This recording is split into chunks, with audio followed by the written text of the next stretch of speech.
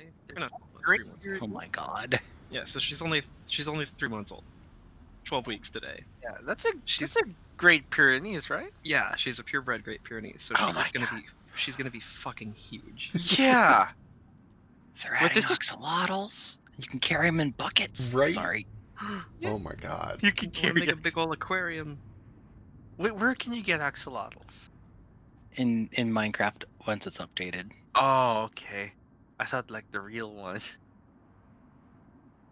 They sold like one here once An in a axolotl? pet store that I saw. I'm like, I want it. Why don't I take care of it? It'll just suffer, so I didn't get it. Oh, that's the same anxiety that I get with all aquatic animals. I can't have an aquarium. I mean, I could look it up, but I'd still second guess how to take care of something exotic like that. Like, oh, what if it's fringe gill things Yeah. gets clogged or whatever? I like virtual aquariums for like a day, and then I don't want them anymore. They're pretty, but I don't want to maintain that. I can't even like pet it. Like, Y'all ever get one of them Tamagotchis? Oh my god. Did I tell you guys I almost got everybody Tamagotchis for Christmas last year, but then there was no Did Christmas? you? Well, because Aw. there was no Christmas. Oh yeah, that's a good point. Oh yeah. I miss Tamagotchis. I miss there Christmas. was no Christmas. Yeah, dude. COVID killed Christmas. COVID killed Oh. Christmas. I thought the Grinch did it, but It was I think COVID. the Grinch created COVID. you think Jim Carrey would just do that? Create COVID? Joe Biden's That's the why Grinch. Jim Carrey Literally doesn't like confirmed. viruses. He's just coronavirus in a personified form. There we go. And he doesn't want people to get vaccinated because then he'll die. All right, Can't let's get rid of me. let's do this shit. Fair warning: my neck has been death all day, and I'm currently loaded up on pills. And when those wear off, I might just like die all of a sudden. Noted. So we'll see how it goes. Best of Bring the luck. defibrillator. Don't move off of the screen for a second because I can never remember these combo attacks, so I need this screenshot. Sure. Yeah, sure. same. I'm typing all of these out as we speak. Yeah, for sure. You guys did It's recently been get a like thing that. I've been forgetting about for months, and also, holy shit, when did Moat's Ember level up? 30 feet now? Yeah, I forget if you were here when all of this happened. I don't think I was. 'Cause Yeah. I feel like I don't know. Well, you I definitely think were. just haven't been This swinging was You were like- here. You were just asleep. Is when you got Oh, Bjarl, that's- or that's right. Bjarl, whose pronunciation I've still not decided on. I think it's Bjarl. Yeah. But yeah, he it was when you got him, all of these unlocked, and that included your Moat level 2 thing. But I do know that there's a lot, and I don't know, it's a lot. So yeah, feel I free love to poke me anytime if you need to be brought back to write it down or whatever. Nomad, cast spells on me. Do it. Okay. I mean, what kind? Just spells with saving throws, because I can succeed them and then not take damage. Oh, cool. Is that what our thing does now? Yeah. If after you make a saving throw against a spell cast on you by Nomad, you can use your reaction to succeed, even if you failed. If I succeed, I take no damage instead of half. Oh fuck yeah! Now I will never worry about you again. Yeah, he's like immune to your AoEs, basically. Time to blow up everything. As long as I think it's you and Ace who has that, right? I don't know if Ace does Gale or too. not. Yeah, Gale does too, but his level 1.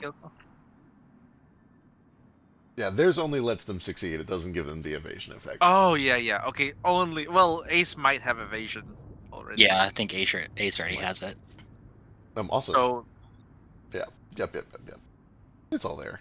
is Roll20 loading really slow for everyone else? Not it's this week. really. But it was That's really fine, shitty yeah. last week for me, so who knows. While it's loading, inspiration goes to Moat and Vasu.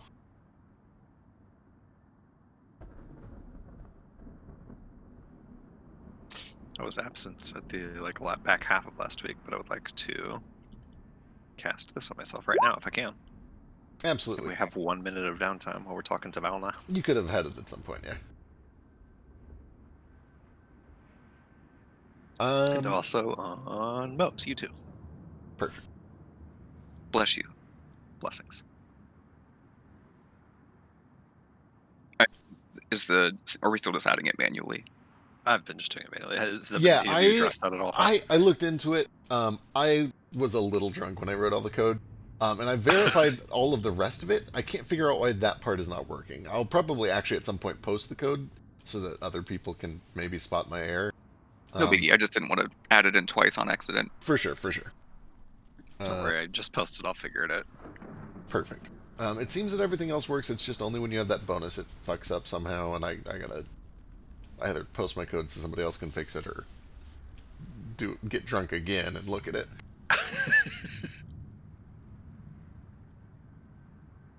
I will never, ever, ever, ever, ever remember that I have patch up when Elise heals me. I That's- have Ace Escape now as well. I You forget do? Revolving Nordo every time. Also, happy birthday. Happy birthday, Nordo. Happy birthday.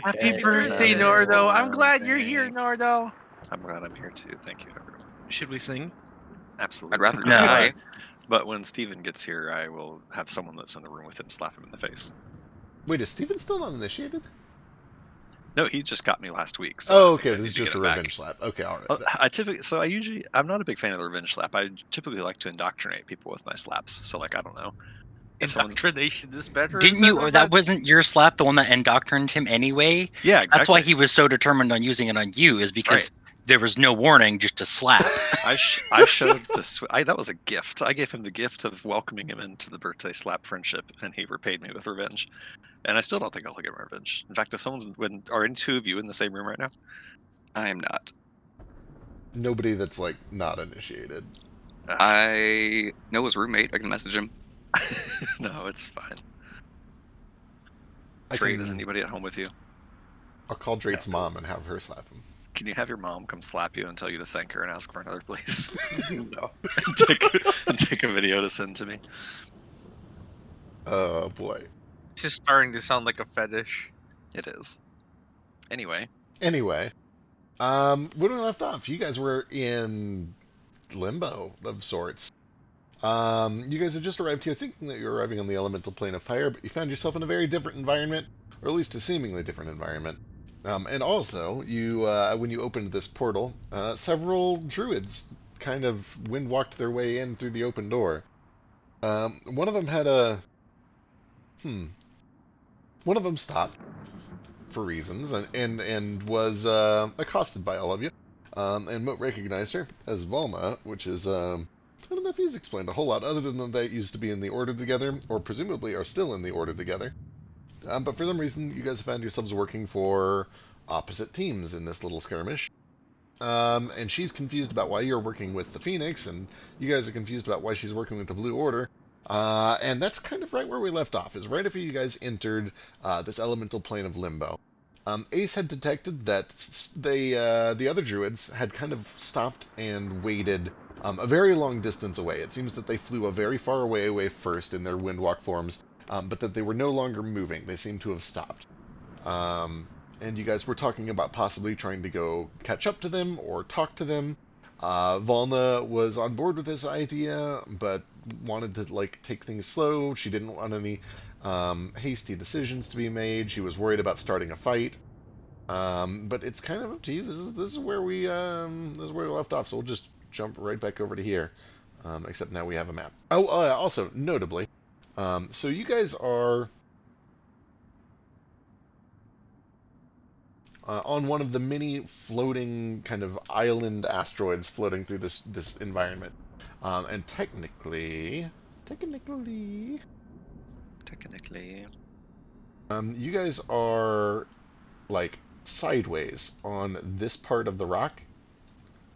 But Moat had peeked over the edge, noting that gravity seemed to almost bend with him, Super Mario Galaxy style, as he peeked over to this side of this asteroid. And when he did, he could see that there was a broken bridge that kind of led across the way to an archway with a phoenix. And beyond that phoenix, what appeared to be a large building. And I'll just start revealing some more of this map. Meanwhile, Vasu and I are on our way to get attacked.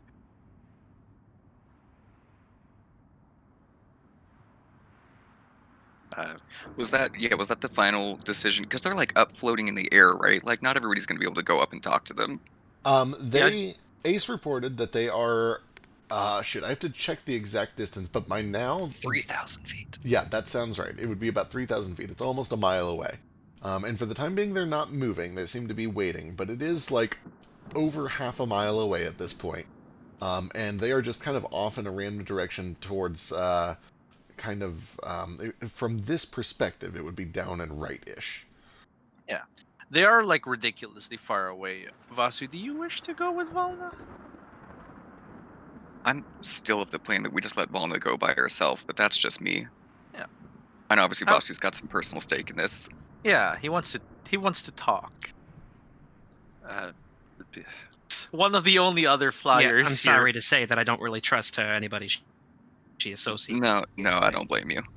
I'm of mind that whether we go with her or not, we ought to all stick together. I don't think it's a good idea anyone go wandering off this place that Yeah. none of us even know where the hell we are. As Presumably much as it Limbo. pains me to admit it, if I do chase her off alone, I'm probably going to die in this place. I Whether wasn't through going, some trickery of her or otherwise. He is right here, but I wasn't going to say anything. Oh no, but, I'm sorry. I will kill you. didn't mean that. I didn't mean to imply so much that I didn't trust you or your friends and that they would kill me as soon as I came in, because I do assume that as well. But also, I don't know what the hell this place is, and it might be dangerous. No, they have as little reason to trust you as you do to trust us. And to be perfectly frank, when you caught my compatriot alone, you killed him. So I don't think they would do any better for you. in fairness, True. he attacked first. Did he? Because he said he was running. Nardo kind of looks a little sheepish. She's like, no, Oh, well, he was running, but I did had have my tried back to, to he had tried to attack us once before, you understand. You don't let somebody who's a threat to your life get away when you get the chance to strike. Now I suppose that makes sense. I hadn't heard that he had attacked you before. When was this?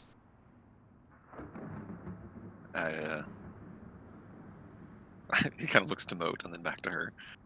He's like, I don't know as we're on terms to be sharing specifics just yet. Right. Okay. Right. Having not been here last time, can I do sort of an insight check on just the interactions we've had with her so far to Sure. discern any, specifically like dishonesty towards Moat or malintent towards Moat? Yeah, absolutely. Throw me an insight and I'll give you kind of a recap.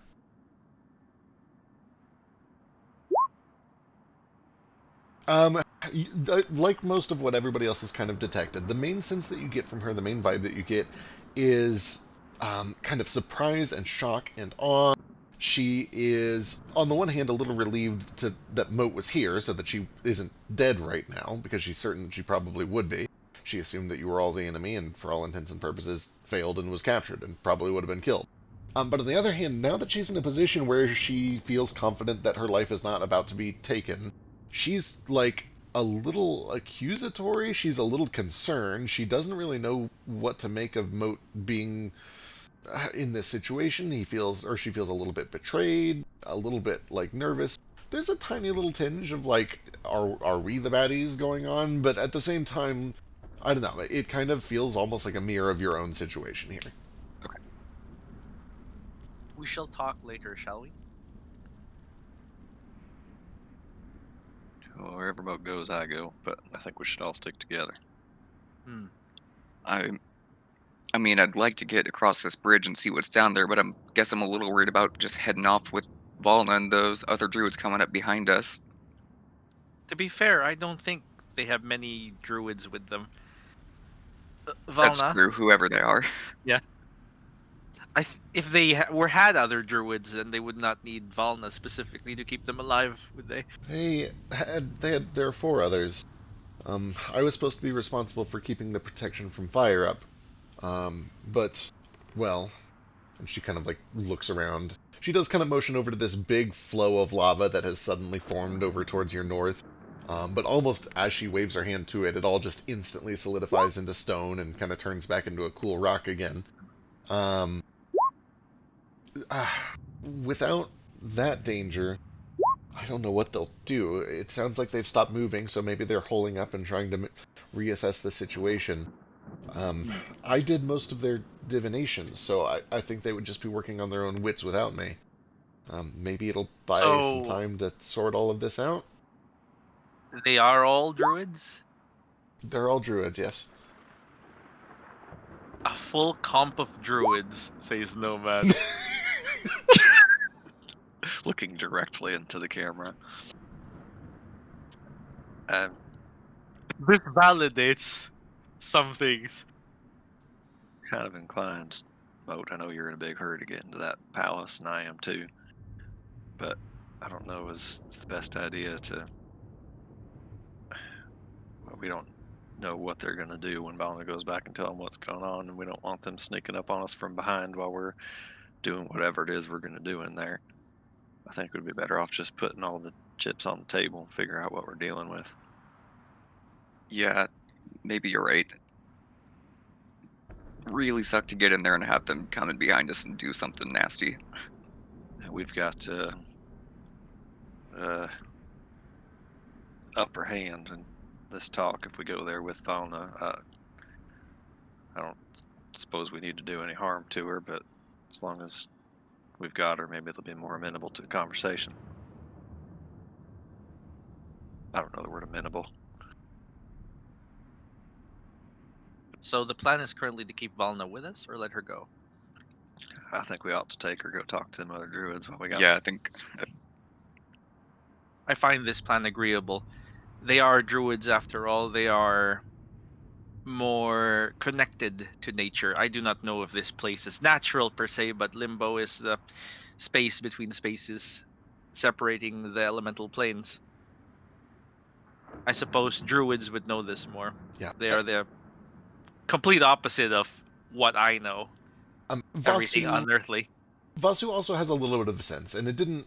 There were some tech issues last session, so it was a little bit of a struggle to get them through. But between Vasu's just training as a monk and also just direct information straight from Beryl, this place is natural, but it shouldn't be here. In the same sense that the ocean is natural, but you don't expect it to find it in the middle of What is this doing in the mountain? Exactly. Yeah. Like if you suddenly found 4 feet of seawater in the middle of Wyoming, something clearly has gone very, very, very wrong for that to happen. And this is kind of the equivalent of finding 4 feet of seawater in the middle of Wyoming. On that note, can I just like take a knee on the rock, put my hand against it, and just try to do this little shindig and just see if like this earthened rock reacts the way that I would expect earthened rock to? Sure. I'll just try to, like, for example, just like excavate a little bit of it as if I was going to bury my axe. Yeah, you do a little bit of experimenting. There's not really even any checks involved. What you quickly find is, at first you place your hand to it and you begin to shape it, and it does kind of, there are etchings in the stone, and then at some point you find a spot of kind of dirt or soil, and you're able to shape that and excavate it like you would expect. But then there are many, many points where you are, like, working with it, and then the control of it is kind of wrenched away from you because in front of your eyes, it's changing from stone into ice or gold or metal, and then back into water or steam or an eruption of lightning. And when that happens, you're unable to kind of connect with it anymore. So while it is in that stone form, it is certainly something that you're able to connect with. But everything is so volatile and changes so quickly that you're only able to connect with it momentarily before it changes into another form. Okay. I'm gonna.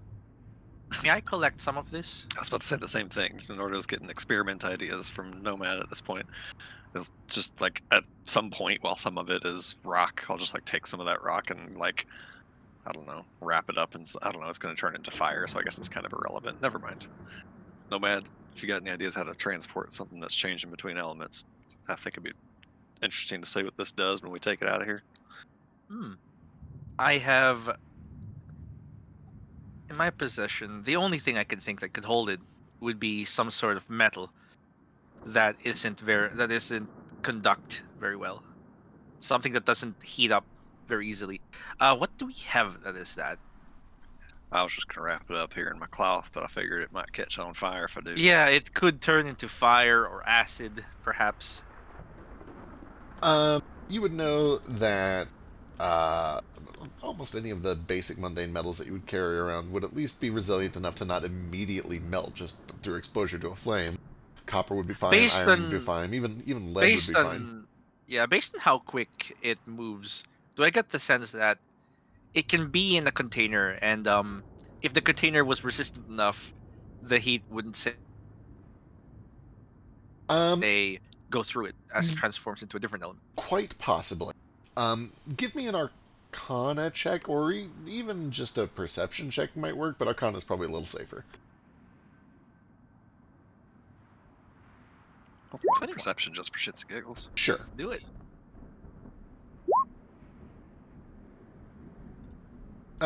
Nomad is able to tell after some looking around and some studying that although all of the matter and energy is changing rapidly, and even changing between matter and energy, there are times when entire rocks turn into bolts of lightning and then back into rocks.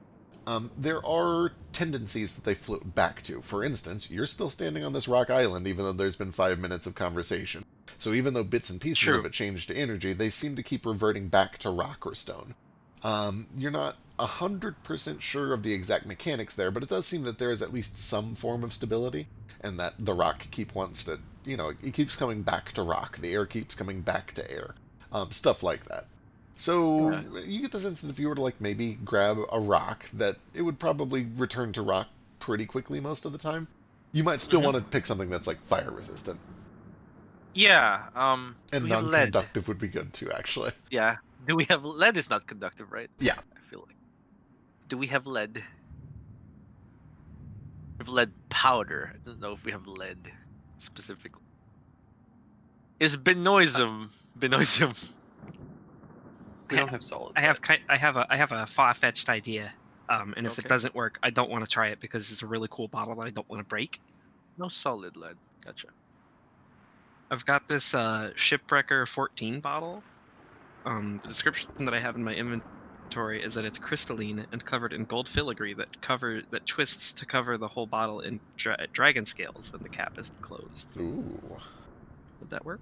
Glass is not conductive, and it is moderately heat resistant as long as it's not an exposed or a prolonged flame. It'd probably work. Yeah, this is a very, very fancy liquor bottle. I assume the glass is quality, but I don't know. We found it on the moon.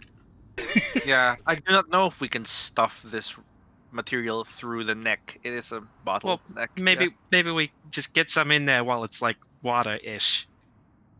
Or to wait that. Shall we wait for something to turn into water? I mean, in theory, I can couldn't try to Boss draw you some bend all Yeah, four can of the you- elements back to yeah, back can you if you needed to? Random. Watch this. I'll make the element. It's my. All right, Vasu, give me a wisdom check, I guess. Yeah.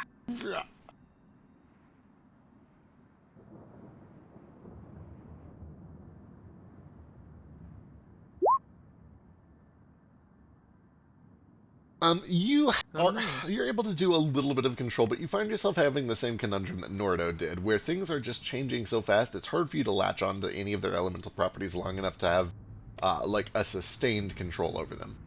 In other words, you're able to control it as long as it remains in the same form, but then as soon as it shifts, you kind of lose control. And you feel like maybe on a better day with some coffee or with more training, you might be able to kind of sustain your control even as the elements are changing. And Biro kind of encourages you, no, focus, center yourself over here. Nope, now over here. No, now over here. And you kind of work with him a little bit, but you're not quite able to get the hang of it right away. I have a powerful, powerful mental image of Vasu huddled over a pile of this mud and barrel over his shoulders like in Ghost. The clay is turning to lightning, is turning to ice. Oh, wait a I'm moment. into it. I have smith's tools. This comes with, I imagine, some sort of pestle or whatever. It'll have mortal, or Yeah. It'll have a caliper, or a set of calipers at least. Yeah. I don't know if it'll have mortar Yeah. and pestle. That's more of an alchemy thing. But... No. That thing where you put metal in after it's melted. yeah, calipers. No, is that what the caliper is? Like a tong? Yeah. Is Oh it? wait, what are you talking about? There's like Oh, a crucible. Yeah. that's the one. Yeah, it'd have a mini. Oh yeah, crucible. you could definitely store it in a crucible potentially. Let's use the crucible, I guess. Okay. That is easy enough. You're able to. Well, I say that. Give me a second. Turns into lightning immediately. Hang on. No, there's another thing involved here. Okay. Cool, such a cool. All right. You are able. What do you grab? There's mud. There's dirt. There's stones. There's rock. What are you grabbing? I imagine mud would be the easiest, since the crucible's meant to hold like liquid metal. All right, perfect. You are able to kind of find a patch of mud. You wait for it to become mud, and it seems to stay mud long enough for you to do something with it. And then, real quick, I assume you grab like a trough or a shovel or something, and you kind of just grab a goopy slop of it and throw it in the crucible, huh? Or do you have or is that your plan, or you have a different way of doing it? I think this mist tools comes with a thing that pours things into crucibles as well. I can just scoop it up with the crucible itself, right? The calipers pick it up or something. What is a calipers exactly? Calipers are giant tongs. It's Oh yeah, that's yeah. exactly what I was thinking. they're Yeah. they're tongs to pick up the crucible with. That's the one. It's kind of scoop it up with the crucible, I think. All right, you kind of scoop up some of this mud, and you pull it back, and then Weak arms. yeah, It got heavy. it takes a little doing, but then yeah, you've got mud in this crucible. And you do see that it kind of changes to stone and rattles around to the bottom, and then there's a bit of a flare as it turns into flash powder for a second, but then it's back to sand, and then it turns back to mud. So I'll keep it covered and tucked away. We have this to experiment with at least, shall we? Yep. I think we ought to go talk with our company. I can't wait for Vasu to just do the tough thing, like meteor bending, metal bending, with all this elements. Yeah, and it's it keeps gonna be a nice transforming. thing. All right, you start packing things up and getting ready to fly off. And Nomad, as you start to walk away from the spot where you took the mud, there is suddenly a tug from the crucible, and I need a strength saving throw. Oh, a strength save, my best save. It's actually equal to my charisma. Perfect. He just pancakes immediately. You feel a tug from inside of the crucible, but then as you are kind of pulled back and knocked prone, you are given an upside down view of something looming over you, and you realize that the tug wasn't from inside the crucible, it was from something grabbing at the crucible. And you can see that emerging from the mud where you had taken this little chunk is more mud in the shape of just kind of a vaguely ooze-like kind of trapezoidal humanoid monster. It looks like some sort of a mud elemental, and it looks upset with you. And as it pulls the crucible back, Hello. Was this a part of you? I apologize. uh, it starts to bring down a big fist on top of you. And this is going to be initiative real quick. Well, maybe real quick. We'll see how it goes. Let's see. I swing on Nordo and set Volna free. I don't think I'm holding her anymore. I don't think you are either. Put your swing on me any if you want to. Can I have a link to the page of hero points? Can just a second. I'm going to say that the mud pit was on this side of the rock just to make things simpler. Yeah. Oh, okay. I just realized what this map was. I was looking. I just woke up. I was looking at it like this was, a Worms map. Oh, So- like a side view. Okay, I see what you're saying. Yeah. Well- Because of the way everyone stands, right? I was like, oh, we're all Yeah. on top of it. So And we were all on the edges. Like, gravity must be funky because, like, I'm here. And yeah, they were like that. So yeah, this So I is was- top down confused. from the perspective of the building that Moto's seen. And you guys do see that there's a big castle, like right on the other side of all of this. Up in that shaded area, there's a castle over there. Anyway. confusing me terribly.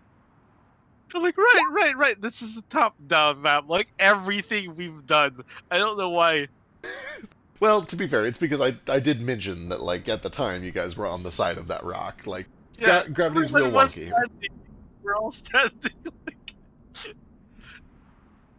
and an angle and everything. I'm like, oh, is that what we're doing? Thank you.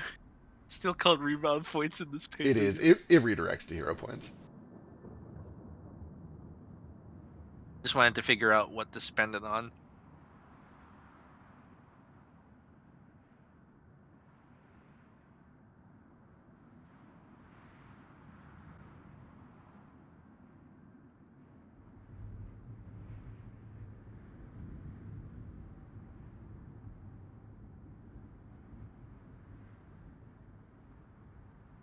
I'm prone, right? Currently. You are prone, yeah. Attacked by mud.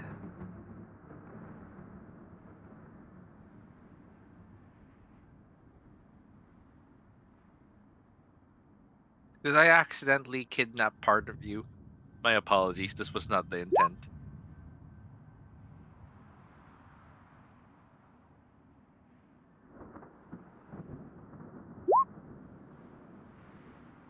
Peculiar limbo. It's peculiar. Wow! My initiative! It's unheard of. Hey, my alacrity put me above that mofo.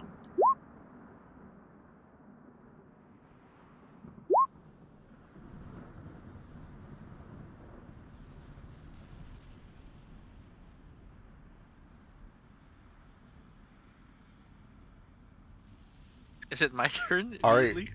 Yeah, you are the first to react.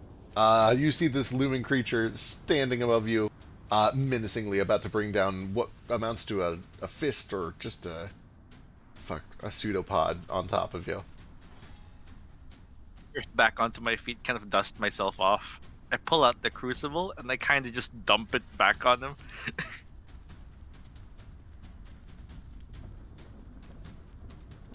Like returning the part of it. Okay, excellent. And then I look at it. Does it still look menacing? Give me an insight check, and it's going to be very difficult because it is a blob. It has no features. Yeah. Disadvantage? Just difficult DC. Yeah, no, it's hard to tell right away. It looks confused by your actions, and it seems to react as if it was possibly a threat towards it. I will ready in action to cast a cantrip. Alright, sounds good. I have to specify a cantrip? Oh, what's up? You have to specify the cantrip? You do, I yes. don't recall. Yeah. I will specify telekinetic hammer if it aggresses. Alright, sounds good. Elise will run over and she will kind of get ready to help. I guess she'll just, like, interpose. Vasu. Great creature, Vasu.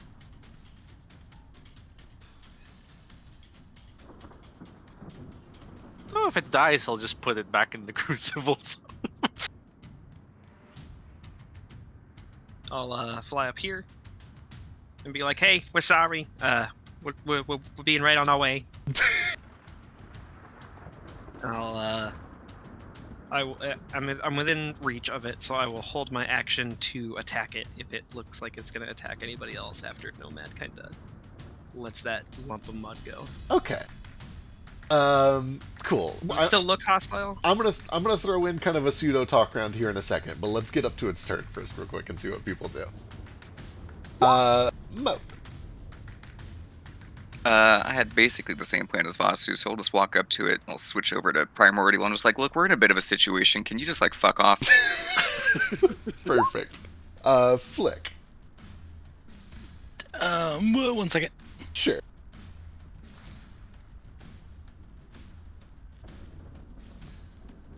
Oh, it's not loading. Just skip me. Alright. Gale. Gale doesn't notice that anything's wrong. Perfect. Perfect. And Nordo. Where's Volna? She is with you. She's still tied up, right? Tell me what you guys have done to her. I think Moat like untied her and released everything and told her to be on her way, and then we started being like, whoa, I untied whoa. her, yeah, so she could do her divination stuff, and then she said, then we were talking about whether we were going to send her off to go get her friends or if we're going to go together, so she's currently untied. Unless someone tied her up while you guys were doing that, like, experiment trying to get the mud, but I'm on fire, so I can't touch the rope. Perfect. Right. Why are you on fire? Okay. Put him on You fire, did this to remember? me, Vasu. Oh, right, Dad. It was Vasu. I was Moat and someone else. Ace. I think. Ace, I think. Yeah. Yeah. You've removed his darkness forever. Nordo will walk up to Valna and politely but firmly place a hand on her shoulder and be like, don't go anywhere just yet. And technically, I will use my action to grapple her. Okay. Technically. She doesn't resist. You kind of Okay, get the cool. grapple. Excellent. All right, we're gonna go into kind of a weirdly timed talk round here.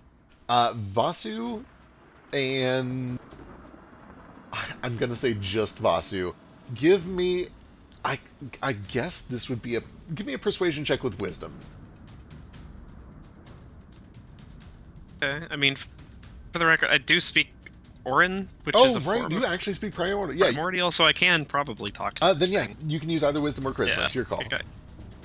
Cool. It's still probably going to be wisdom. It's okay. You have a big He boss said persuasion.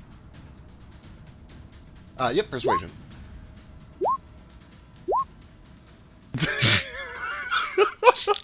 It's +4 because it's a wisdom. 7 is not great still. Yeah. For a moment, you feel kind of this connection, and you see the hands pop out, and Barrel's like, "Oh no, hush, hush, be calm, little piece of me."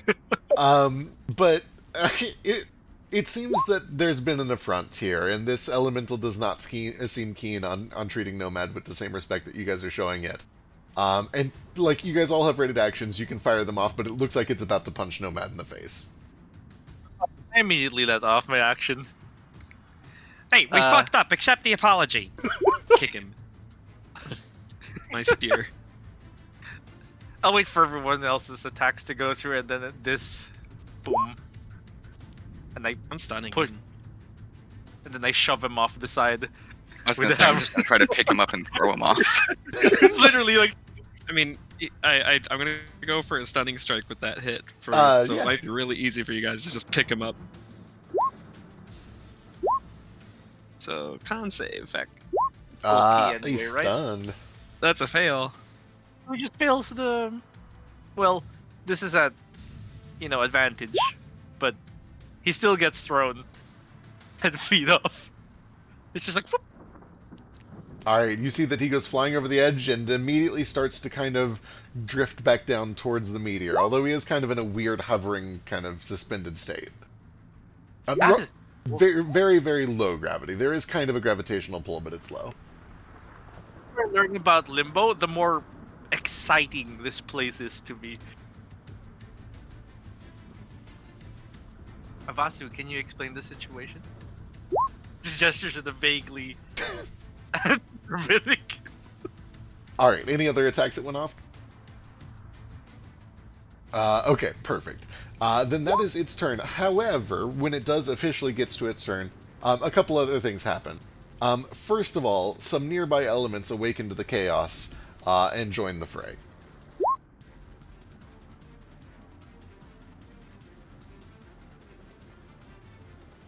This means we can throw each other easily.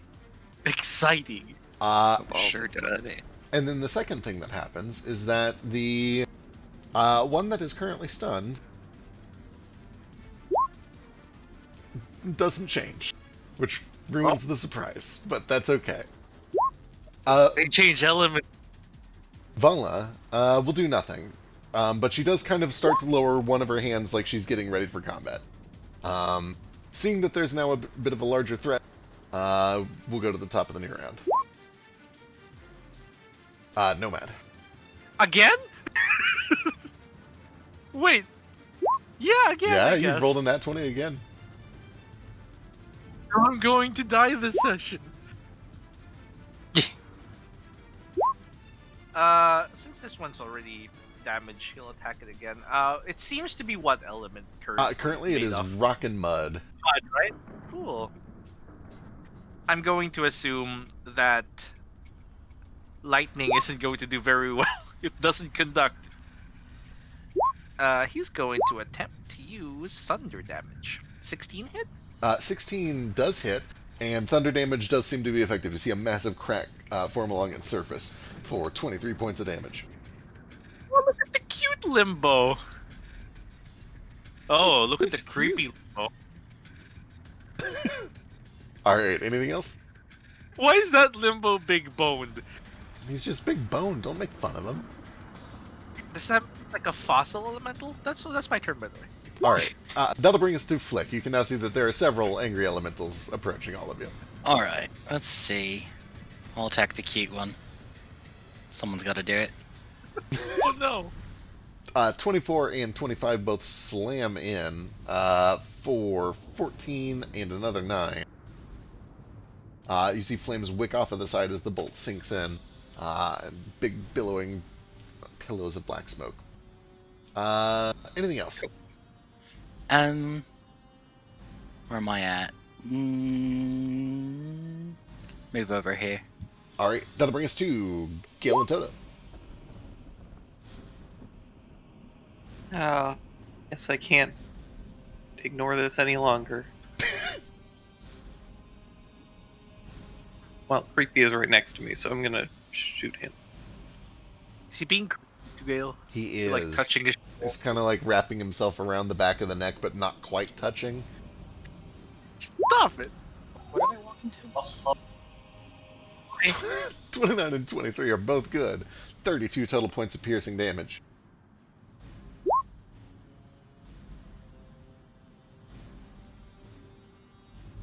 There's just a hole that is left in the middle, and it kind of spirals and smokes for a second before the parts that are left reform. Toto jumps through and tears out a bit of that hole. 6 more points of force damage. And that's gonna be it for Gale. Alright, Vazu.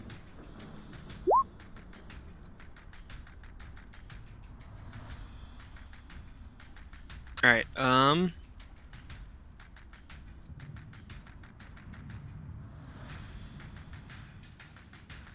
Vasu flies out over yonder, or maybe doesn't fly. I'm not really sure how this whole gravity thing is working, but I'm putting myself right there-ish. I think I am within reach of this guy at least, and that guy too. Awesome.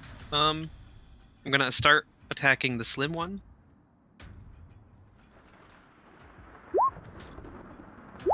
.26. Good solid hit for 18. You see bits of dust rock off of the stone here. Cool. I'm gonna attack it again. Hey, it's still in the right spot, thank goodness. 22 is good for another 18 on top of that. A big crack splinters down its side. Then I'm going to use my bonus action to go into Tunnel Fighter stance.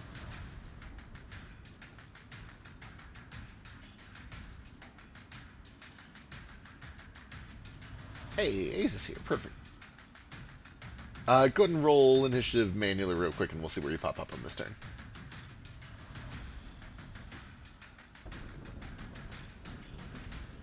I forget, does mine defaultly roll with initiative or with advantage, or do you need to roll twice? I think you gotta roll it twice. Let me put myself on the map. Where did we come from? You guys are all kind of just over on this floating stone currently.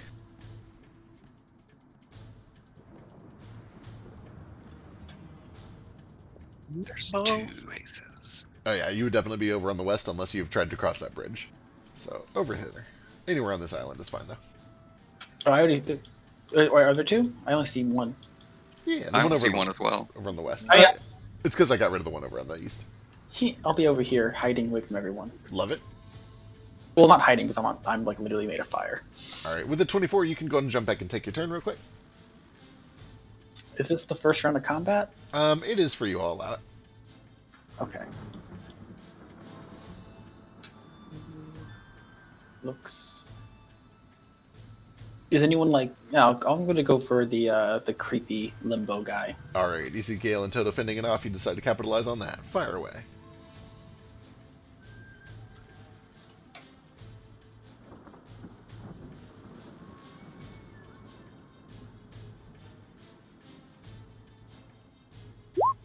.29 is Jesus fucking Christ, Ace. 37 points. Make that 41. Oh no, never mind. That's your second roll. Yeah. All right. I do actually. I have built Elven Accuracy in for you down at the very bottom there. Look at that. Thank you. Finally got around to it.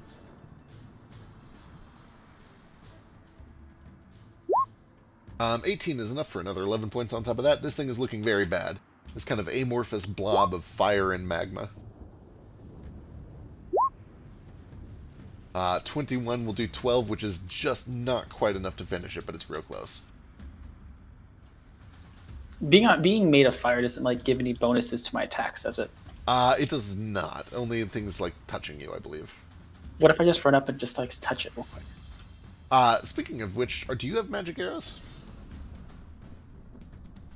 I have a magic quiver. I have a magic quiver. Magic quiver's close enough. But you're on thin fucking ice, mister. Okay. Also, Gale can, I think as a free action, just run away since I attacked a creature next to him. I'm good. Okay. Alright, that'll bring us over to Nordo then. Okay. Passive insight of 20, seeing her sort of lower her hands for combat, to get the sense that she is like gonna take the first opportunity to flee. Or is she gonna help us fight? She looks like she is wanting to help fight. Okay. It's good enough for me. Moat trust her, I trust her. I will release her. Okay, so red is fire, green is earth, yellow is air, and blue is water, presumably? Green earth, red fire, yellow air, blue water. Yep. Terrific. I will start by walking around to this fire one, see if I can't finish it off. Have I seen anyone attack this fire thing with like melee strikes? That's a great question. Let me double check. Toto did. And he like, was not Toto? harmed by it. Excellent. I will swing my axe at it. Looks like you wouldn't want to like give it a prolonged hug or anything like that, but Sure. quick little strike is fine. Tremendous. In fact, I'll do one of my unarmed strikes on it first.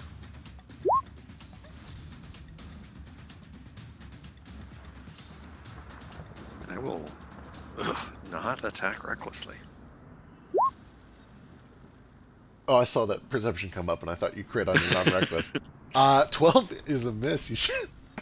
Can't believe it, but you're actually punished for not being reckless this time. Well, guess I'll just attack again. 18 is enough to do it, though, and that is all the damage that you need. As the axe cleaves through, you see that the magma splits, and then it rains down as little pellets of ice that begin to melt across the stone. That's so cool. I want these. I don't even need the temp HP. But you have now. I already had it. Oh. So instead I will...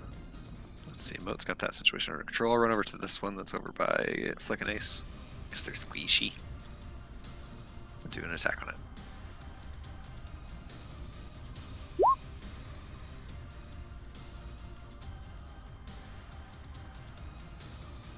Uh, 16 is good for 14 points of slashing damage.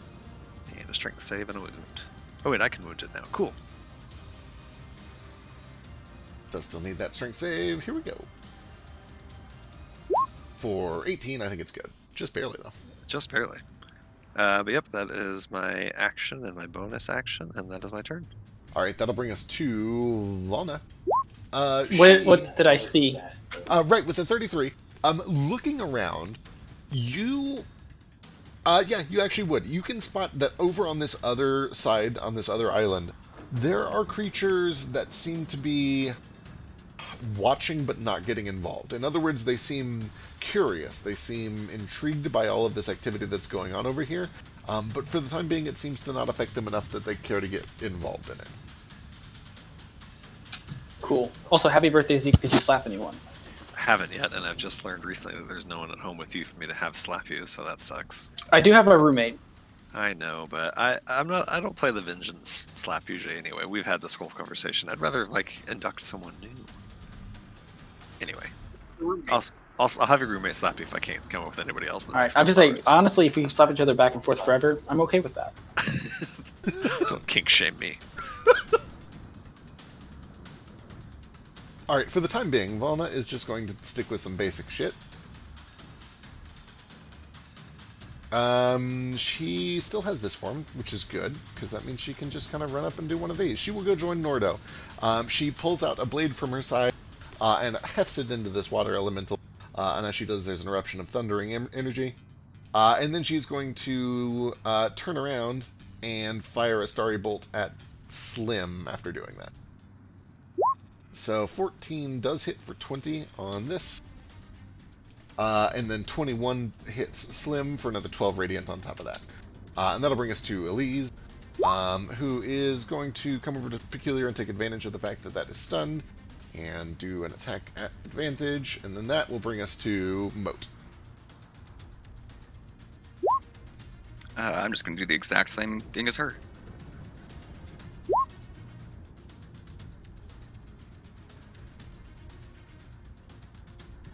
Actually, I think it's technically not stunned anymore because Vasu's had a Ah, turn, but- sweet Christ. Well, I wouldn't dare deprive you of that. That is 26 points of damage you slam in.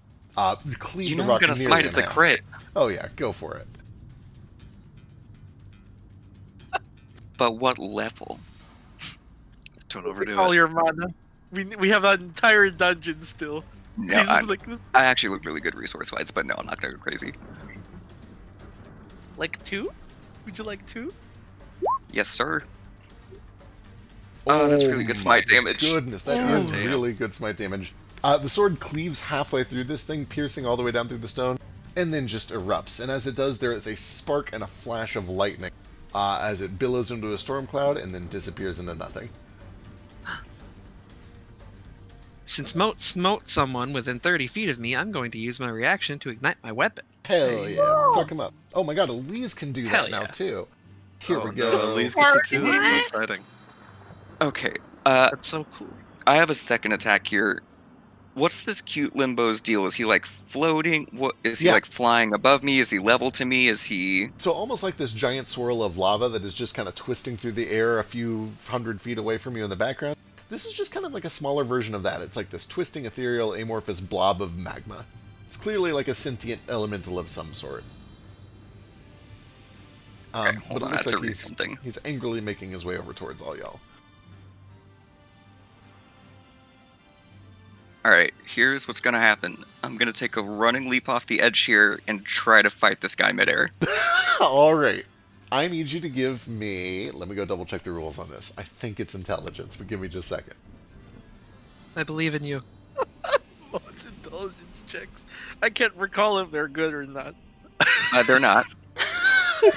He can't recall if they're good or not either. That's why he did it. Let's see. Books. DMG. Planes. Multiverse. Known worlds. I think it's you can move a number of feet equal to your intelligence score, and that's like your movement speed. It's something like that for sure. If we're thinking of the same thing. Yeah. Here we go. And he sinks into the ground and can't move or something. I don't know.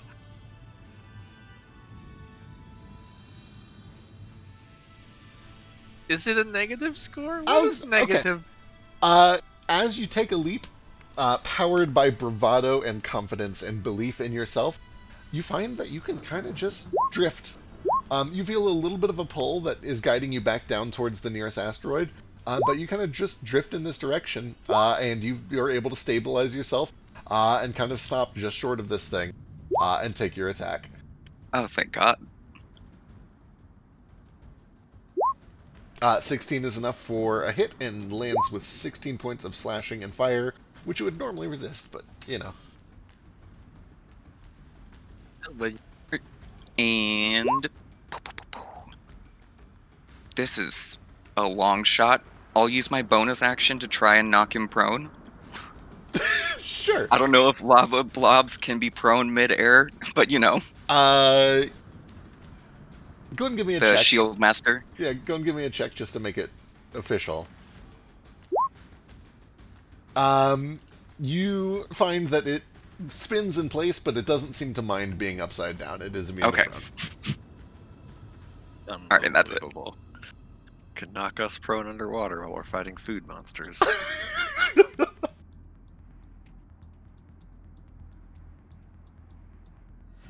Alright, let's see. That brings us to... Oh, the Limbo's turn. They get to do shit. Alright.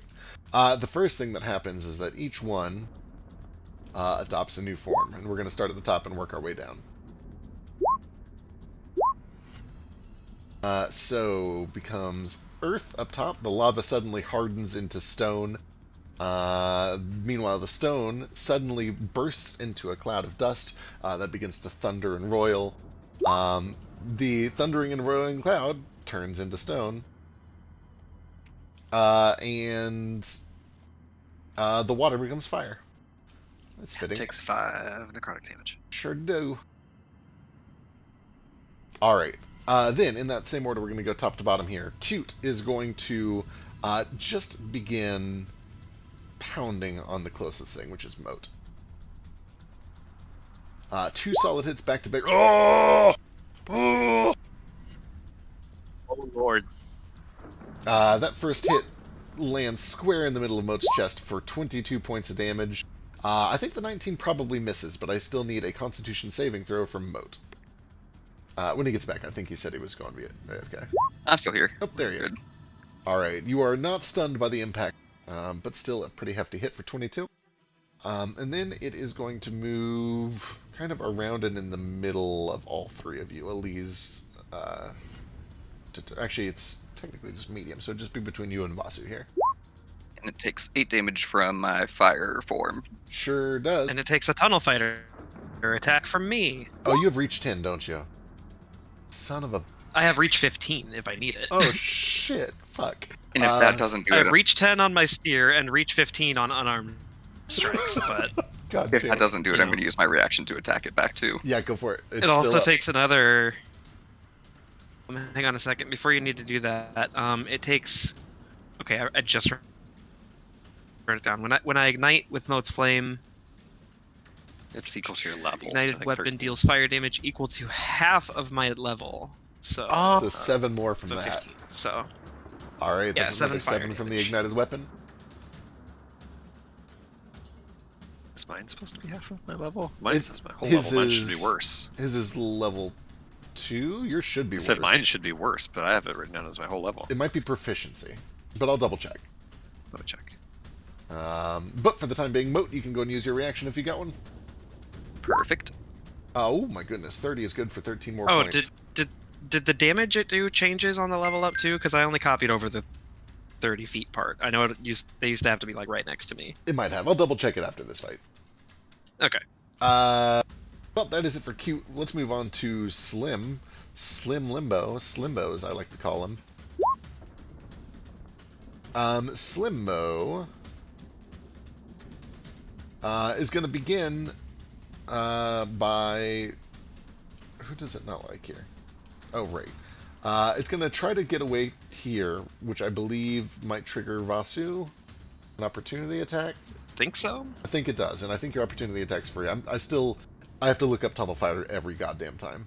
Yeah, I forget how it works with Sentinel. I know like opportunity attacks don't use my reaction anymore, but I think if I do it with the Tunnel Fighter stance, it doesn't stun them or stop them from moving like Sentinel does. So what you did So I over can still here, hit it, it just won't stop it in place. yeah, the attack that you made over here used your reaction and did not stop it in place. But this is just a good old-fashioned opportunity attack, so you can do this one for free, and this will stop it if you hit it. Okay. And how close was it to me when it moved? 10 or 15? 10. Okay, cool. Oh, thank God. It actually... Oh wait, was...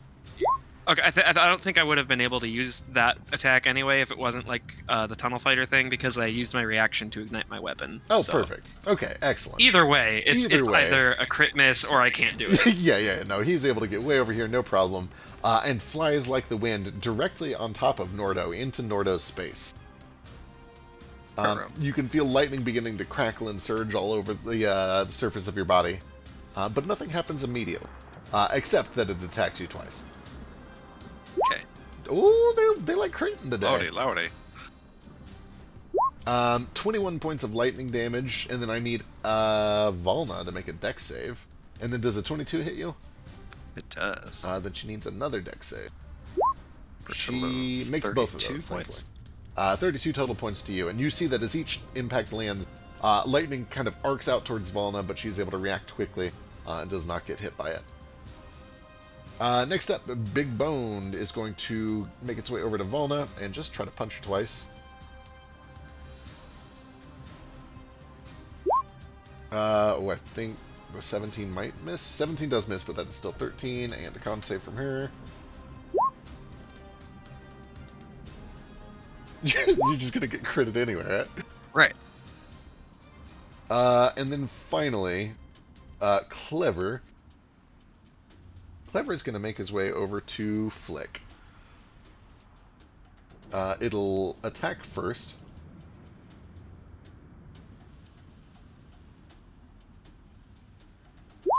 for 21 and 24.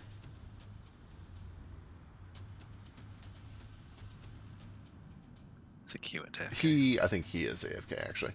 So we will get back to him on those 2 hits. I believe they do hit, which means he's going to be ignited as well. And then he's just going to move right on top of him. opportunity attack. That will trigger for you, yeah.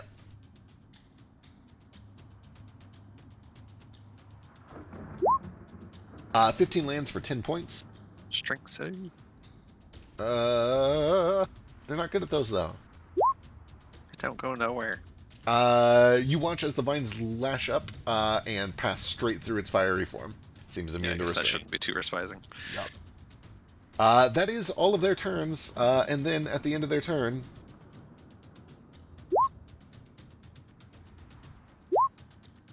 Oops, I put a bleed on Flick. let's see. Cute becomes air.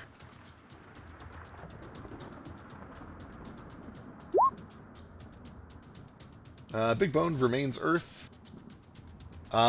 Here's the important one. Aw, it's a damn shame it didn't come rock. The one that is in your space changes from the storming wind into an inferno around you, Nordo. Burrow.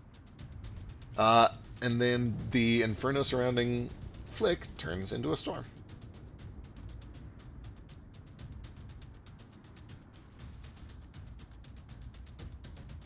And that'll bring us to the top of a new round.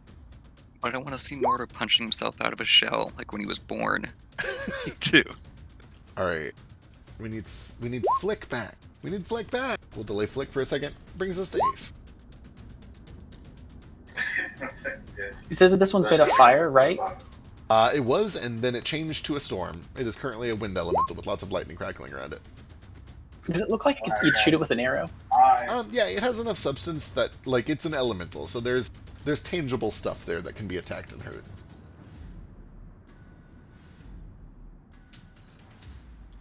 All right. I'm going to mark him. Give me a second. Sorry, my meeting was just ending. Okay, I'm going to mark him. Would you? And where's this at? I think Flick has. I mean, have him have the ability where if I attack a creature near him, he can use his reaction to like run away for free. So I don't know if he's going to end up doing that. He might already be gone. Should I go ahead and attack as if I have sneak attack? I don't know if he's going to end up moving, or is he just going to be bumped down in initiative? Go ahead and assume for now that he stays, and if we need to change it later, we will. But go and give yourself sneak for now.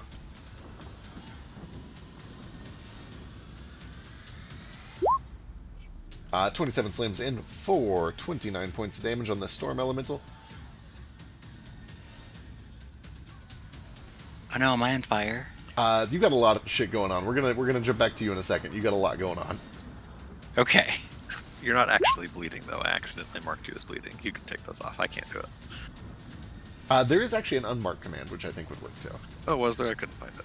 I think I didn't like put it in the macros, but it's just slash unmarked maybe. I forget. I'll double check in a second.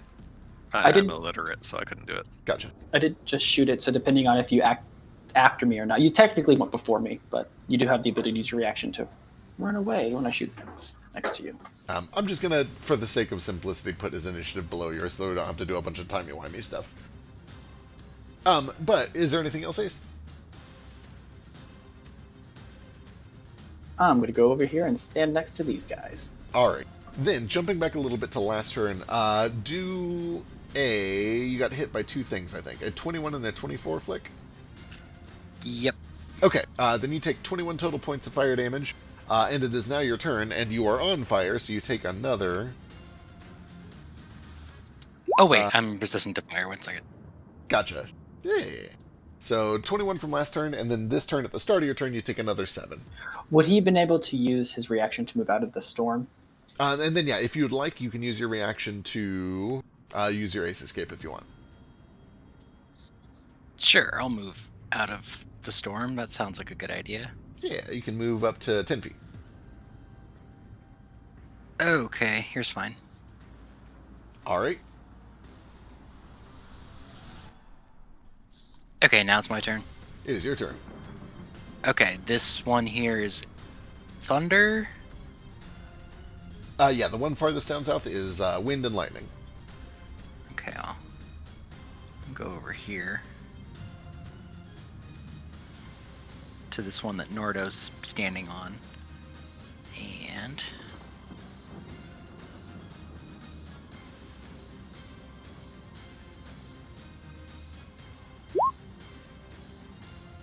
Oh boy, 21 for 29.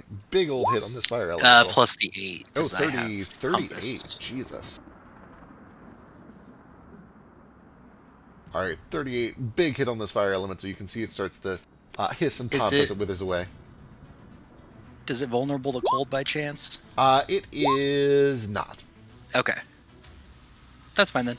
Okay, then I will pull out my tentacle because it exists and make an attack with that. 18 for 7 is good. Almost kills it, but not quite. There you go, Nordo. I softened it up for you. Much obliged. Alright, that'll bring us to Vasu. I'm gonna...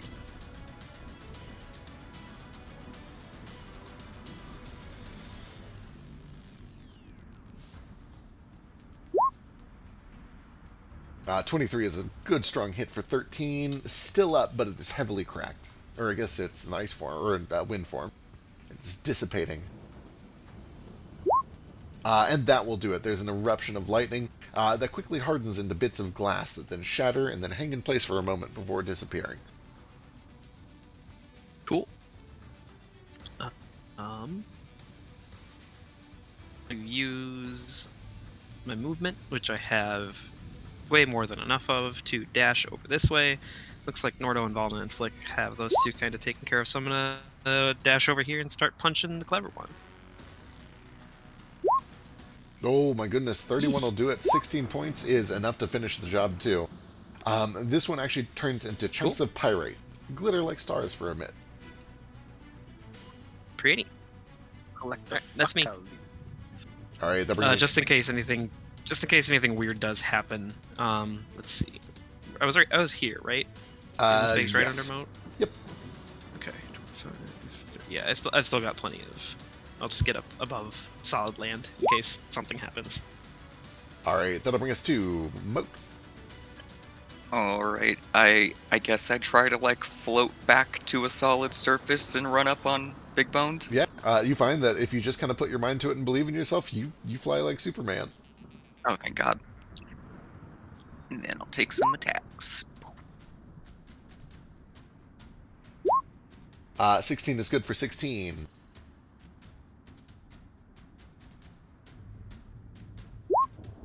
Leaves a couple of molten scars across the side of this thing.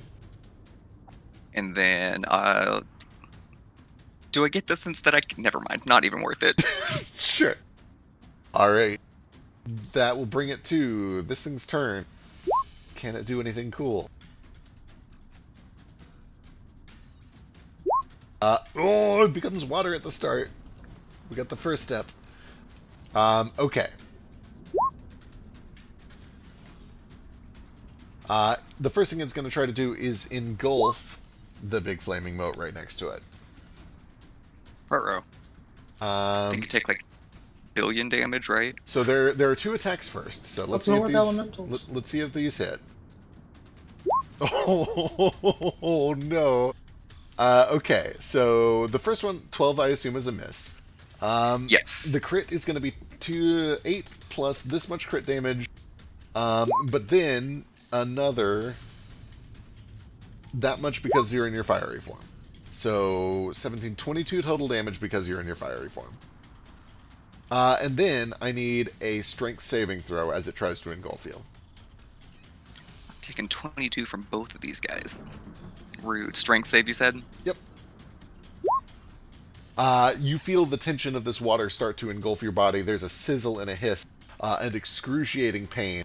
But you're able to fight back and eventually kind of push yourself to the side. You can choose any empty adjacent space next to it to be shunted into. which is a real damn shame because I would have loved to immediately punish this fire form.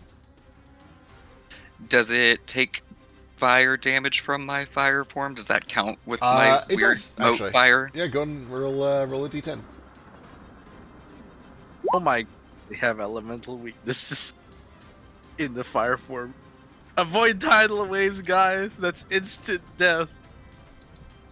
All Let's right. go What find if I- some druids.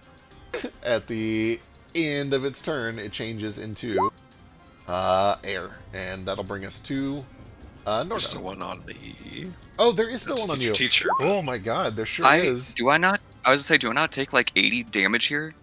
You were able to not get engulfed by it. You took extra damage when it hit you each of those times. But not for the first time the creature is submerged in a body of water? No, the strength save basically means you're able to push yourself free of it before it engulfs you. Okay, sorry, just wanted to clarify. No, if you had, for the record, if you had been submerged in there, you would take a fuckload of damage. So it is very We have to. Those forms. it they're is forms. very fortunate that you made your strength save, is what it boils down to. Over here, the one on Nordo. I get to break out of my shell. There we go. All right. So this thing hardens around Nordo. I need a strength saving throw.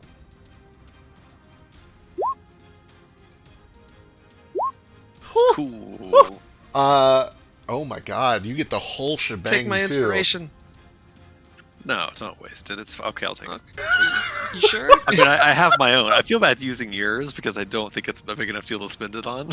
But I have it. Just let we'll watch him break just out let of this rock. happen. Let's let this happen. Save it. for You now. might need it for something far worse soon. All right. I'm so curious get as to what's engulfed. happened.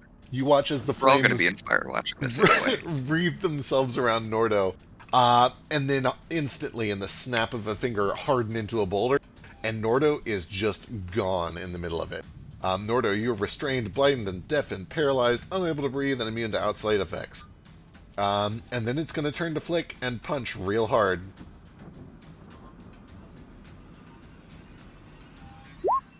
Stunned and paralyzed. For a 15 and an 8. Yeah, you guys hear the Minecraft suffocation noises from inside there. Is it like just the ticks. is it old school? It's like they're repeating. We just hear ticking Nordo noises. going, ooh. Yeah. Frankly, I think this is the safest place for me. It didn't do any damage, and I could hold my breath for like 15 minutes. Like, am I the only one that misses the old Minecraft hurt noises? They were a little weird. Alright, satisfied with that is then going to end its turn, which means it changes into fire. Oh, thank God. And that'll bring us to Nordo, and now Nordo, you get a dex save. Question. Because this happened as I was restrained inside of rock and paralyzed, do I get danger sense? No, you wouldn't. You were blinded until the very second that it happened, so yeah. You made it anyway, you're fine. So that is only Terrific. 12 points of fire damage. What? I have evasion, brah.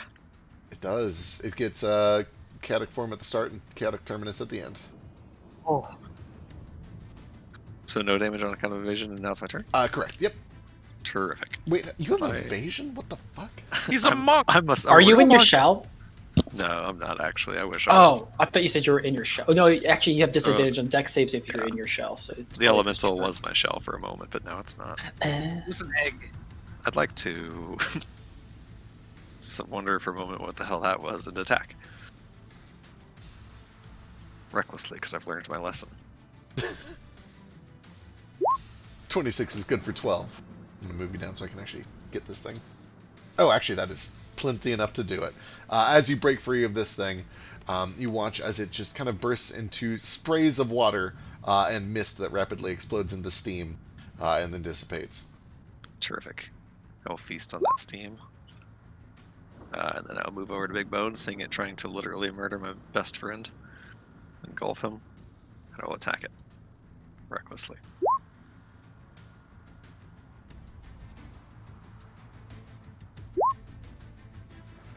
Uh, 25 is good for 12.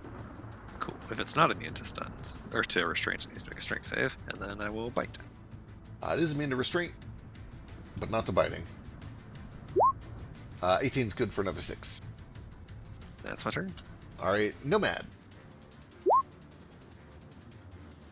It's currently water? It is, yep. He's gonna try and shoot it. This time lightning. 24 is good. Lightning is effective. 13 points. Go make his way.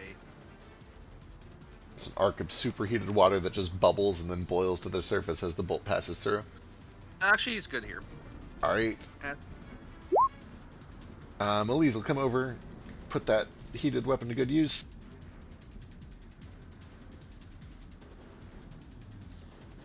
Nope, she'll miss terribly. Gale's up. Alright, well, I'm just gonna do what I do, and I'm gonna come over and shoot this thing.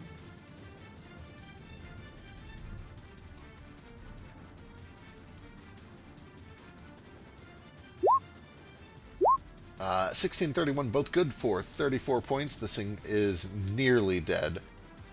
Big chunks of water super freeze to ice and then shatter. God, there's just no room over there, is there? It's a real clusterfuck. Alright, well, Toe's gonna just hang out next to me and Flick. Alright. Vana will try to steal the kill here.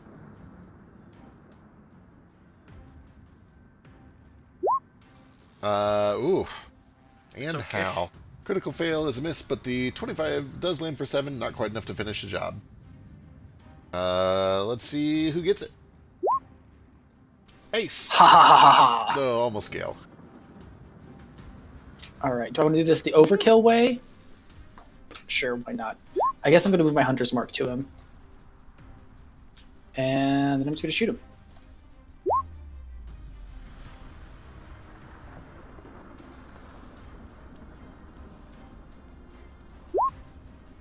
That shot is enough to finish the job, and then watching cautiously Ace, having spotted the additional dangers to the east, you take a moment and kind of stand calmly to make sure that none of the others decide to get involved in the fight. And as the action dies down and all of these elements slowly start to drift back to where they came from, you see that things go docile and quiet for some time. Hey. Alright. you need healing? You I cut thought out we for a s- second there. If that was me, yes. I thought we split up. I know we're back. Flick needs healing, and Moat, I think. Yeah, I'm pretty beat up. I could Here use you go. some. I'm down like 25, 35, Sure. 25. Here, at least, and I can split the healing. Question, Feck. It's on Flick. Yes. As a fire elemental, do I feel thirst? You do. All of your... Ooh, that's a good question, actually. No, you wouldn't. Do I hunger for flames? What do I eat Um, now? You definitely still hunger tremendously. And you haven't tried eating yet, but you will feel hungry at the appropriate time. Alright. And yeah, Elise can throw you a little heal. I'm gonna go help touch up. I'm worried about touching Moat. He's fire right now. Can I touch him? If you touch him, you will take damage, which means cure I wounds. Cure wounds I will can hurt get you. myself. I really doubt this will work because the thing that set them into a fire elemental thing is a much more powerful artifact. But I'm going to try to use the part of my firebark circles to just extinguish Moat as a bonus action. He probably just 25 immediately HP. catches fire again. What if you just murdered him with the cantrip? Yeah. How would you feel if you murder your friend with a cantrip? Guess He he Because I must be the can't new die. penis. He's fine. Powerful. Also, why don't you just give Moat the splash healing, since you don't have to touch him for that. I need a lot more than splashes. So that is 8 for Nordo, 5 for Flick. Trick. Did you recover Thank 25? you. I could do a healing spirit. Flick! What? Flick here. You recovered 25? Oh, I heard 5, not 25. That makes 25, more yeah. sense. 25 and 5. It was 2 separate heals. You got 1 for 5 and 1 for 25. Oh, okay.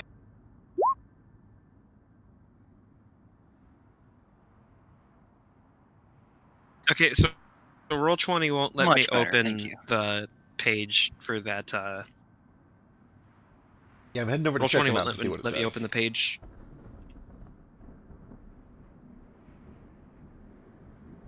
Red, you can instantly extinguish any burning creatures of your choice within 30 feet of you.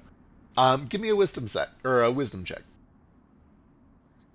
I am burning, by the way. I'll extinguish him first because he's like Yeah. actually on fire, All right. Before made of fire. made of fire. Yeah. Vasu is able to extinguish Flick real quick.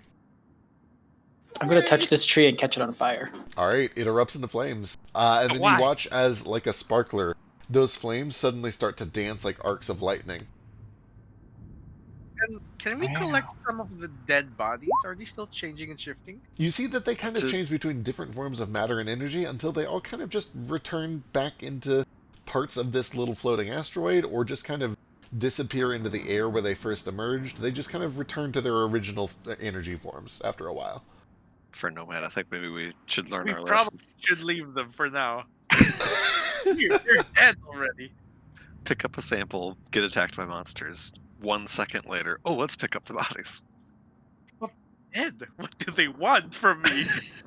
So just to catch me up real quick, did we ever make it to the other druids? No, we debated We whether haven't it was just them. left. Yeah, we Oh, have not I moved. thought we haven't okay. left I yet. thought we okay. So as we were getting ready to split up, you guys were like, "Wow, this is a bad idea." Well, Yeah, basically. kind of. It's also that Nomad, before you guys left, wanted to take a sample, and that pissed off the natives. Yeah, while we were just talking about whether to split up or not, me and Nomad were like, let's take some of this weird elemental shifty material, and then we got attacked by elementals that didn't like that plan. Learned that taking bits of Limbo makes Limbo angry.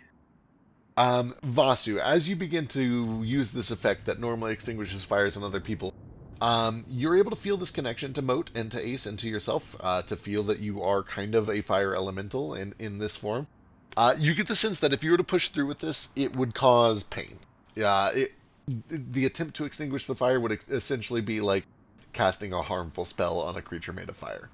And in theory, Gotcha. and in theory, you might even be able to do it to other fire elementals. It wouldn't be tremendous. It would be like a D4 of damage, but it wouldn't change their form back to normal. It would just hurt them. Okay. Is I the just inverse realized- of that true? How so? I put one hand on my chest and I try to ignite myself. That's with your sorcerer thing, right? Yes. You find that it's already a light. There's you can kind Okay. of pump a little bit of extra juice into it, and it feels good. It feels healthy. It feels warm. You don't actually restore hit points. Actually, you know what? Okay. You gain 1 temporary hit point. Look at that. 1 temp HP. Let's go. Yeah. What's What? going You to pull can do through in that? this Phoenix fight with like 1 hit point left? Quick, ignite me. I run over to Vasu and ignite him. Vasu, I you can get take it. 1 point of temp HP. Sick. All right, just need to sit here for a while. What happens if I sit in my flaming tree? Well, because it's turned to lightning almost immediately I'm not. Well, afterwards, okay, it all did. I just It- thought some of it did. it kind of tingles. It keeps going back and forth. It's like there are waves. It goes to fire at first, and then it changes to lightning, and then it changes back to fire, but it's purple for a time, and it's this tingly and bizarre sensation. Okay, I'll leave it We'll alone. turn you into armor one day, Limbo. Just you wait. Maybe in the meantime, we should go meet up with them druids before they get any further away. Worth a fortune. Yeah, let's go. All right, you guys kind of, after having seen Moat do a little bit of flying on your own, decide to go give a shot talking to these druids. Is everyone going, or is anyone staying behind? I feel Together. like we all should go. I think we're all going. I don't Alright. think we should split up in this place. All right. Yeah, after what we just saw. Wait, do we think that the land might shift too? Like we could get lost forever? Wait, It seems to be mostly holding like its structure, like bits of it change and go back, but it seems to have like a dormant state that it goes back to, is what we've discovered. We spent the whole session before you got here experimenting with these rocks. Yeah. gotcha. That makes sense. All right. One by one, presumably with Moat leading the charge as he does. There's just a leap, and you watch as he just begins to drift away, over in the direction that Ace has pointed out. And Valna musters courage and does the same. Elise.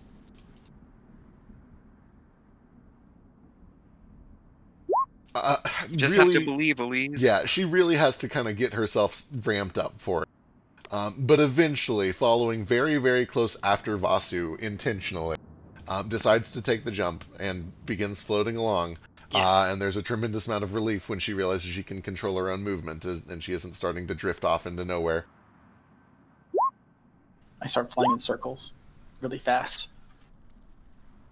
Yeah, I do look to Elise and everybody else and be like, "Don't worry. If anything goes wrong, I'll catch you and also do my best not to light you on fire when I do."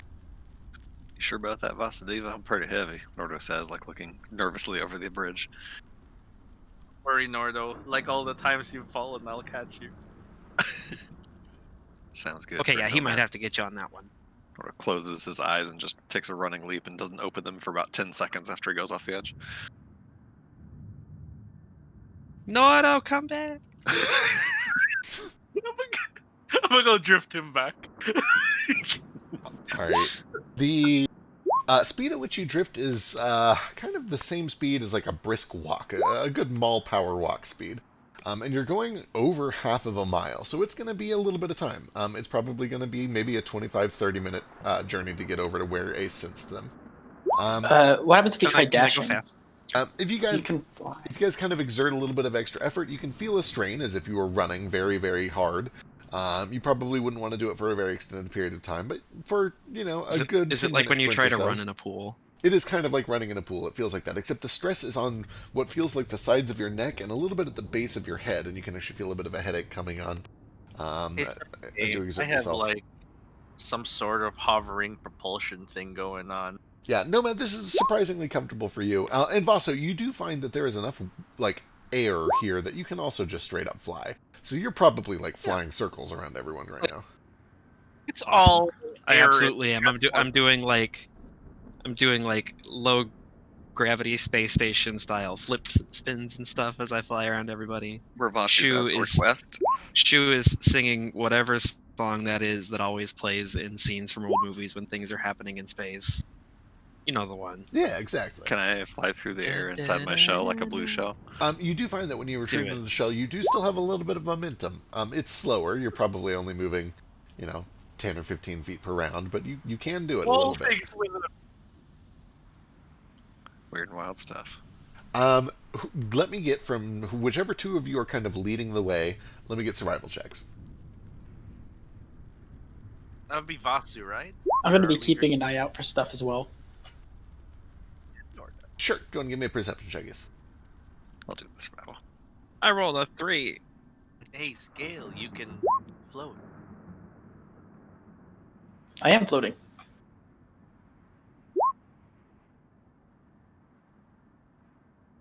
I would, but I would catch you on fire.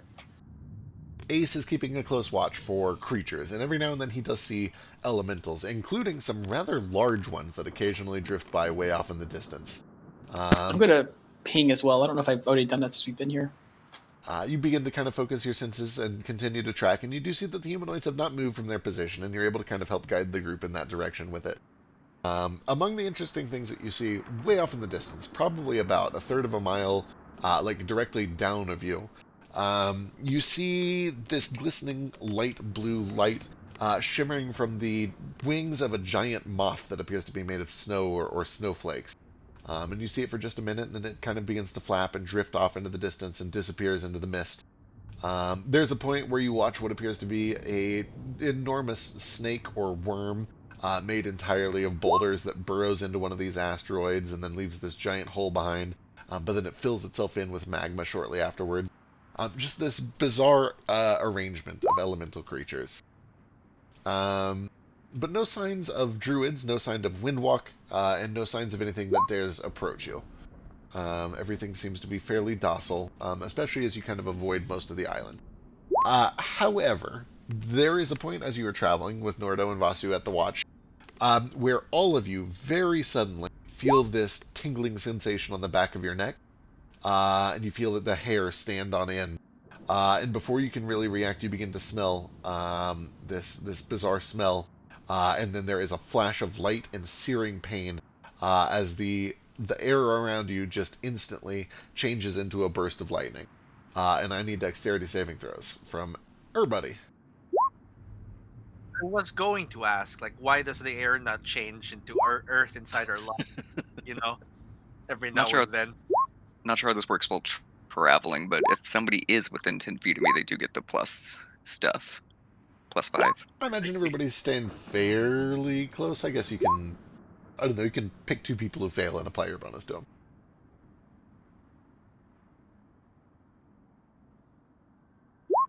Not that it is a significant amount of damage anyway. Can't save everyone. Huzzah! I take no damage. We did. Oh, 3 lightning. Jeez, just 3 whole lightning. I take no damage as well, I'm assuming. You said, yeah, evasion. I'll get Gale and Nomad. Just push him over 16. Thank you. That kind of mercifully small shock is enough to kind of get you a little more attuned to the sudden and somewhat unpredictable dangers as you continue to travel. And you begin to recognize patterns. You start to see places where you can see the telltale signs of air suddenly turning into matter or energy or not. There are a couple of points where you get... well, actually, that would be important because 3 of you are fire. Oh, like Huh. Here comes steam. Go and give me 2 more survival checks. Feck, how come they aren't changing with the elements? Shouldn't they be shifting too? What a wonderful question. Give me Arcana if you want. Alright. Sure. Let's do it, Flick. Let's figure out why they're not being fucked over by them. Maybe because they're So not good at all. Because we're fake. That's not bad. Almost. No, Almost it's a nat 20. nowhere near what you've got. Fuck. You are not entirely sure. Flick, you probably suspect that it probably just has to do with the fact that it is a magical effect created by Vasu, therefore he probably has some degree of control over it. Nomad, you're able to tell with a little bit more study that the elementals in this region seem lost, confused, they seem dazed, they don't seem fully sapient or totally in control of what they're doing. It seemed bizarre to you that that creature did not react or respond at all to you guys trying to communicate to it. You suspect that they probably have very low intelligence and also very low willpower, and as such might have trouble kind of controlling what the effects of this plane is on their own bodies. In other words, you get the sense that perhaps the fact that your allies are still sapient and intelligent and in control of themselves means that they're able to hold together their elements a little better. But who knows? What if we willed ourselves to be different? Like, Certainly worth a shot if you want. If I die, guys, remember me. I'll take notes. Okay. I will wait until we're landed, and I'm just gonna try turning into wind. I'll see if I can change my form into a wind elemental. Sure. You're waiting He's until evaporating. you're waiting until you get over there first? You're not doing it on Yeah, I can do it in the air. I'm flying. It's fine. Alright. Well, let me go look this up real quick. Do you want someone And to then take a Ace picture? died. I am the avatar. You have to deal with it. Sorry, I mean I could hand my camera over to Moat. It's on fire. I mean it is fire. I'm fire. It could work. Yeah, you're fire. I'm fire. It's fire. He, she, me, fire. Wombo. Biology, the study of Wombo. Ace, give me an intelligence check. A raw one. Just a raw intelligence check. Uh-oh.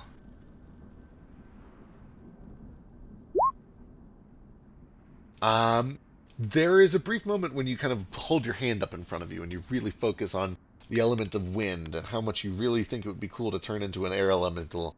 And you think on the words of Flick and Nomad as they put their heads together and begin to ponder if it was possible to control these changes. And for a few moments, for like a 10-second duration, your hand starts to smoke and billow and ash starts going everywhere. And it flickers like it's in a heavy breeze. But that's all that happens, and you realize when you're done that, like, even though you're in a fiery form, you've got a fiery nosebleed, and it's just there's this twitch that's kind of hitting right at the inside of your left eye, and it's kind of put a little bit of a stress on you. Ow. Do you still want a picture, or For science, yes. All right. I assume you took a Remain picture. in I assume you fire took a for- picture while I Let- was Let me smoking. get the nosebleed in there. Hold on. It is I about assume. this point in time that Nordo and Vasu both recognize the signs of danger ahead of you, and are able to stop the party in time before you accidentally walk into it. And they kind of like put their hands out and warn everybody to stop. And then about 8 seconds later, this huge field of what to the rest of you just kind of looked like plain old air suddenly turns into just a floating bubble of water, enough to fill a large swimming pool. Moat and Ace kind of like, take a step back real quick. And then after... I do too, probably. Yeah. And after 20 or 30 Not seconds... also on fire? you are So I'm also on orange, fire. right? Yep, you're Okay, very on fire. But after about 20 or 30 seconds, it dissipates into boiling steam, and then just back to dry wind for a second. And you're able to kind of navigate around it as you proceed forward. Okay, so speaking of me being still on fire, Roll20 will let me open literally every other item in there, except for the fourth shackle thing. I think because I'm attuned to it, I can make myself not on fire pretty easily, right? Actually, you can change back to your normal form as an action, correct. Yeah, I will make myself no longer on fire just to be safe, and because I can make myself...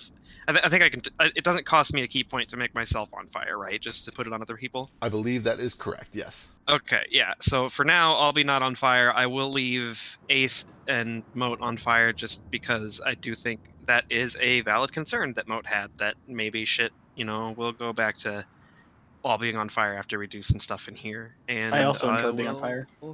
Saves. Yeah, so you guys enjoy that. I'm gonna not be on fire just because I'm kind of scouting ahead, and I don't want to, like if the guy that can make everybody on fire just kind of dies in a puddle, that'd probably be bad. Okay, we'll loot the So- thing off you. Thanks. All right. I can hold my breath. I That's have fine. contingencies. It's fine. After a little bit more navigating this difficult and troublesome terrain, you eventually start to close in on the position where Ace is detecting these druids. And when you start to come around the corner, you realize why. And you can see that inside of one of these asteroids, there is almost like this bowl-shaped, hollowed-out area that serves as natural shelter from a lot of these elements. And you can see that the inside of it is kind of glistening with ice that has coated the inside of the rock. And huddled up in the very center of this, with a campfire that has been made, and rather quickly erected, a bunch of tents and drying racks, and the basic makings of a campsite. There appears to be a small camp of druids. You can see that there are 4 of them that are sitting around, and as you all approach, at first they seem to be kind of relieved, as presumably Valna is at the front of this party, or at least near the front of it. But then they all see that, she's being accompanied by several enemies, and they all immediately draw weapons. But one of them does put a hand up, recognizing Valna's intent. You can see... there are 4 of them. There is, first of all, a human male with this kind of coarse, braided black hair and a big beard that goes almost all the way down his chest. There is an orc with kind of this ruddy clay-colored skin, and his tusks are particularly long, and they kind of go almost all the way up to the bottom of his eyes, and he's got these long, pointed ears. You can see that there is a female elf, who by all accounts would be just kind of your very classical, beautiful, ancient elf. She's got this brilliant white hair that's up in braids, practically sparkles like silver. It's just real disgusting, just standard elf. Everything that you would imagine. And then, finally, there is a snake-patterned lizard folk, black scales with yellow markings, and a band over its eyes, covering them entirely.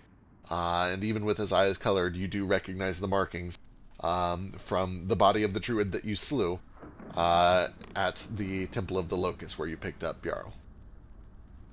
Oh wait, the body of the one we slew? Varder? Varder. Is this Varder's brother? Does this look Or like... is it Varder? Yes, from afar, does this look like a close relative of Varder, or does this look like motherfucking Varder, whose head I chopped off? Give me an investigation check. Yeah, I'm gonna do the same. Cause... Sure. Can I sell you on perception? You can give me perception, sure. Do I see So Gale needs to see any the stone. magic around him or his neck especially?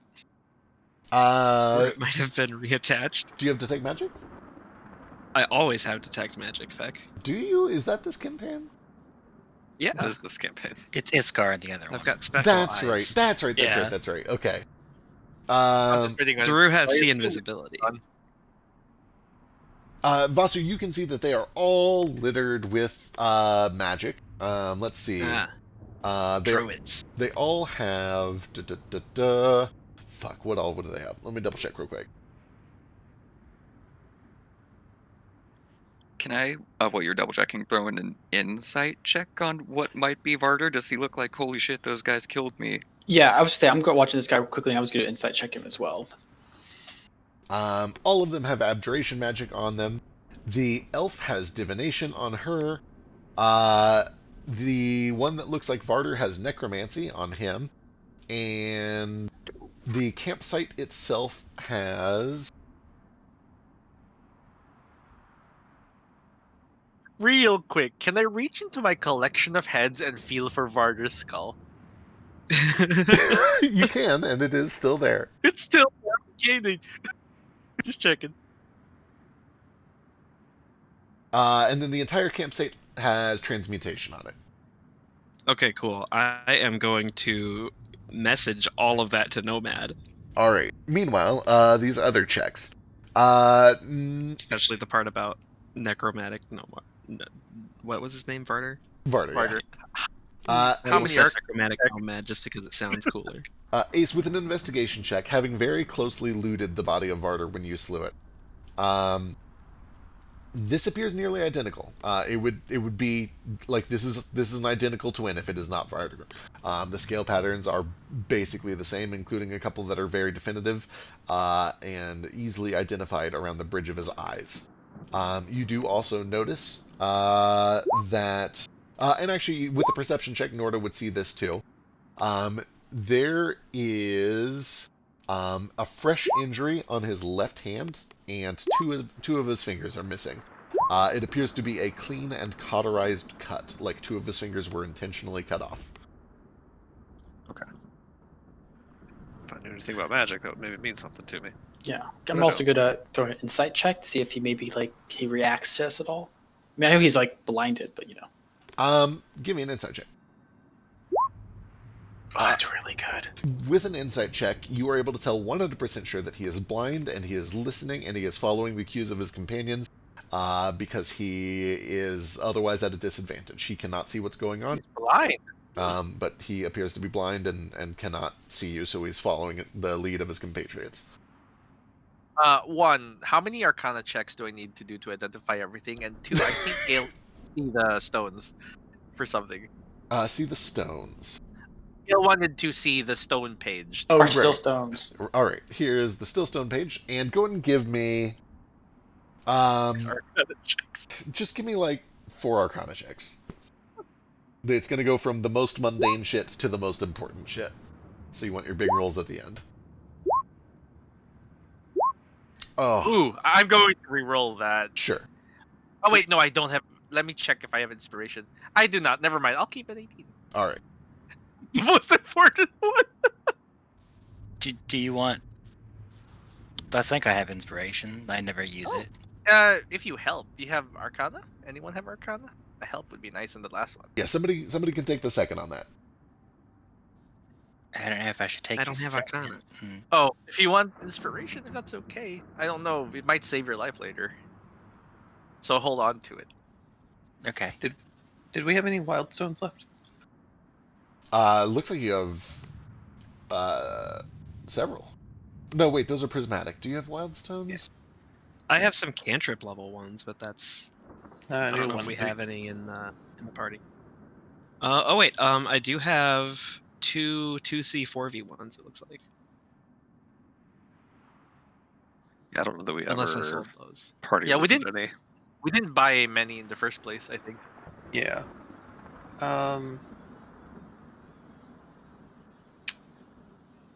right. What you need them for? I've just been kind of curious about something for a while, and if this place seems appropriate for it. Love it. Love where this is going. I can loan you one or something if you want. I'm Can not really using them. I maybe buy it from you? I mean, if you Without- insist. Okay. Means it might break. Are you gonna eat this? You have to tell me if you're gonna eat it. I might eat it. I'm not saying that I'm not gonna sell it to you if you're gonna eat it, but I am a little worried. I'm more curious than worried, though. So Here's if you 100 think it's gold. a good idea, okay. Alright, that could be 100 gold. Yeah, I give him one of my 2 CE 4P wild stones. Perfect. Alright, before we approach, I just put it under my tongue. All right, good Oh, to know. You're doing that. Jawbreaker. All right, you do feel kind of that same weird tingling sensation, but you seem to have better control than most of the others. There's no immediate sensation to gag. How big is it, by the way? Is it like pop rocks? So, what'd you say, 2C, 4V? Yeah. 4 cubic inches? That's like, Breaker, huh? fuck, that's like, slightly smaller than a tennis ball? No, 4 cubic inches, that's smaller than that. Hang on. No, that's I was mainly referring to like the mouth sensation. Does it feel like pop rocks? it's like 2 big Imagine- jawbreakers. Yeah, that's about Yeah. right. 2 big jawbreakers. If it was a radius, it was massive, but this is a cubic. So it's not that Granted, it's not necessarily actually cube-shaped. It's just 4 cubic inches. Oh, It can be another size. But anyway. Okay, here we go. Arcana checks from top to bottom. First of all, the cubic inches. transmutation on the campsite, almost certainly something like Wild Cunning. It's just a utility spell that is used to quickly make campsites. Abjuration on all of them. There's a lot of options there. Mage Armor, Bark Skin, Freedom of Movement. There's not mirror images, that's illusion. There's a lot of just like passive skills that are easy to keep up at all times, most of which are bonuses to AC or things like it. Druids, though? Possibly. Hard to say. Well, let me They go probably double check have real quick.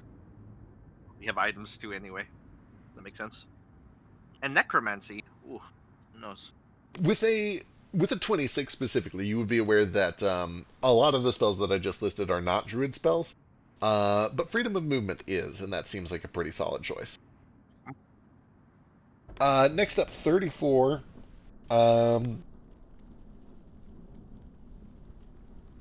Divination, with like a persistent effect that would be always up like this.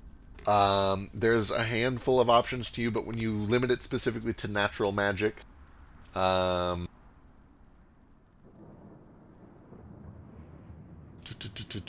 of the most prominent ones that comes to mind, that wouldn't be applied to everyone, it would be a little bit more rare and might be reserved for whichever one is in charge, is Foresight. Foresight comes to mind as very powerful, permanent divination that would be active on somebody for a long time. And then finally, Necromancy. Did you end up re-rolling that? Or do you keep the 18? I didn't. There was no way to. Like, we'll keep the 18 because I don't want to use Flick's inspiration. Yep. There's no hero point use for that, right? Not for skill checks, no. Yeah, that's fair. An 18 is enough to know at the very least, especially because Elise has talked to you all about it and told you that she needed to buy resources for it. There are some spells that can very, very quickly after the death reclaim a soul and help guide it back to life.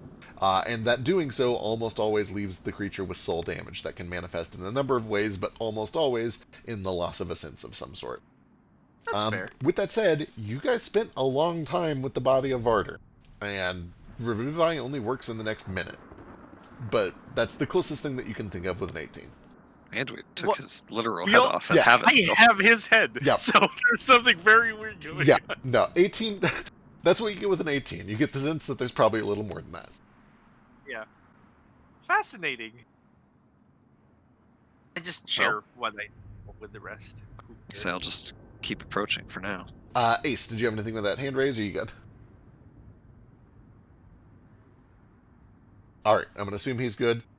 With that, they all kind of wait at the ready. They have weapons out, but you can see that the elf in the middle has kind of taken the lead. She's put a hand up, and she kind of motions to Valna.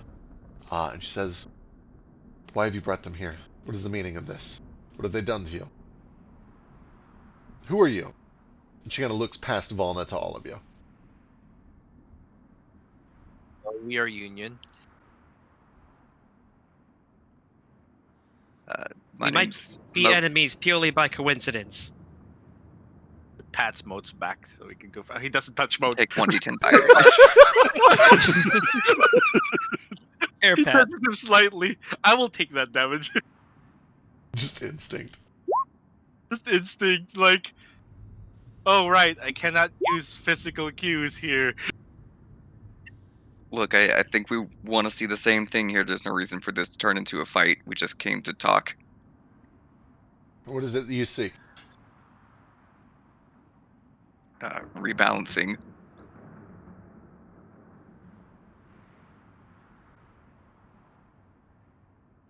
Prepare the world for the invasion that's coming.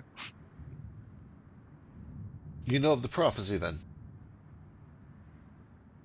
Only little, only what Volna's told us. And you would help us in our cause. That depends on what your cause is. I came back here to restore the plane of fire and the Phoenix. No, that would be very much the opposite of the cause. And you do see that she kind of steps forward with a scowl on her face.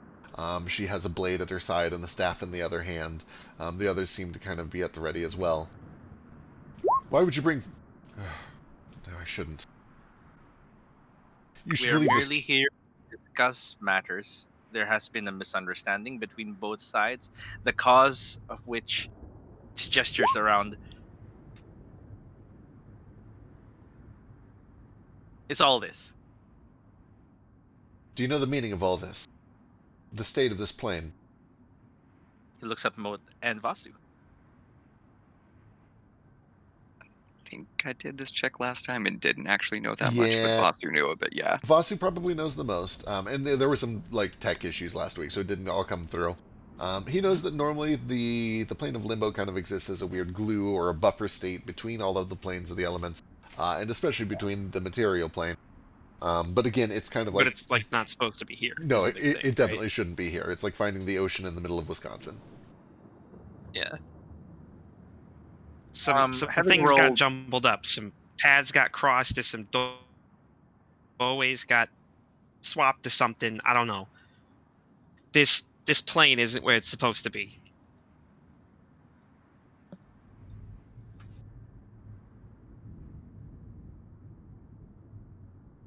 Why do you intend to restore the Phoenix?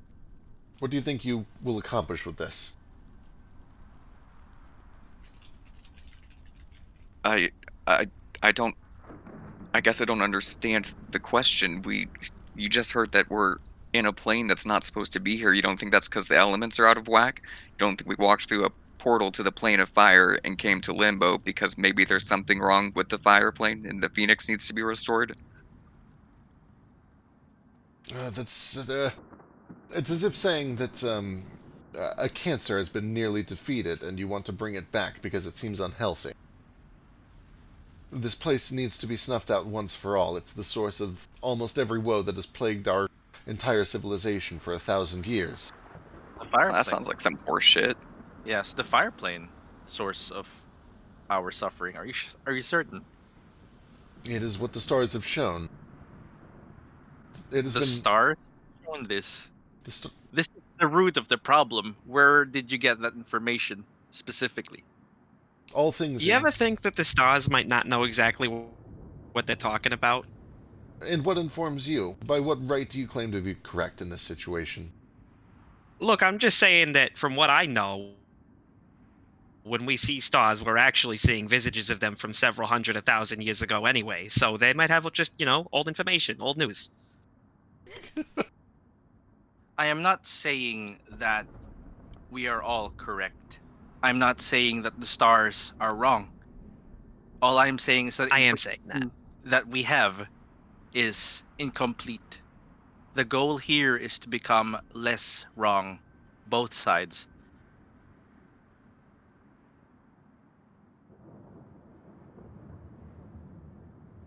Then what would you have us do? Simply wait here while you awaken the Phoenix, and then we swoop in and undo what needs to be undone? Share information. What do you know? Why do you think this is correct? And we will tell you what we know. Is this fine? Is this civil? She ponders for a moment. She does not invite you any closer. She does not invite you in for tea. But eventually she at least steps forward and begins to kind of put on a bit of a practiced face. She says, civilization... There are elements of progress that are beneficial to life, and there are elements of progress that burn like a candle in the darkness, attracting predators, attracting danger. There are dangers to be found at every turn, and those dangers escalate as we build towers higher and higher of cards and dominoes, and all it takes is for one to be snatched from the bottom and the whole thing to collapse. Drastically, dramatically, painfully, and with tremendous loss of life.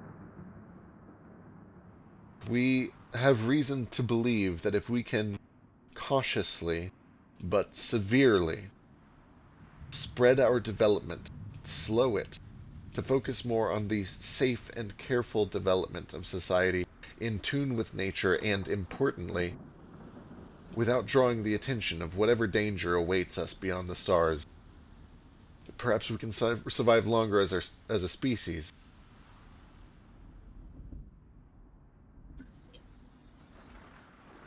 You said that the stars reached out to you to communicate. Is there a way that we might be able to communicate with them? She kind of looks to Volna, and then to Moat, scrutinizing some of Moat's armor. If this is true, and she kind of motions to Volna and Moat, then I suppose Volna is as much your resource as ours. Why don't you take her with you for some time? And she looks as like, what? What are you talking about? Don't be ridiculous. I'm coming with you. We're getting this done. We do not wish to deprive you of your friend. I understand this much. We care about each other. You care about each other, I believe.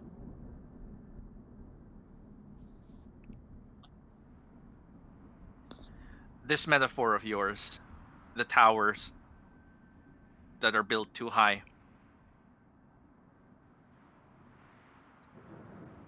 What do you think would prey upon us? We don't know just yet, but every divination that we've received from Valna and those that we've confirmed with our own experts, they point to something dangerous, something deadly, something far beyond the scope of anything that we've dealt with before.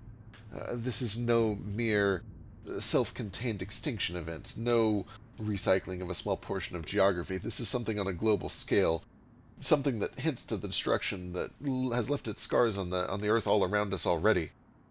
You there, pointing to Vasu, you live in the heart of a shattered continent. Surely you must know that there is something wrong, there is something troubled with this land. We are healing from some great calamity, and there's no reason to think another wouldn't come.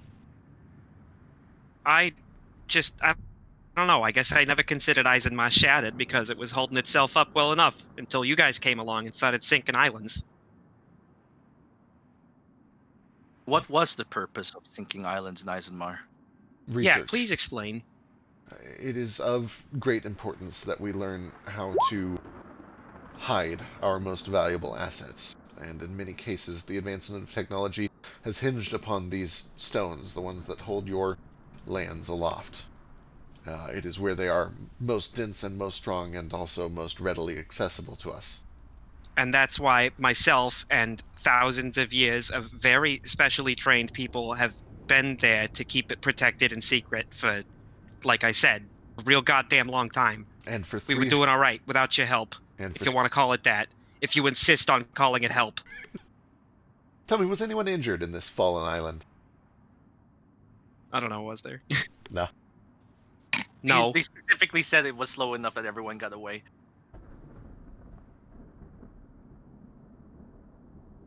Did you do something no, similar but that's beside the point. I know this might be difficult to comprehend because your species is very short-lived, But I intend to be around for another 500 or 600 years, and I would like for there to be a world for me to live in, to have children in someday. And though your life will flicker out in just a moment's notice, I have to care about this world. I have to Oh care my about god, our I thought I future. couldn't hate elves more. Do you have any idea how selfish that sounds? Selfish. I'm the selfish one. You would build cities up to the sky until we're struck down, until we fly too close to the sun, and quite literally destroy the entire world with us for our progress. All for what? So that you can have fancy clothes and buildings? And you And would you tell us that we divide the shouldn't world. live the lives to the fullest that we can, to live fast and die young, because apparently that's all we're good for, just so you can have children someday? This is everything that's wrong with the element of fire. It's all passion and no thought. Please, May I remain ask- calm. What is Excuse me. your fix? What is it? I'm hearing a whole lot of tall talk and not a whole lot of suggestions. So what you think that what's your goal? You're trying to quit people from building cities, and you think that's going to stop some danger from the stars from coming? At this point, there is kind of a slithering voice that comes from behind as the blindfolded lizard folk steps up. It does sound drastic, we know. But a return to nature would, in the long run, save more lives than it costs. Okay, so there's the meat and potatoes of it. You're all right if you do the killing. You just don't want someone else to come kill you. As I've You're already... just fine spending life as long as they aren't your lives. Is that what it amounts to? There is a bit of a toothy grin that kind of crosses his face, and he lifts his blindfold up. And you can see that under them, as he opens his sockets wide, there are just black orbs, completely kind of grayed over, scaled, flecking. No signs of any vision. It's just these pure black orbs. And even without any way to kind of point his gaze, you can still tell that he looks directly in your direction and to the rest of your group and says, I have made it clear that my own life is not the important thing at stake here. I'm over here. I am willing That's, to make this great sacrifice. Were you That's resurrected? a lot of by- talk about sacrifice from a fellow who's still standing here after I killed him. Sorry about that, by the way, says Nomad, having that killing blow. Our work is important and well-funded and well-insured. Do you know of the Crosswinds? They all kind of look to you a little confused. Nomad explains in exacting detail everything we know about the Crosswinds. I want to insight their reaction. Okay. Just give me a second. I have to run upstairs. Being dropped, so this is everything we've learned from the Deep Mother, everything we've learned across our journey. Flick, give me a charisma saving throw. Oh boy. Charisma. What's going on there? You mean in the sense that we weren't supposed to say anything about that? Do you mean like when the Deep Mother explicitly said, don't Said tell to not anybody tell about anybody, so we're gonna tell the druids right here. Can I voluntarily just stop him? Stop me. Submit to this? Nomad specifically just says, do you know of the Crosswinds? And seems like he's going to say that's why he gives a pause for anyone to stop him. Yeah. Flick, you immediately feel just this intangible presence of a looming enormous yellow eye directly behind your back, practically breathing down your neck, and an itching sensation on your dagger hand. You're not compelled to do anything, but there is just an otherworldly rage that builds up. Not even rage. Rage isn't the right word for it. Fear. Fear for self-preservation. You're not compelled to do anything, but you can tell that the source of your power is extremely unhappy with what's about to unfold. Yeah. Internally, Nomad is counting 5, 4. Nomad, no. I crushed the wild stones. Ooh! Okay. Hell yeah. How many you got? Just the one in my mouth. I just bite down on it. Alright, let's Breaker see. sound. Let's see this shit. Hang on, let me go pull it up. Before that goes down, could I get my insight on if they know what the Crosswinds is?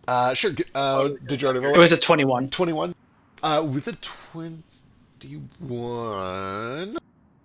Does anyone look like they're pretending to be shocked? Like, oh, what you talking about? Let me go see. Also, can we get like maybe not like a map, but just like how closely grouped are they together, and can we maybe roll initiative? Because if yeah. I know we're going to blows, because Vasu has been very ready for this. Yeah. I've got a thing first too. Absolutely. We're definitely gonna. Things are definitely about to be roll timed. initiative. Things are definitely about to be timed, so we will jump into initiative. But let me get caught up real quick. Sure. I said it in the chat before, and I'll say it again. Varder did nothing wrong. He's completely right. Norda doesn't think that. Zeke know. does. Team Blue Order. He's completely right. I'm on his side. Well, he's a dick, and all of these people. He's a dick, but he's completely right. No, they're all wrong. Totally right. Completely on his side. Life is progress. Yeah. Life is more important than progress. Varder's right. Sink it all into the earth, into the water. I feel like this is this campaign's Voltaria situation. Well, there's one I'm just- objective truth about Voltaria, and that she's a fucking dick and deserved everything that happened to her. Okay, I disagree, and maybe this is just my anime protagonist showing or proving that elf point that I'm too passionate. But what is the point of halting progress over and over again if there is even the slight chance that that progress someday may lead to being able to fight off the people that are coming to squash your progress every time? If you just bury your civilization over and over again for its own self-preservation, that's the coward's way out, and they should all die for their cowardice. No, you just leave it buried. That's the thing. The only shortcoming of Varder's plan is he's not looking at the long term. He needs to find a way that keeps humanity from ever progressing, not just stop its current progress. I mean this all from the bottom of my heart. Just let me become God. All of this time constantly holding me back. The only flaw in Varder's plan is it doesn't go far enough. Christ. Okay. Wow. Vasu is standing right there. Nordo doesn't agree with me, but I know these things. Yeah. Okay. Which I guess is worse. Let me Fatherhood is doing you very well. Me and my sons will just live off the land until we die at 43 years old, and that's fine. Who needs modern medicine? You live a nice, good, long life, basically. They can. I will bury my son with dysentery when he's 21, because that's the way the world was meant to be.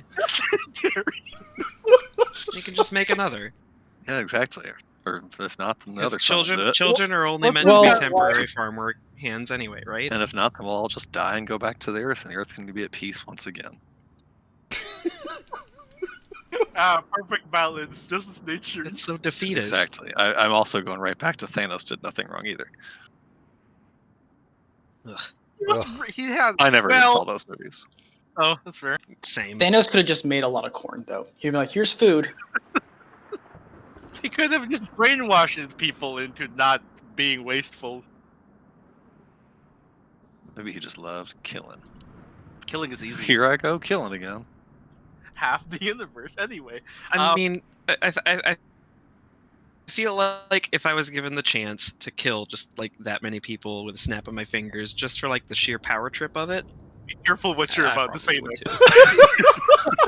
But that's the Daru in me talking, Okay. and that's why he took Finger of Death, and why he might take Circle of Death. Yeah.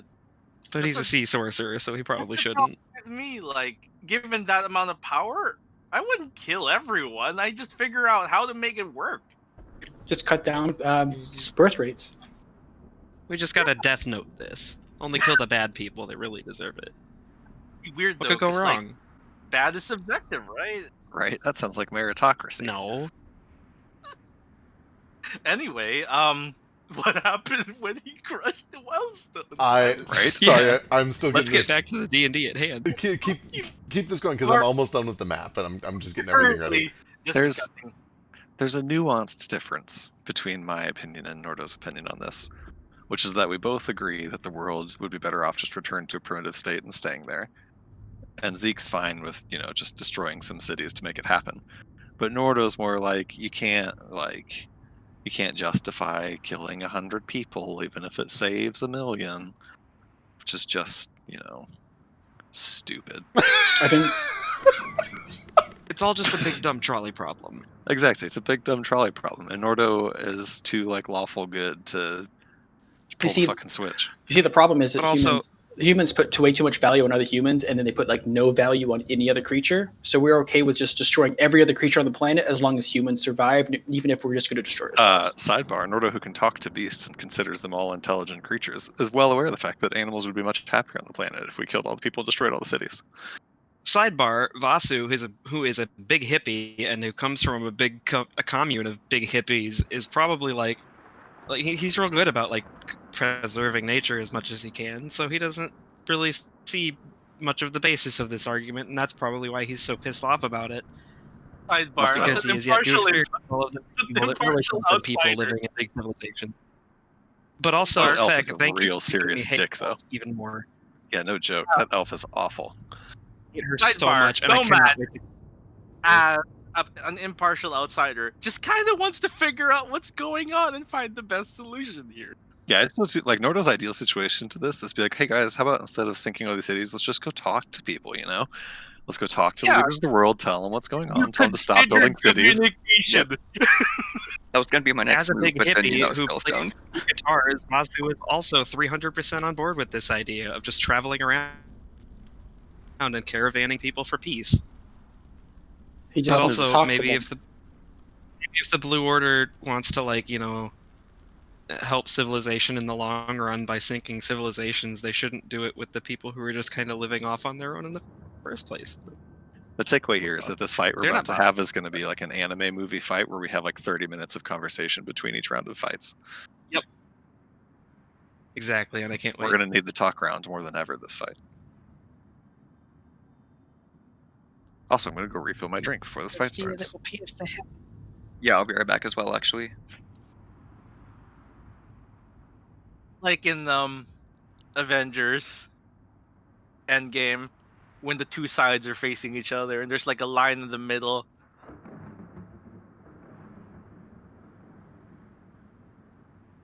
I haven't seen it.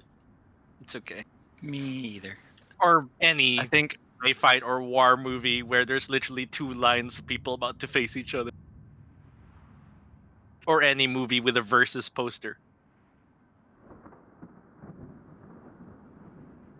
Anyone with see the weird fights? array of characters and faces, this is more like one of those weird fighting games. Yeah. Marvel versus Capcom. Exactly. Like you've got the tentacled people and the bird person on one side. The Blue Order It's real versus weird. the Union.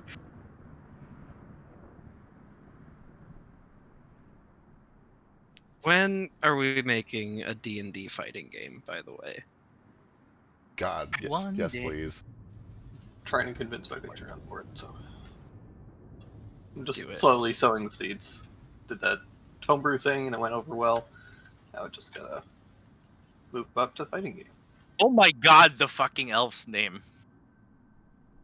You. Allah. What in feck? I like how you just put cruel but Uldred. You're like, these people don't matter. They're not the elf and they're not Varder. Did you do this just for me, feck? Yeah.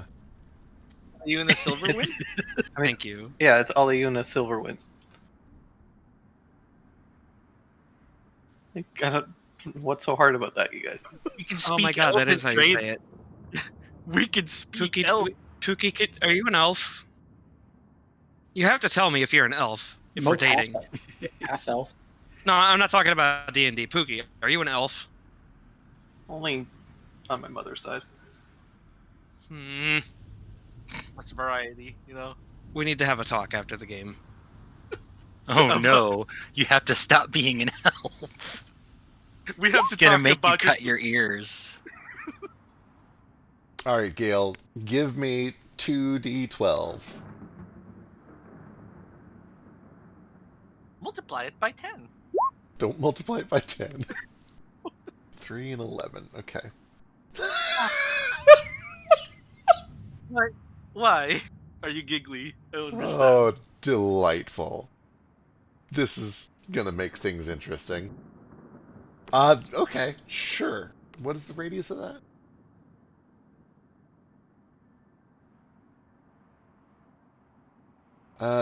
God. 20 Are they in foot. a cave?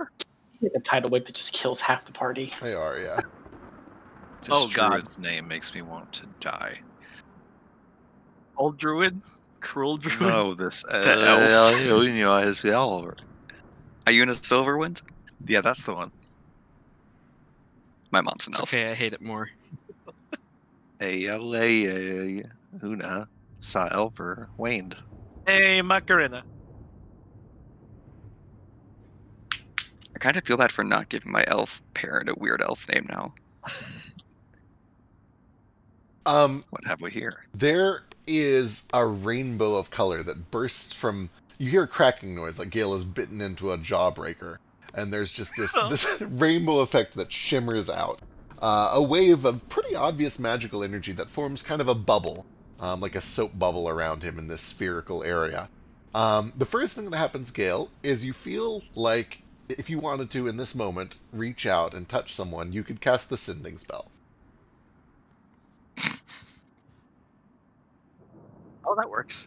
Okay.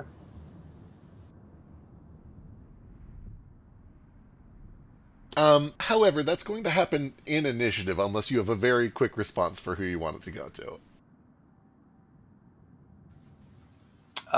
No, I know who I want to go to. I just got to think of what I'm gonna say. All right. You kind of got some time to think about it. Because in the meantime, when the spell has been cast, I think that kind of put Vasu into like combat mode, and you can see that they all seem to think that you're throwing up some sort of a defensive buff as well. So we're gonna jump into initiative here and see what happens.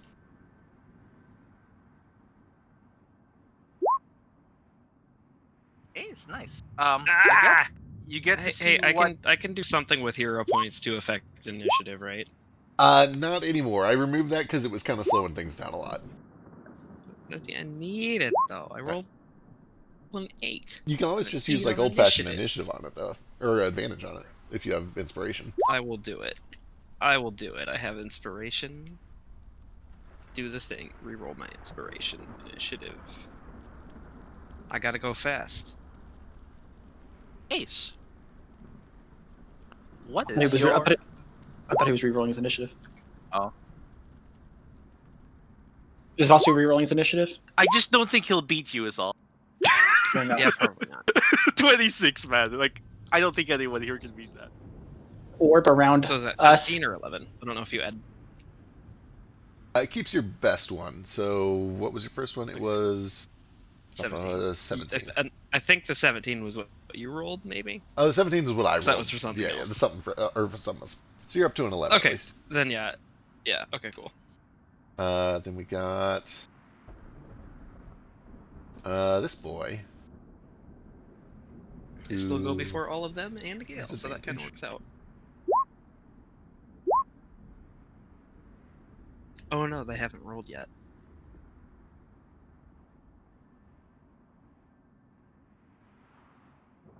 But yeah, I think we were trying to determine what Ace could tell from their reaction to the words. Yes, that was Crosswinds. that was Yeah. the last thing. They all seem to be in genuine shock. Except for Varder, who seems to be kind of holding a little bit of maybe he recognizes that term. Varder again! Why is it always you? Well, he's got the colored sprite, so. This fucking guy. For what it's worth, the only reason the unit doesn't have a colored sprite is because I had neck pain all day and I didn't get to do it. Oh, that's fair. Pretend that she has a colored sprite. I mean, if I had So my it's way, colored. all of them would have colored sprites, but you know, I can only do so much. The orb that's I going hope around your neck Gale. feels better. All of you guys who are inside of this orb are perceptive, and nobody has a passive perception lower than 10, right? Yeah.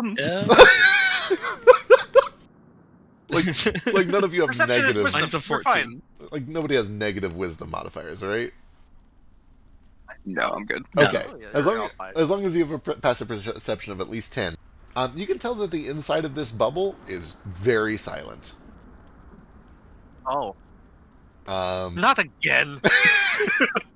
and It's okay. and My Ace, head. Ace is the first to act. All right. How much? So since we're floating, I'm assuming we're still floating around, right? You are still Or floating did we around. ever land? Yeah, your movement speed is equal to your intelligence score. So whatever your raw score is. one would be 14 feet. Yep. And I'm So cool with we're you, like, still rounding floating, it up to the right? nearest 5. Yep. Okay. What is this? Wall. So this is kind of a cave situation. It's almost like there's one of these big asteroids, but then there is a cave that has been almost, like, burrowed into the side of it, and that's where they're currently at. And notably, the entire surface of this is coated in a thin sheet of glistening ice.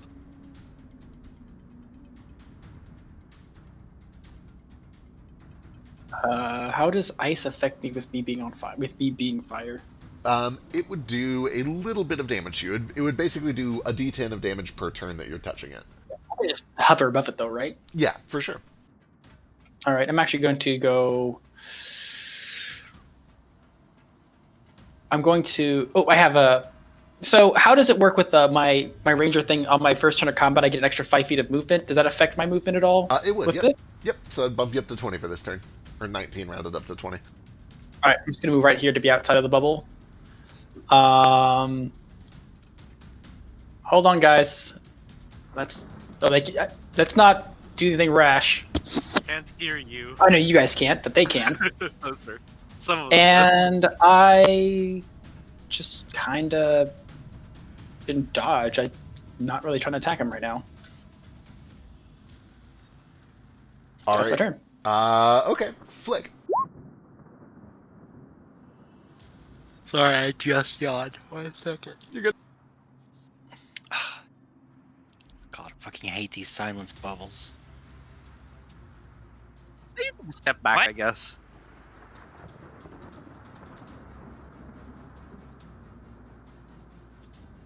Oh, I can also just do this. Because fuck Varder, he knows something. Don't want him to know that.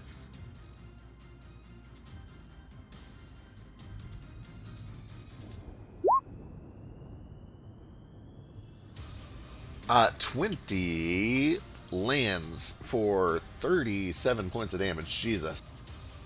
oh, you attacked immediately. I got Oh, the first he's, attack. he's going for it. Just went for it. Okay, and let's see.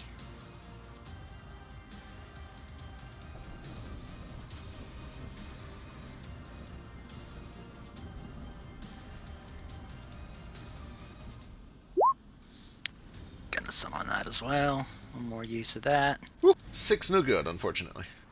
Oh well, they'll still be right here.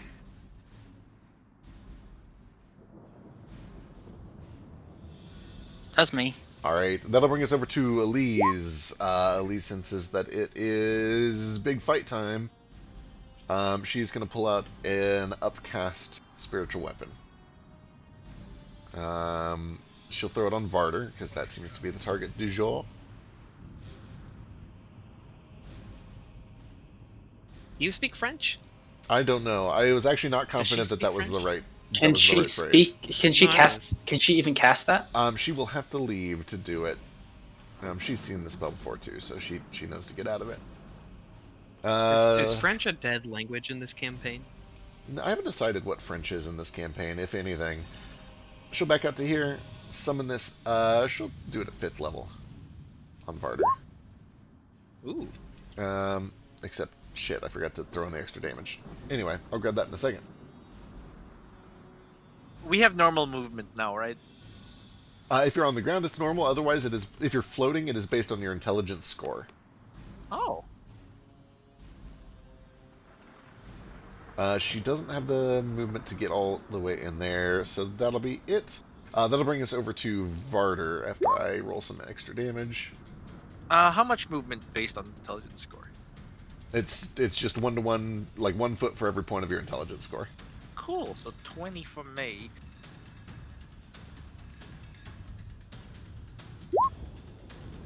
$20 for Gale.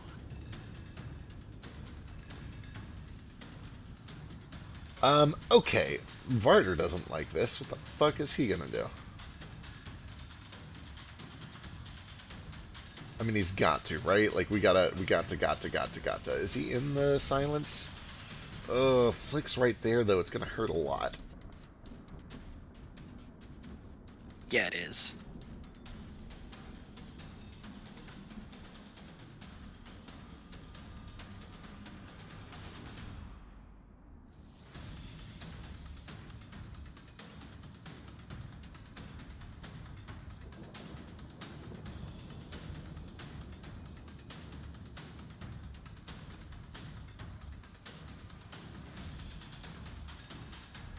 Nope, he's got to. He's got to get everyone out. This is his job.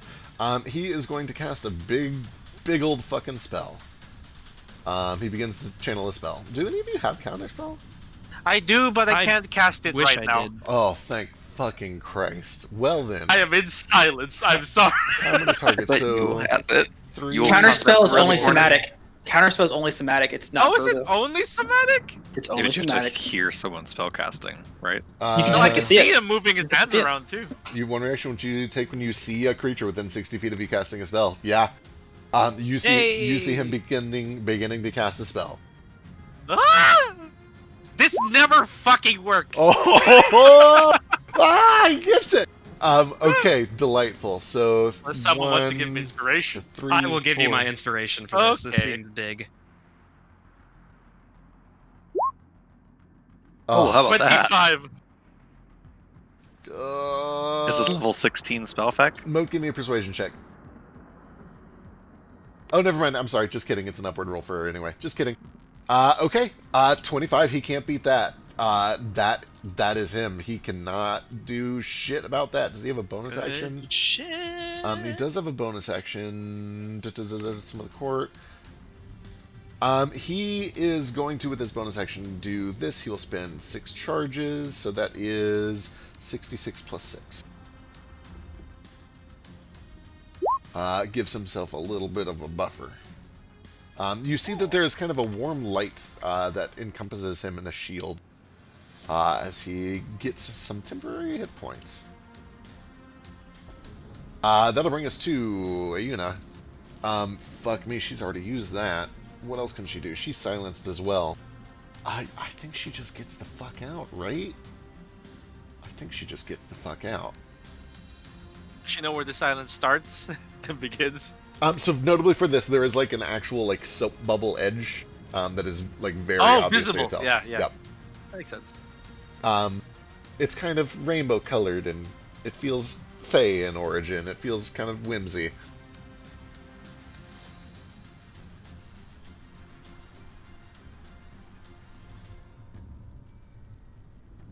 Forgive me for going slow. These fuckers have a lot of options. And I didn't know for sure which way this was gonna go.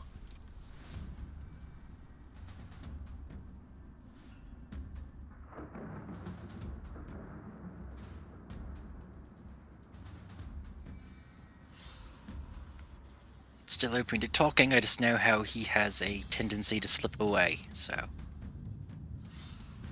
Does he seem to have the Except for same what it's- cloak again? Like a repeat of his last cloak? He does not. It seems to be kind of just a plain blue cloak this time.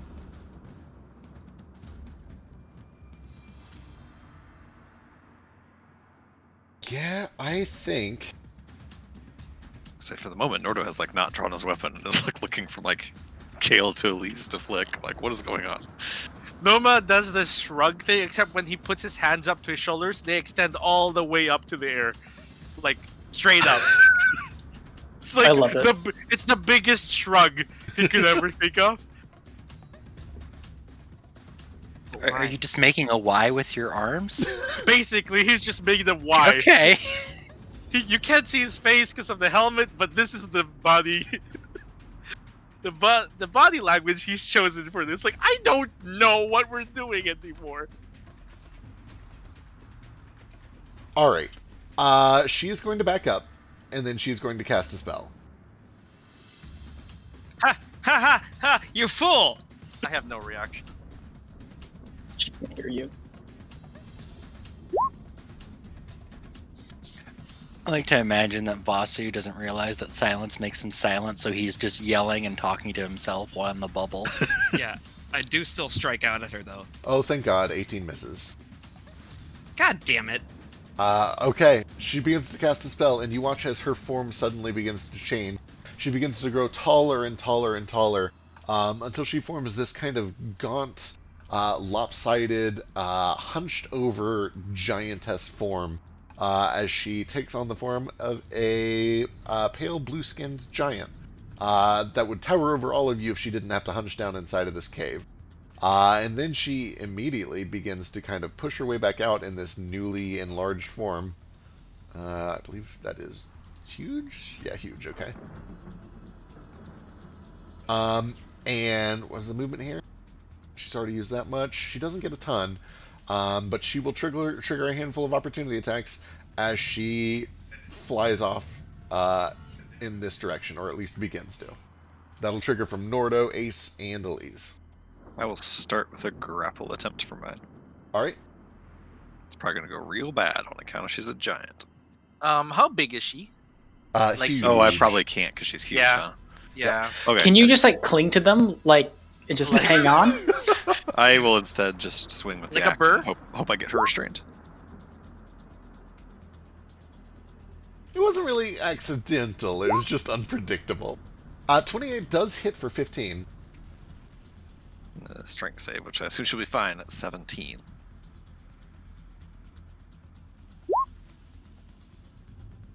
We have to discuss this trigger. What's up? She's good. She good. All right. Nice. Elise will take it because other people are taking it. Here's a swing.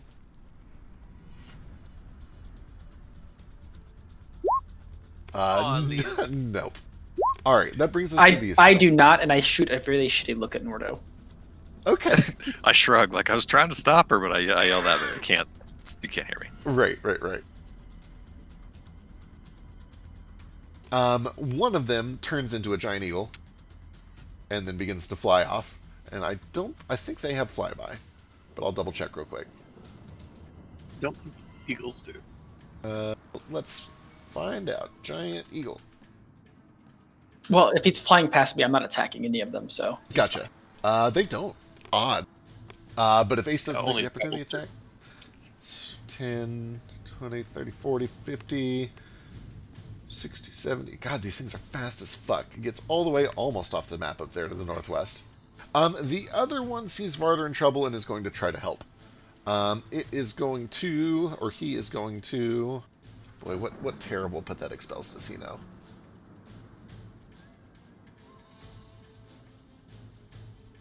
Boy, these are all terrible and pathetic.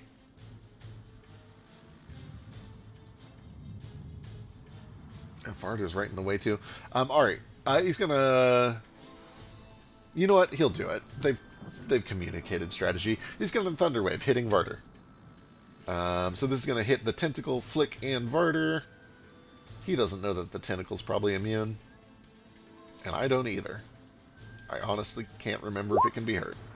I don't think it can. It doesn't have HP or anything. Then yeah, it's immune. 15 points of thunder damage and a con save for half. Oh, Varder, you're really cutting it.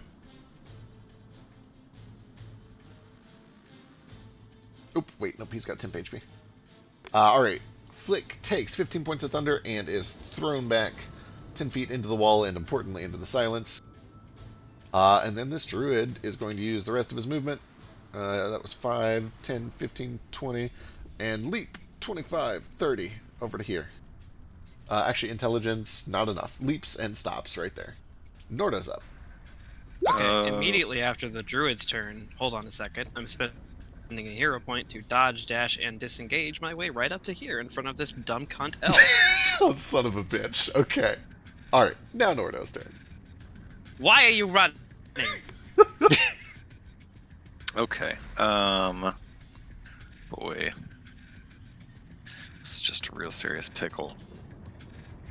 Vasu seems like he's got that situation happening. So I Nordo's wouldn't call it out of control, for sure. Yeah. just it's a situation that's going on over there. So Nordo also can only move 9 feet per round that way, so he's not catching up with her anyway. So he's going to come touch down right here, sort of staying out of range of Mr. Cruel. And now that he's on the ground, we'll go stomping over towards Varder. Oh boy. Hold on. Decision-making roll. It's pretty bad. I will swing my axe. Or we'll step out of the silent and say we're not done talking yet. Swing the axe. Recklessly. Should we all just attack Varder and once he's KO'd, deal with. Yeah, non-lethally when it comes to be that point. So we're not there yet. All right, 24 is good for 15. Strength save if it applies. I think he had freedom of movement last time, so. He does, and he's got it up this time too. Okay. Second attack. But that's it. It still costs him 5 points, so I should do it. Okay, he is restrained for now. Terrific. 15 is a miss though. Even restrained. Balls. From a bonus action, I will replace my unarmed strike with. So, Nordo doesn't know shit about magic, but he's fought this specific guy with freedom of movement before. Yeah. Can someone with freedom of movement be grappled? Yes, but then he'll just slink right out of it with 5 They feet of can movement. get out of it. That's what it is. Okay. Yep. Okay. Well, He's not immune to stunning. right. So we'll do a unarmed strike. We'll make it a flurry of blows, actually.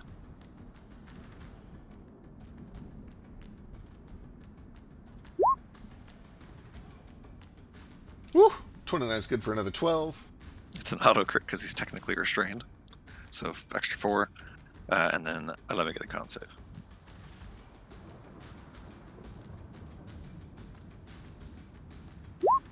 Oh! Second attack from the flurry.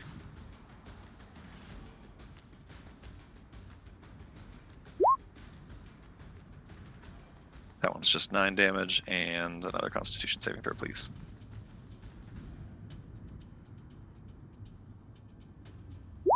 Oh no. There we go. Okay, and once he is stunned, how much movement have I used?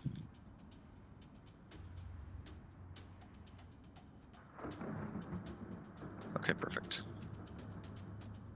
Nordo will sort of step around him and over to... Well, actually, he'll stay where he is because he can still kind of see the giant lady from there.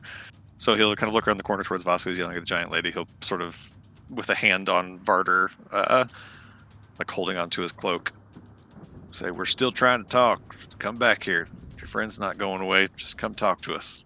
Sorry, things got out of hand there." That's my turn. All right. That'll bring us over to Nomad, who has seen but not heard all of this. Excuse me. Yeah.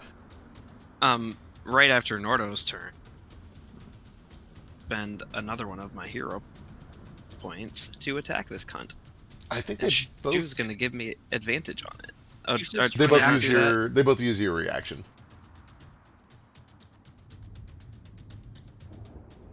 The triple D and the attack are both reactions. Yep, you're right. My bad. Carry on. Cool. Nomad. I just really want to hurt her. I could tell.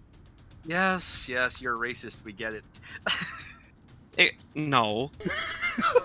But also, yes. A You're little racist a and little easily bit, annoyed. There's more to that than this time around. I'm just trying to measure where I can go.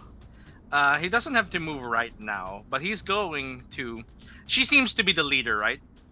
Certainly seem to be doing most of the talking, and wears the most expensive garb. I think we've previously learned that she's the leader from like a vision or something too. Yeah. The have name you seen is her familiar. If nothing else, Valna called her Without by so name many- and addressed her. Apostrophes. Yeah, I remember this hideous elf name coming up once before. Yeah. The only yeah, reason it came up is because Peck was bragging about it because it was terrible. yeah. No, it was for a reason, I think. He connects with Nomad very quickly. Connects with Ace telepathically, and he says like, what do you think, Brother Bird? Which one's new? Because he didn't make the insight check. Varder seemed to know, the others did not. Of course. He's just going to like make his way out of the thing, just in case. Also, Ace sounded really annoyed. Yeah, it's okay. Don't worry. And then he's going to connect with, as his action, I guess, for this round, he's going to attack to Eliu the Silverwind and say,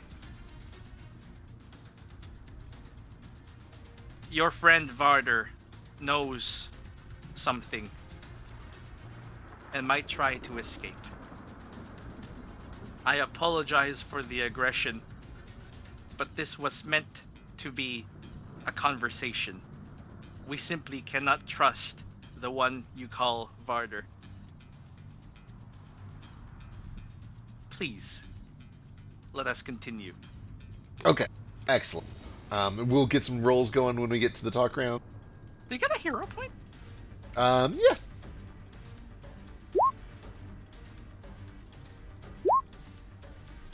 That's right. Alright, that brings us to Volna. Oh, what is she doing? What is she doing? What is she doing? Don't betray me, Valda, please. Did you roll that persuasion check earlier already? I have not rolled anything yet. I can't remember if I asked you for that or not. Give me a persuasion check. No, I don't think you did. Yep, give me a She persuasion takes check. 5 points of necrotic damage.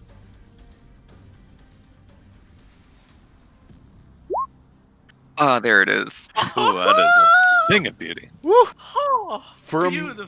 for a moment, you watch as Volna starts to reach out towards Varder, and even knowing that the area is silent, she looks like she's fidgeting for a spellcasting component and trying to make her way over to the edge of the bubble. But then she sees, first of all, Nordo start to kind of talk to Varder and stop hitting him. He sees Nomad kind of pull out, and then rather than be aggressive, he connects telepathically. He stays his hand.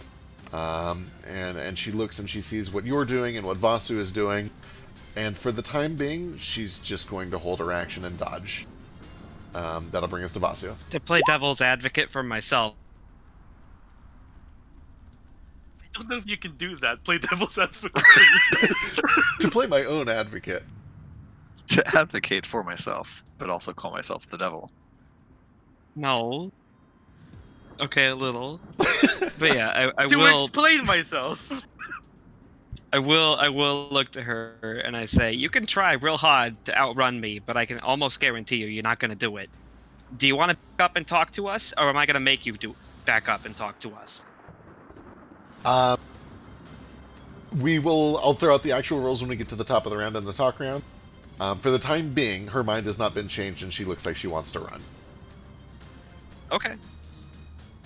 I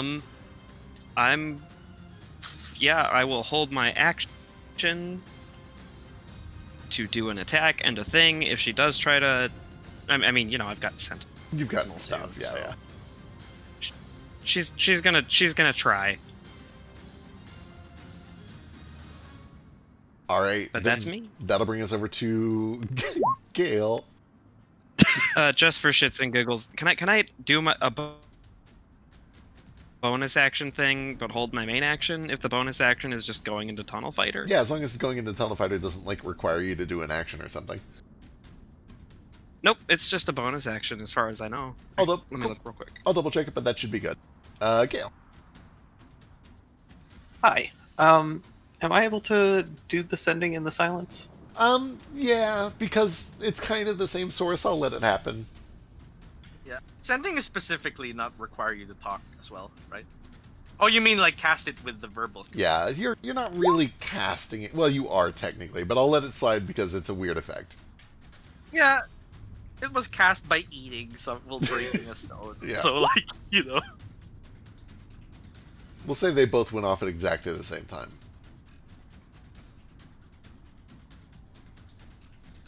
All right, just to remind me because I'm terrible.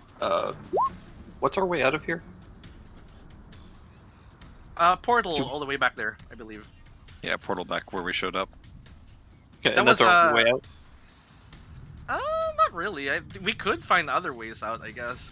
That's the only way out that we know of. Okay.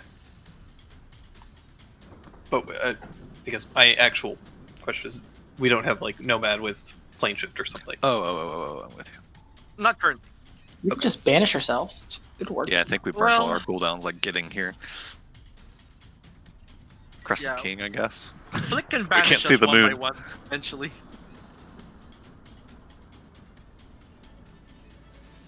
All right, on the sending.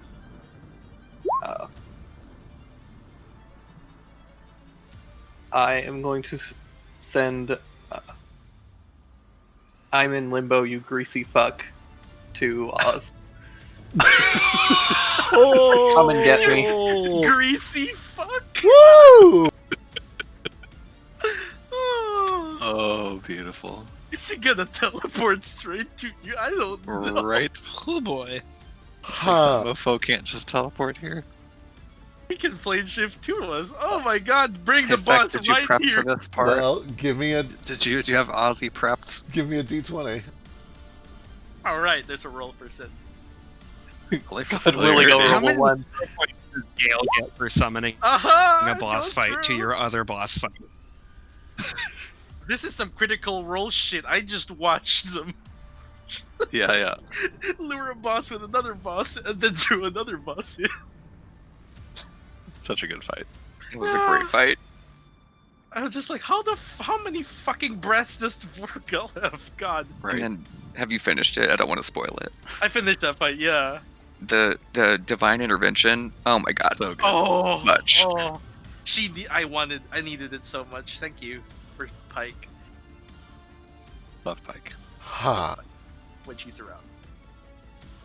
Huh?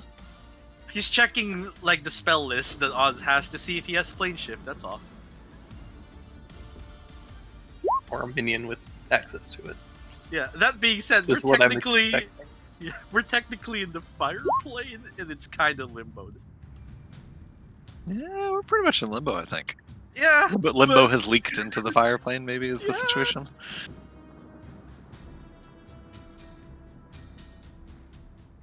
Okay, let me buy myself like one more Yeah, turn no, of initiative. no, I'll delay no. this until the talk round. Oh, please go on. I figured this is weird. Yeah, no, we'll save that one for the talk round too. Now, anything else on your turn, Gale? Did it take my action to do that? I will say you got it at the start. Like that's what triggered combat, so you got that for free, and now you can take your turn. Okay, cool. In that case, I'm just gonna...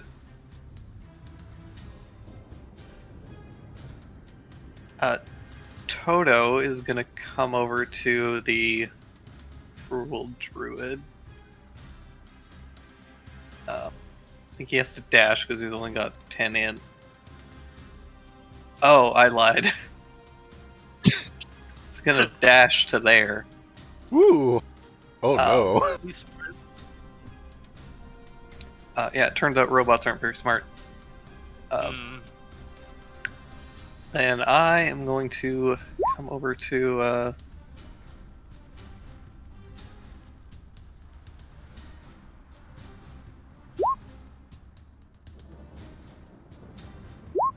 here and try and keep Silverwind, Barter, and World Druid into the silence. All right. And I'm just going to shoot at Varder's feet. Excellent. That's a crit because of restraint, and then a follow-up for 28. 14 points over here. And then another 14 on the second one. Oh boy, he's not looking great. God, that restraint is the word. Oh wait, he's okay. Right, of course. Okay. This is still so shitty. All right. Anything else, Gale or Toto? No, I think I've done enough damage. Perfect. All right. Then Mo. Yes. Okay. Okay. Well, I have to dash to get outside of the silence, so I'll just dash right here. So she's in the silence right now. So she's huge, which actually means she's taken up 6 of the spaces, and 5 out of her 7 spaces are in the silence. Yeah. Okay, understood. I know we've already had a few of these, but she can't hear me anyway, so I'll just kind of pointlessly try to talk her out of fighting us. All right. Okay, this is going to bring us into the talk round. Let's resolve some shit. First of all, let me get some intimidation checks down here from Varder, and that can come from Nordo and Flick. Let's get either persuasion or intimidation from Vasu and Moat over here. And then Gale. What is the goading check? That is always the golden question. I guess give me either persuasion or intimidation.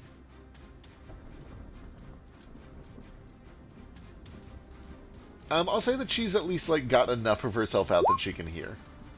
Oh, okay, cool.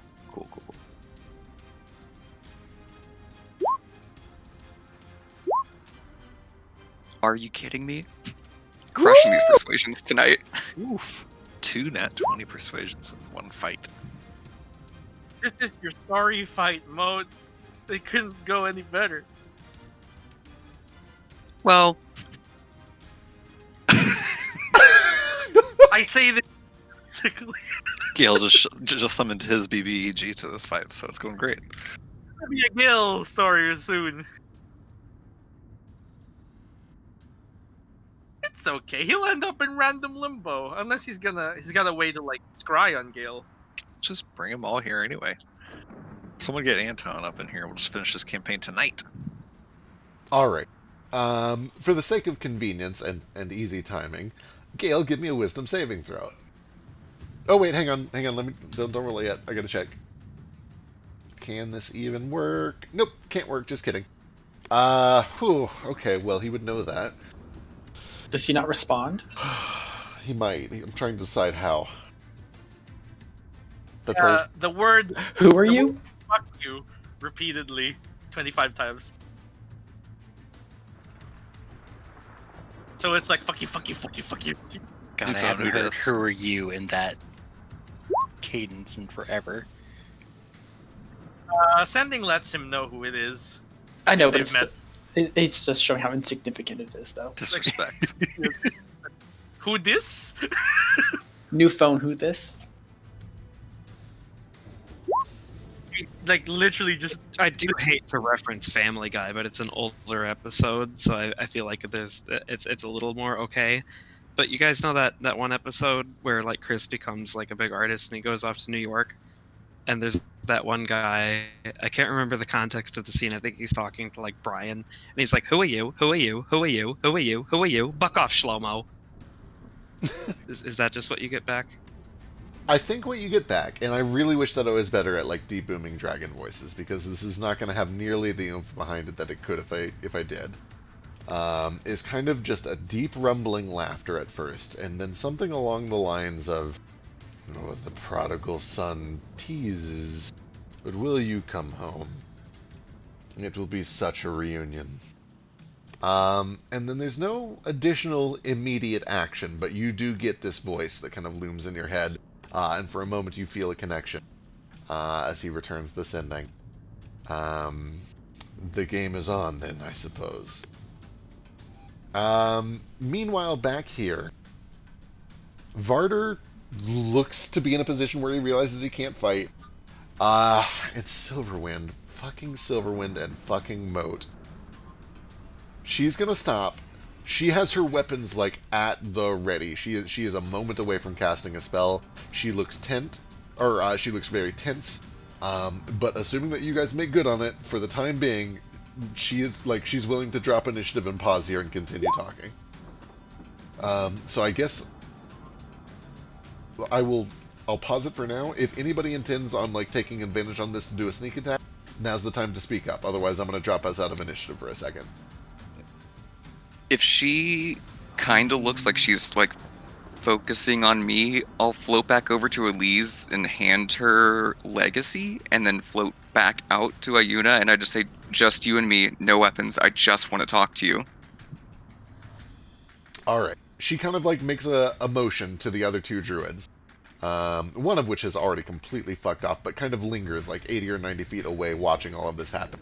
One of which goes over to Varder and gets real close, and he like tries to look threatening, but like it's fucking Nordo and Flick, and this is like he looks like you could knock him out in one hit.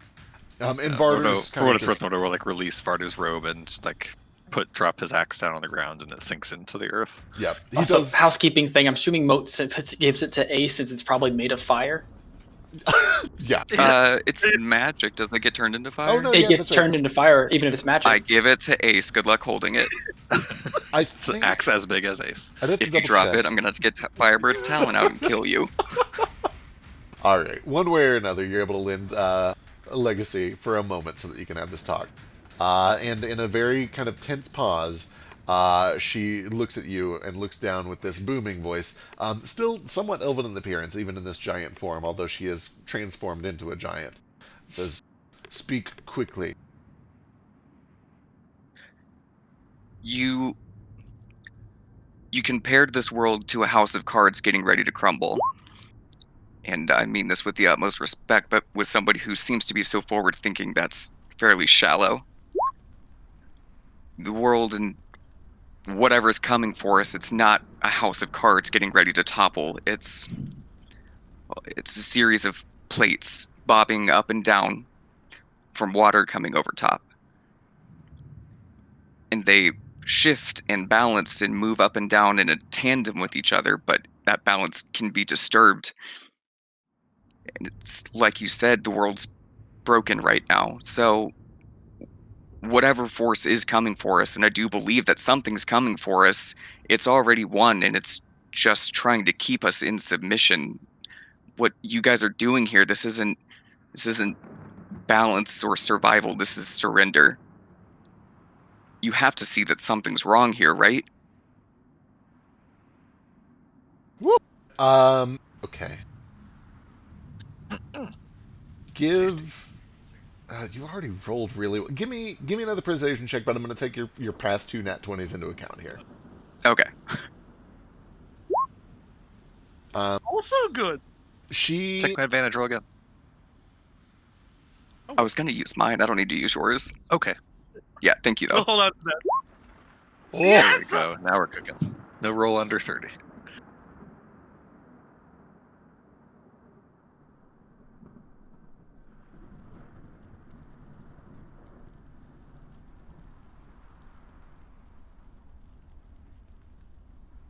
there is an old rule of nature, of beasts, that the strong survive and write the story of history. And she kind of looks around to all of you who have handily bested her and her best man and a couple of recruits and one of her compatriots. We're not in a position to argue this. You've won here. I don't know if what you're doing is the right decision, but I suppose for the time being it has to be the only one. I only pray that you're right. That you're not foolishly walking us all into destruction.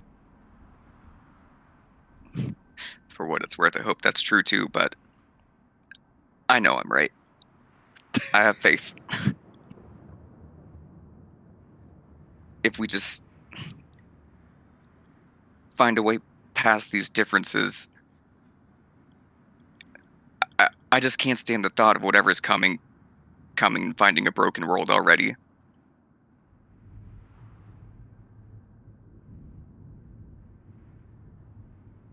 If it's okay with you, I'd like to ask Valna to go back to the Order and tell them what she knows. She squints.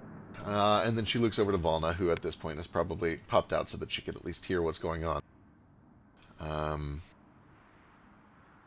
She thinks it over. We're stronger if we fight together. She thinks it over, and then she kind of gives a bit of a nod. I wouldn't be gone long. Perhaps this would be a good idea. It is the nature of this order that we act independently. I knew very little of Moat's mission, just as he knew little of mine, and I don't think either of us know what Jamjar is up to. I assume ruining everything. It may be time to find out the whole picture, to find the balance of all of this, to see what Rinner knows. I could be back within a matter of weeks. It may be wise. I think that this mission is lost to us. And eventually, Silverwind kind of looks back and says, "Very well. I must submit, I have no choice. Do what you must here. Will you allow us to return? To where we came?" Yes, you guys, you're free. Can I real Insight. quick? Yeah, same question. I want to do an insight check, and I kind of want to do 2 if I can. One is on Barter and his reaction to her making this decision, and one is on her. I'm Can he specifically hear looking. her?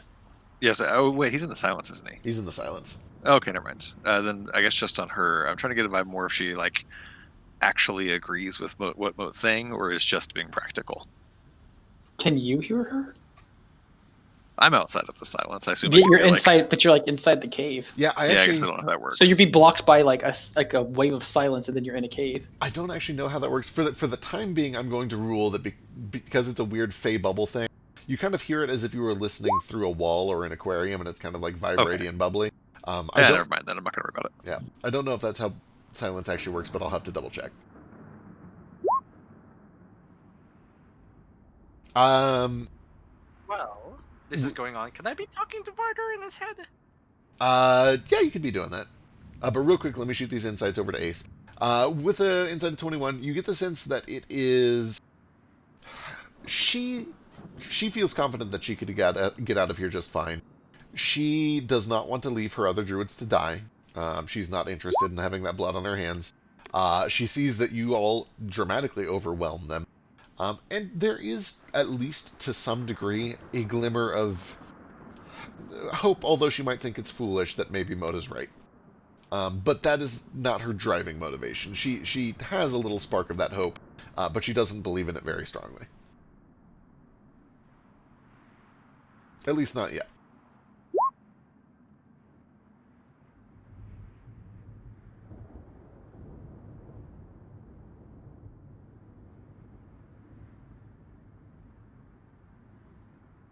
Meanwhile, Nomad, what have you been saying to Varder? Hello. Gay. Homosexual. Gay. George the Cave voice. Let me just turn off this battle music. It's confusing me. Okay, there we go. It seems we've met again. Hello again. Welcome back. Have you been gone long? By my count, I spent 23 years wandering. In death. Or something like it. You are wiser now. I had thought. What do you know of the Crosswinds? You alone seem different. God, no, and I'm gonna stab you. You can't hear shit. I know. I feel that perhaps my journey may have been shorter than 23 years, if it were not for them. Nods. You've interacted with them. To the extent that I could. It is like trying to speak with nothing. There is no earth to bond with, no primal energy to draw from it. It is a void, a vacuum. It is unnatural. Tremendously.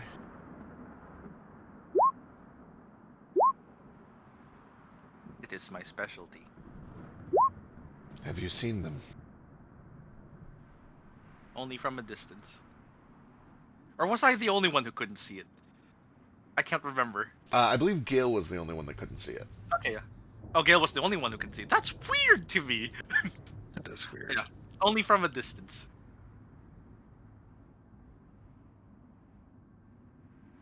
I don't understand them. I'd like to. But I don't wish to go back there.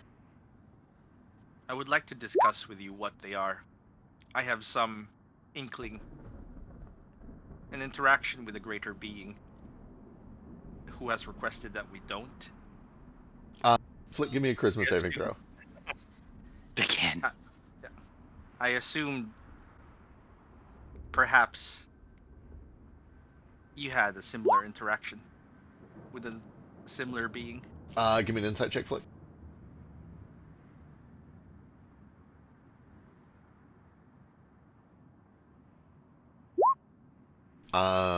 You get a nagging feeling at the back of your neck, and you do notice that Nomad has spent an awful long time just kind of in eye contact with Varder. You can definitely tell that there's an external presence that seems to be alerting you that something is going on. That there's just an itch. There's an itch that something is afoot. All right, I'm It's gonna not- shoot him a message real quick. Sure. Nomad, I swear to God, if you tell Varder anything, I will have to kill you. Swear to me. You cut out the beginning of that. I didn't hear that. Swear to me. You're the one who has to swear to me. You're the one You telling would shit we swear weren't to supposed us. to tell anybody. Shh, I am gauging how much he knows. I swear to my God, not you. She is Quote no unquote God. She is no god. She As- said so herself. As you guys are like having this side quibble, Varder just continues to respond telepathically. Sorry, we return to Varder. I missed that. Sorry, Flick was interrupting. Okay, just real quick. Sure. If I see Flick literally physically point his finger at Nomad for a few times and then like make faces at each other and then Nomad look back at Varder and focus on him again, I'd like to just pull Varder out of the silence and into the like space over here if I can do that. Sure, easy enough, and he comes with you. You can't really resist at this point. Okay. So respond. But the response that he does send you telepathically still is... It was a bizarre journey, as if reliving my life again, but in extremes. But always there was this film, this darkness, these cavities, blustering winds of energy that held nothing on the other side. I could sense no magic from them. No angels, demons, no nothing. None that I saw. I wandered. I traversed this bizarre landscape. It seemed crafted just for me. And it was unusual. Every time I found a path that I was certain I was meant to take, a step closer to the body that had been prepared for me, I found them, the wall, the winds. It is as if they were laid before me to block exactly where I was meant to go.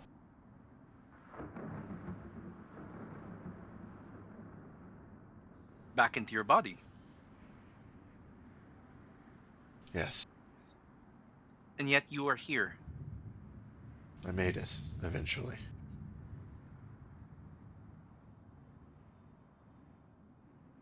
How did you know they were called the Crosswinds? For all intents and purposes, it's a bar. He looks a little perplexed. I was guided by many forces in my time there. Some helped me through tribulations, others pointed me the way, others, I believe, were wandering spirits like myself, although headed in the other direction. And some whispered that they had trapped themselves here, that they had found themselves in a prison of their own make, and they called it the Crosswinds. There were entities. Forces, not entities, perhaps. People. There were people. Minds, at least. Souls.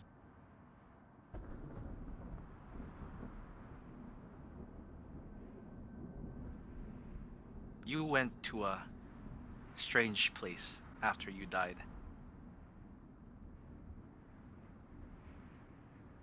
I was at first relieved to find myself anywhere at all. But now, I'm not so sure. I don't wish to die again. Can you You will tell your not. friend to release his grip? It is difficult to breathe. One moment. I go to Nordor and says, he will not run. Please release him. I would like to make an insight check. Sure. Looking at him, will he run? Go for it. I know it's kind of pointless anyway. He's got freedom of movement up.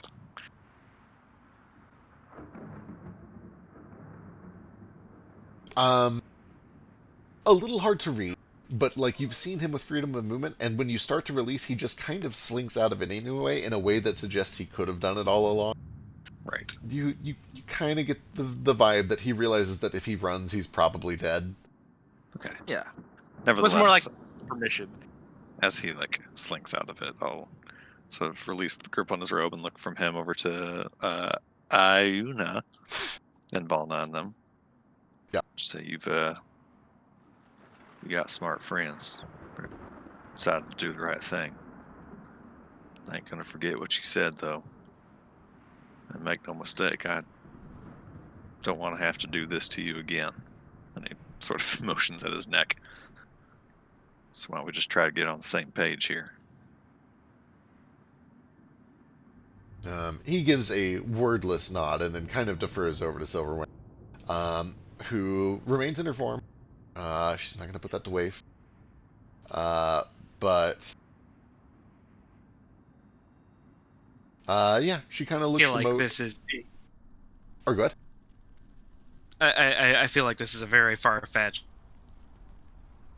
thing, especially knowing Vasu's tendency with any charisma rolls. But I'm going to kind of go along with what Nordo just said and be like, yeah, as much as I really just want to kill you right where you stand right now, I hate to admit it, but I think we'd be better off allies in the long run. And I know it might take a lot of convincing, but we might even need some additional help in whatever we're going to be up against up there. Any kind of notions to the big towering phoenix building thing that we're going toward. I'm willing to put bygones as bygones for now, if you are, for whatever that's worth. Your mother was the historian, wasn't she? Still is. She's very proud of it. Oh, she's still kicking, and that's wonderful to hear. She was one of the only ones who voted in Did you favor know of what? cooperation. I'm sorry we had to resort to theft to finally make an agreement. Well, I'm sorry. I don't know if I ever heard about this, and that's probably just me coming across as more young and ignorant than ever. But I didn't know that you guys had any past dealings with Eisenmar aside from trying to sink it. I really would like to just talk about this, if we could. I mean that sincerely from the bottom of my heart. And I'll put my spear away and I'll drop the tunnel fighter stance. Sure. Give me a persuasion check. Vasu, in your jeez. head, you just hear the word pride. So much growth. Aw. That's good. No, it's a nat 20. Or That's nat a 19. nat 19. Yeah, it's a flat 0. Almost 20. She extends a very, very large hand and offers a shake. And then if all of you guys allow her to, kind of regroups with all of her druids in the cave and says, we'll need to rest and heal ourselves up. How long does Gale maintain Yeah, this? I will reach out one of my own hands, and then realizing how small it is, I imagine Beryl probably kind of reaches out one too to shake it There is... and be like, yeah, I think we could all do with a bit of rest too. Yeah, there's a little bit of a squint and just that look of uncertainty that she maybe is not making the right decision when she's reminded that Beryl is with you and alive and well. No, but- he's cool. But she goes with it and eventually kind of regroups. But what's Gale up to over there? Also, For the record, Gale is not maintaining this. This is just Oh, a thing that is stuck for 10 minutes. Yeah, Okay, 10 minutes. That's where He won't do anything. He You has Gale- called Oz and can't warn you guys about it. So Oh god. Can't you cast sending Also- still? Can't you just keep casting sending, or just the one time? it's just no, the it's once. just one time, and this is just my life for 10 minutes. So enjoy. Good Learn luck. At some point, Hopefully, you boy. learned your lesson. it's fine No, because he keeps doing it. I What do you mean? well, this was important research. He's now learned what happens when you chomp on a wildstone. Wildstone. Okay. it's fine because I've duped the DM, and both Varder and Iuna have been bleeding this whole time and are now dead. No, no. Oh no. I didn't say anything. Tricked ya. They probably would have fixed it before that. 246 I damage actually each. wanted to talk to him. Oh god. 46 damage each. All right. At this point, they begin to regroup and heal up, particularly tending to Varder. And they kind of eventually get around to asking, like, so now what? Do we go home? Do we follow you there? Like, what do you want from us? We don't operate while we're there. Let us Well, learn Like more. I said, I think we could. I certainly still had some more use it. questions. There's Ace question. I still had more questions for you guys. Like for instance, he pulls out the still stone that one of the Kuatoa turned into the blood thing. Like, were you using the Kuatoas to make this, or were you doing it a different way?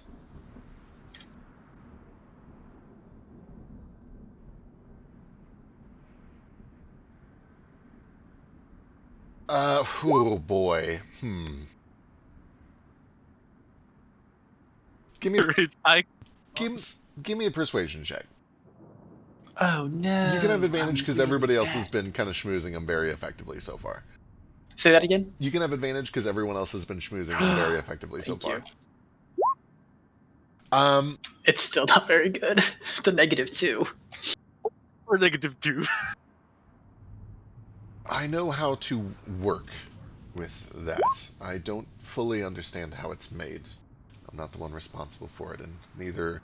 She quickly looks over the two new recruits, and Varder and Valna. We know how to distribute it, not how to produce it. Is that Virulid, by the way?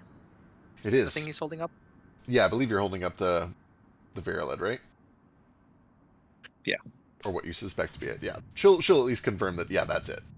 That is what we've been using to lower these land masses. So where do you Sink. get it? Send plummeting down. Lower is such a nice word for it.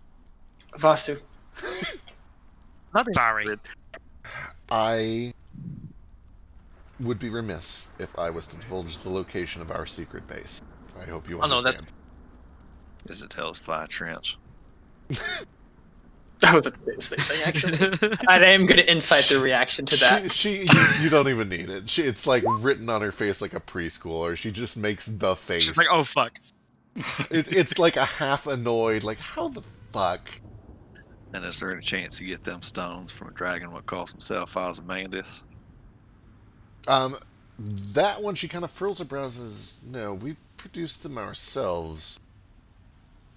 Okay, they're not working with Ozzy, at least. At least got that going for us. Grand Ozzy, not Ozzy. Not Do our you Ozzy. happen to know a Kinku by the name of Uno? No, I'm afraid I don't. Kinku are not often like you, and even more rarely are they so in tune with nature. I'm not usually made of fire. Well, no, not just in that regard. You're very well-spoken, doesn't quite even account for what you are. That is Creative. That is a very racist. I apologize, but it's true. You're inquisitive. You are coming up with questions without the guidance of others. I'm actually a little taken aback. I will take it as a compliment. Thank you. I mean no harm by it, but for instance, when I wish to speak with a cat, I normally have to use magic to communicate with it. And for all intents and purposes, your species is hardly known for So cleverness here's or the thing. communication. You see that shovel in your hand? You keep digging yourself a hole. Now you're getting offensive. At first, I was willing to take it as a compliment, but now you're saying that I understand that my species is really stupid. We got real Maybe- fucked over. Before you piss any more of us Maybe off again, just- would you mind telling us how you know my mother again? We tried for the better part of 120 years to gain access to your, I believe your people call it skite. Terrible word. Yeah, we're kind of trying to change that. And were turned away time and time again. Your mother was one of the very few who voted in favor of allowing outsider experimentation. But unfortunately, after all of the war efforts that your nation went through in the East, fighting for technology and development, they saw fit not to share. And help me I understand. hope you can't blame us too much for that. Help me understand on account I ain't real good with words. Y'all think the reason this danger coming from the stars is because cities are getting too big and people are making machines and stuff. And what is your fix? And I don't mean in big fancy terms about balance and elements. I mean, what are you actually going to do? Meat and taters.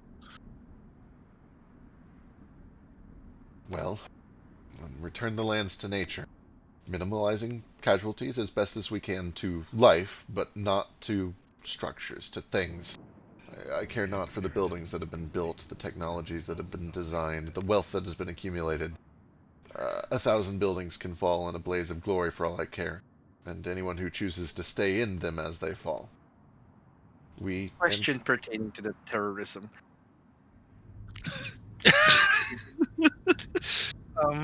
Just very simply, where did you get that information that this would prevent that from happening? Did the stars say specifically that civilization advancing is what is going to cause this destruction? Yes, and it was But confirmed. isn't the danger coming from the stars? So what if it was just them telling you that they were coming, and then you just made yourself weaker so that it was easier for them to just take over you? You must understand, when the world itself attacks in the form of elementals or whatever, it does so not of malice or even particularly intelligence, but only out of reaction, like when you poke a worm and it squirms, or when you shine light at a fish, it scatters. When your body attacks viruses. Right, of course. This force, this is not the stars being aggressive, it is simply us looking through the stars as a window. The stars, it seems, are close to this source of danger, and so they are the first of our many natural resources that have warned us of it.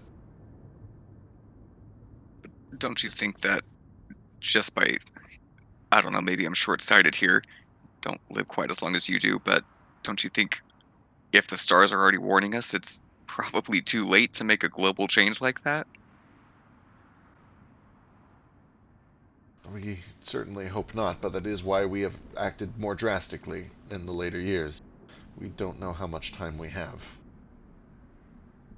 If we don't know how much time we have left, I'm sorry, this is just the passionate person in me speaking again. Wouldn't it possibly be a better attempt and use of our time and effort to get everybody together to fight this instead of killing half of us? Yeah, I kind of with Vasadiva here. I mean, you earlier were talking about how we're all so short-sighted because we don't live as long as you. But to me, Sorry to be the optimist in this situation. seems to me as if your plan is just to keep people from building towers that are too tall. Well, maybe that'll work for 50 years or 100 or your big old 600, but it ain't gonna work forever. The only thing what works forever is killing the bad guys when they come. And it might be easier if we're not, crumbled ruins of civilization when they come. Seems to me as you're just giving them exactly what they want. Life is progress after all. Life is change. Somebody comes into your home to steal the things that belong to you. You don't fix the problem by throwing all your things in the fire. Protect your house. Perhaps, but if you throw them in a lake and salvage some of them afterwards, then is that not a net gain? I No. appreciate all of this optimism. It is refreshing. It was not but 90 years ago this world was at war with itself, with the dragons to the west, the giants to the north, the cyclops. And judging by the interactions that have happened lately, the way that your king, looking to moat, speaks of the barbarians to the east, especially with all these accusations that they're responsible for the monsters, I'm afraid that war is inevitable in the next 2, 4, 5 years. The thought of trying to unite all of these people when they are so vehemently ready to strike each other in the throat, I worry it's a fool's errand. It's only a fool's errand because of situations like this where we're fighting each other in limbo instead of talking to each other. What happened to you to make you so drastically change your mind from what you once thought? You clearly did not always think this way. What convinced you that this was the best course of action?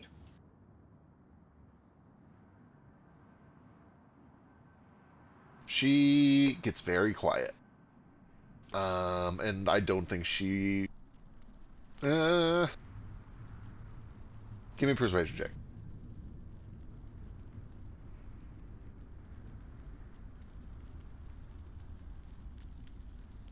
And while he's okay, I'll do that first. It's not going to be very good. Don't worry, guys.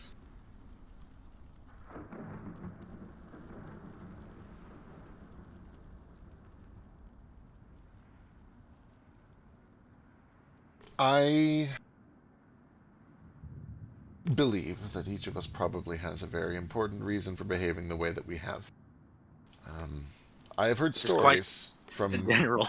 I have heard stories from Valna of some of the things that she has done with the Order in her initiation.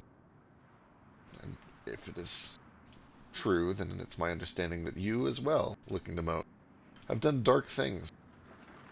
And I don't know what secrets have led you to make those decisions, what justifies the trials that you went through to gain this initiation, and whether you use those same justifications to come here and potentially start another war.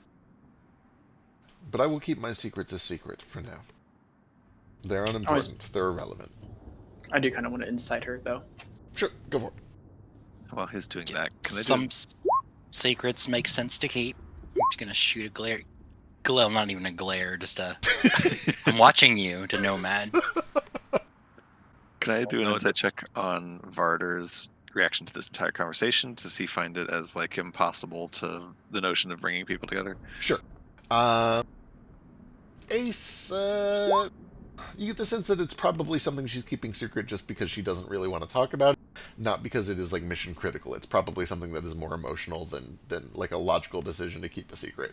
Oh yeah, that's exactly why I was asking her. Clearly something personal happened to make her think this. So that's kind of what I was actually going for. Nordo, he has kind of like pulled himself against the wall, is tending to his wounds. He's put the band back over his eyes and has kind of just adopted a brick face. Like he really is not giving a lot of tells right now. Okay.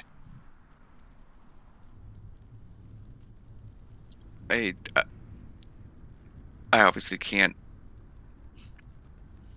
I guess I don't have to put this into the right words. I think you and I probably want the same thing. We want to see this world keep going, and maybe it's that shift in perspective. Like you said, you're going to be here a lot longer than I am. I'm not stupid. I know that's true. I have to do what I can do, and you have to do what you can do. And I don't think you're wrong for that, but I think on the opposite of your perspective, because you live so long, you sometimes forget that, I mean, life is life. Shouldn't you try to protect all of it? She looks to you and says, perhaps. Though, do be cautious. If what they say of you is true, then you may be around longer than you think. Oh yeah, I can't die. That's 100% confirmed. God. Be True. We have seen him not die many times.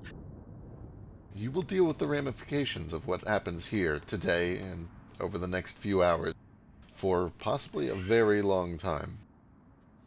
Yeah, but I mean, I hate to be too over the top here, but isn't that even more reason to let me bring him back? I'm obviously not going anywhere anytime soon, or at least I don't think I am. Whether that's for better or for worse, I guess that's only time will tell, but I mean, I don't want the world to go anywhere. I don't want you to lose your home or your family. I know how much my family means to me. I don't want you to lose that. I don't want anyone to lose that. She looks at you with, for the record, she's, compared to everyone else... A giant? Well, yeah, she is a giant, first of all, but when she looks at you, there's an air of sympathy and connection that she doesn't give anyone else. And she kind of looks at you with a little bit of a smile and a nod, and kind of a warmth. It says, no, I understand that. I can see that you are acting out of what you believe to be the right cause. I won't stop you, and you've shown us mercy. It's the very least that we can do. We can accompany you if you wish, or we can wait here at the ready. We won't interfere with what you plan to do. At least, not unless we discover that it spells doom for us all. Immediate doom, I should say.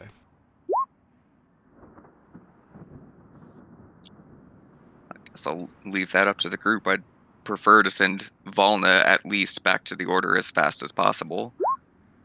Yeah, And I know that's a that's good where I'm idea. going after this. I need answers. I'm trying to We figure out should how me and go- Valna both wound up here on opposite sides of this problem. Yeah, should we go with you to the Order? I don't know if they'll be very accepting. Oh, they'll accept me. I think he meant of us. Yeah, outside. Yeah, the rest of us, I guess. They'll probably accept Nordro. He's like been traveling with you forever. Well, I don't know about all that. That was just kind of his bodyguard. But for now, friends close and enemies closer, I say. Just keep them with us as long as they'll stay with us. Maybe we can all actually be friends before it's all said and done. If so, a proper introduction. My name is Nomad. That one over there floating in a bubble, it looks a little bit like soap, is Gale. He's waving his arms real big. I think he wants to tell us something. I will say, I think it's been about 10 I was going to minutes. say, it's been about 10 he minutes. actually waving? Is he actually waving his arms around? He could just walk up to Nomad and just tug on his shirt if he wanted to talk to someone. I know, I'm just being silly. They can't do that. That would mean he can't cast spells. His Surely. telepathy is not a spell. At this point, it has been about 10 minutes. The bubble does pop, and Gale, you're relieved to hear once more the sounds of things around you. I was actually kind of enjoying the silence. Can you cast that on me sometime, just because? Sure, I need some more black still stones though. Okay, I'll get some. Well, it's a dangerous place, and I think any second now this rock's liable to turn into water and kill my friends, so maybe we get a move on for now. Y'all feeling rested? Sorry for that bruise I left you there, old pal. And that give Varder probably a little bit too hard punch on the shoulder. Uh-huh. Conscious immediately. They take some time, they throw some healing out, and they will start to accompany you back over towards the temple. To save a little bit of time, just let me get survival checks from any two of you to avoid natural hazards on the way back. And I'm sorry for calling you a selfish cunt so many times, even if you didn't hear most of them. Not saying that word. Twitch is going to ban us tonight. Oh, Christ. Are they? Is that one of the bad ones? I don't think Is you that can one of the say real it bad like- Man, ones? if the V word is Right. I'm not allowed to say extra virgin olive oil on Sorry. this channel, so You What you just guys did. are very, Notify.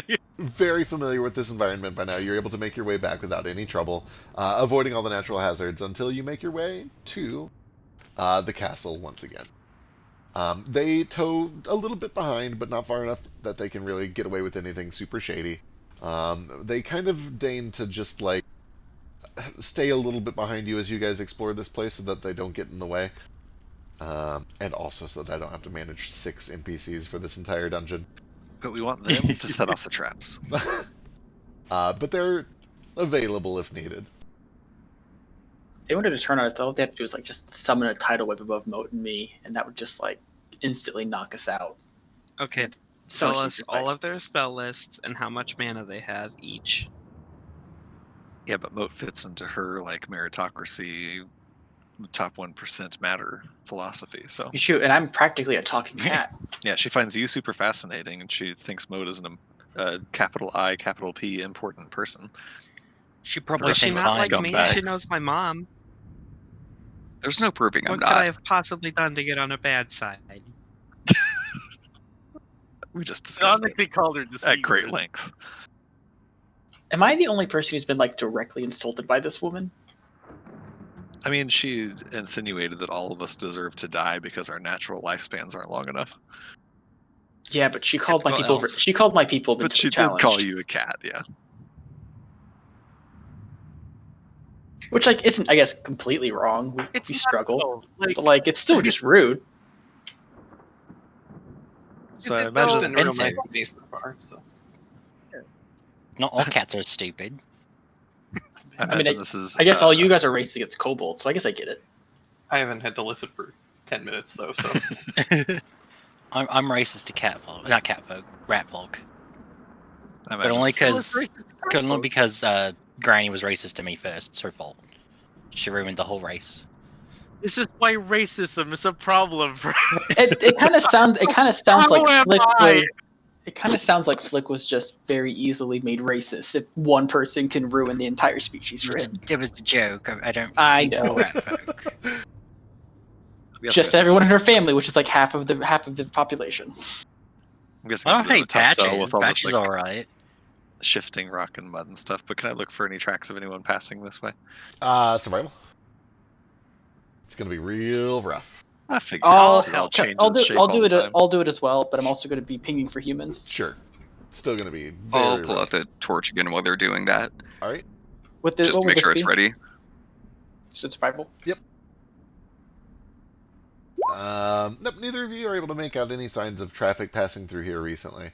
You pull out your torch so that it can shed things, and you do see that there is a kind of just a very faint film of edge lighting on this bridge, as well as all of these stepping stones that lead up to the front of this building, where you can see that there are two doors, one on the left and one on the right.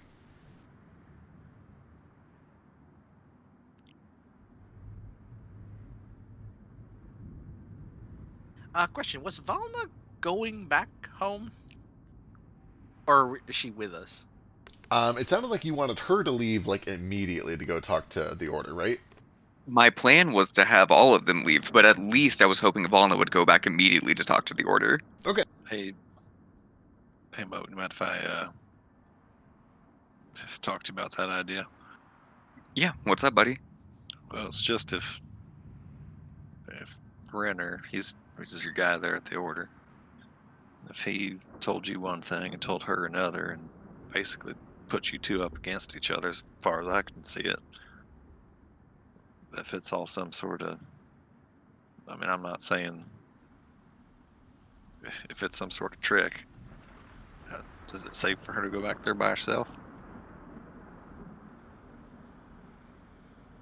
Oh, I mean, I don't boy. mean to say that your orders just seems a little fishy to me. Is all. If your guy didn't even tell you, he told you to come here and do this mission, didn't tell you he told somebody else to come here and try to stop you. No, I guess that's fair. Maybe it would be better if we went back together. I mean, maybe it's all just some sort of misunderstanding. I don't want to give you the wrong idea. Well, or yeah, nothing, no. but- I know that. Yeah, It something clearly just got miscommunicated. Yeah, maybe we ought to all stick together till then, though. Yeah, no, you're right. Thanks for always keeping me in check. I appreciate it.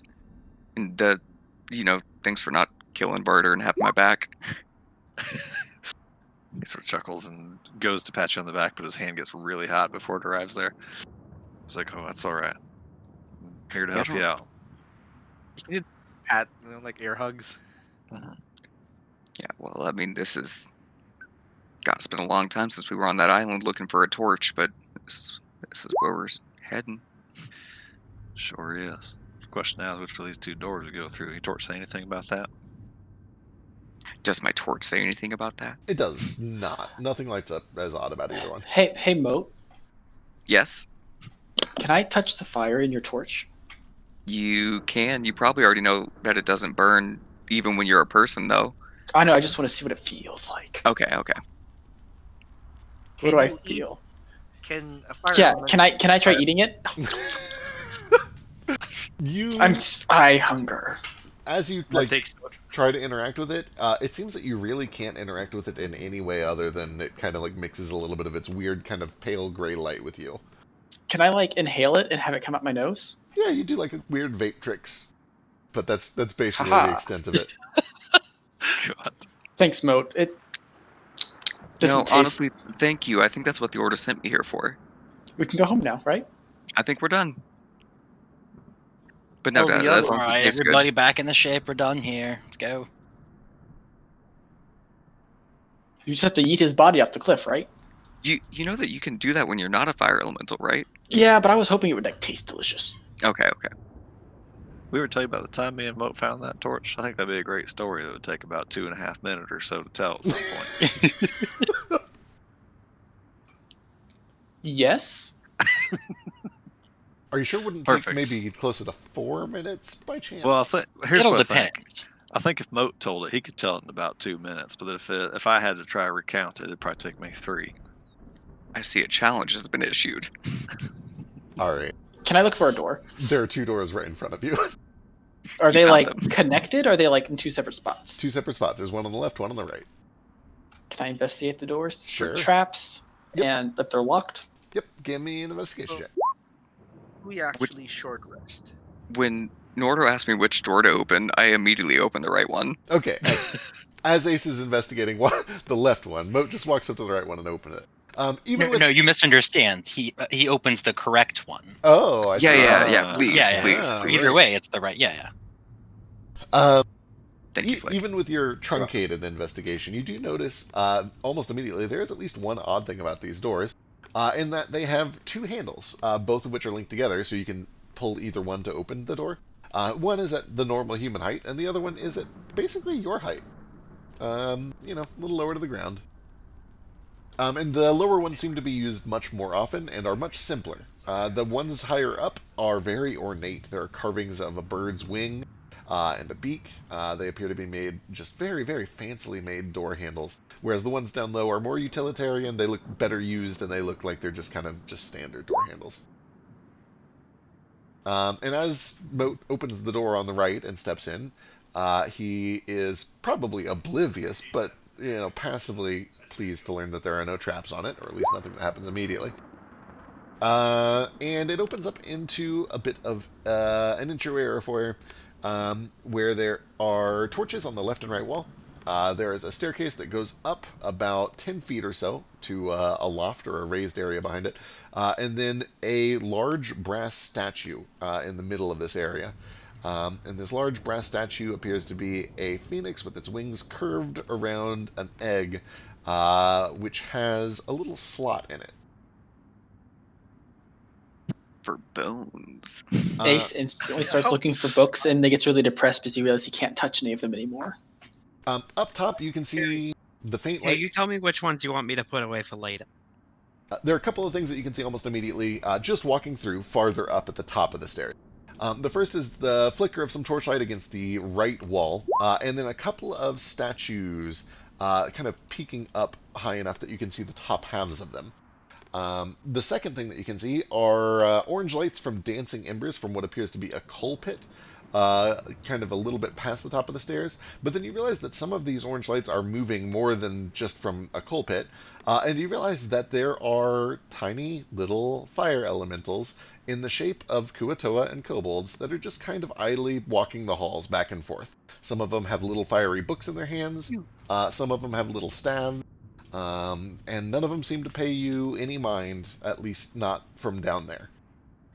What color are they? Are they just like fire colors? Fire. I'm assuming? They are fire Just- color. Just like orange and red. They're not like any special fire colors. Yep, they look like elementals designed to look like kobolds and Kuatoa.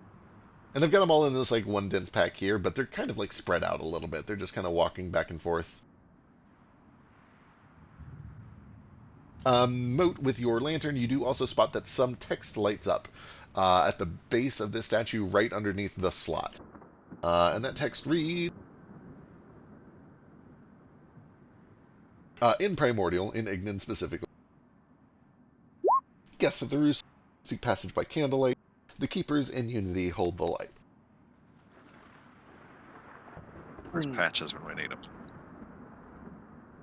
Is the torch the candlelight in this case?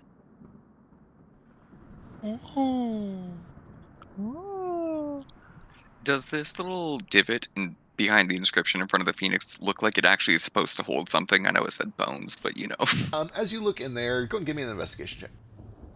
Oh, good. Can I help him? Sure. Or just make Would you my rather own? just do it? Yeah. I mean, I get advantage by default. Looking through there, both of you see about the same thing. There are no hidden tricks or secrets to be seen, and what is there to be seen is very obvious.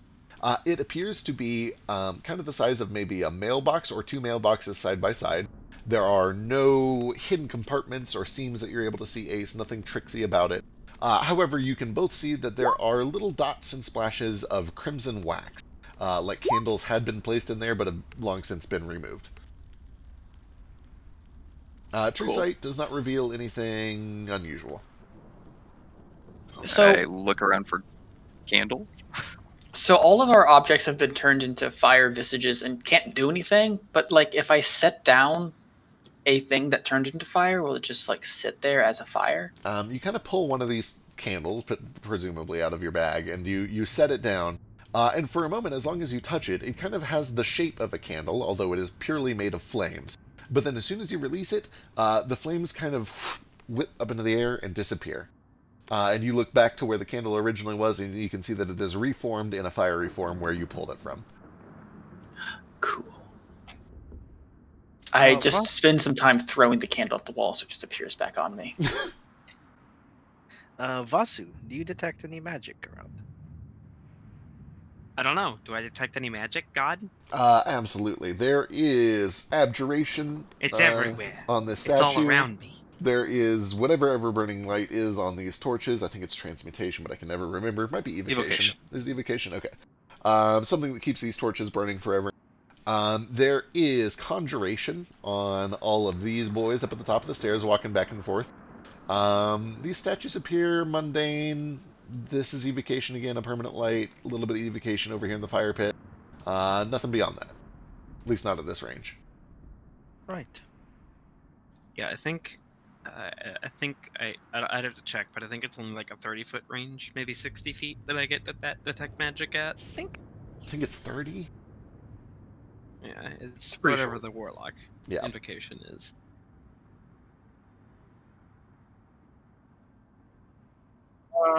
If that's so, I ask if we have like 11 minutes for me to identify this weird abjuration thing statue.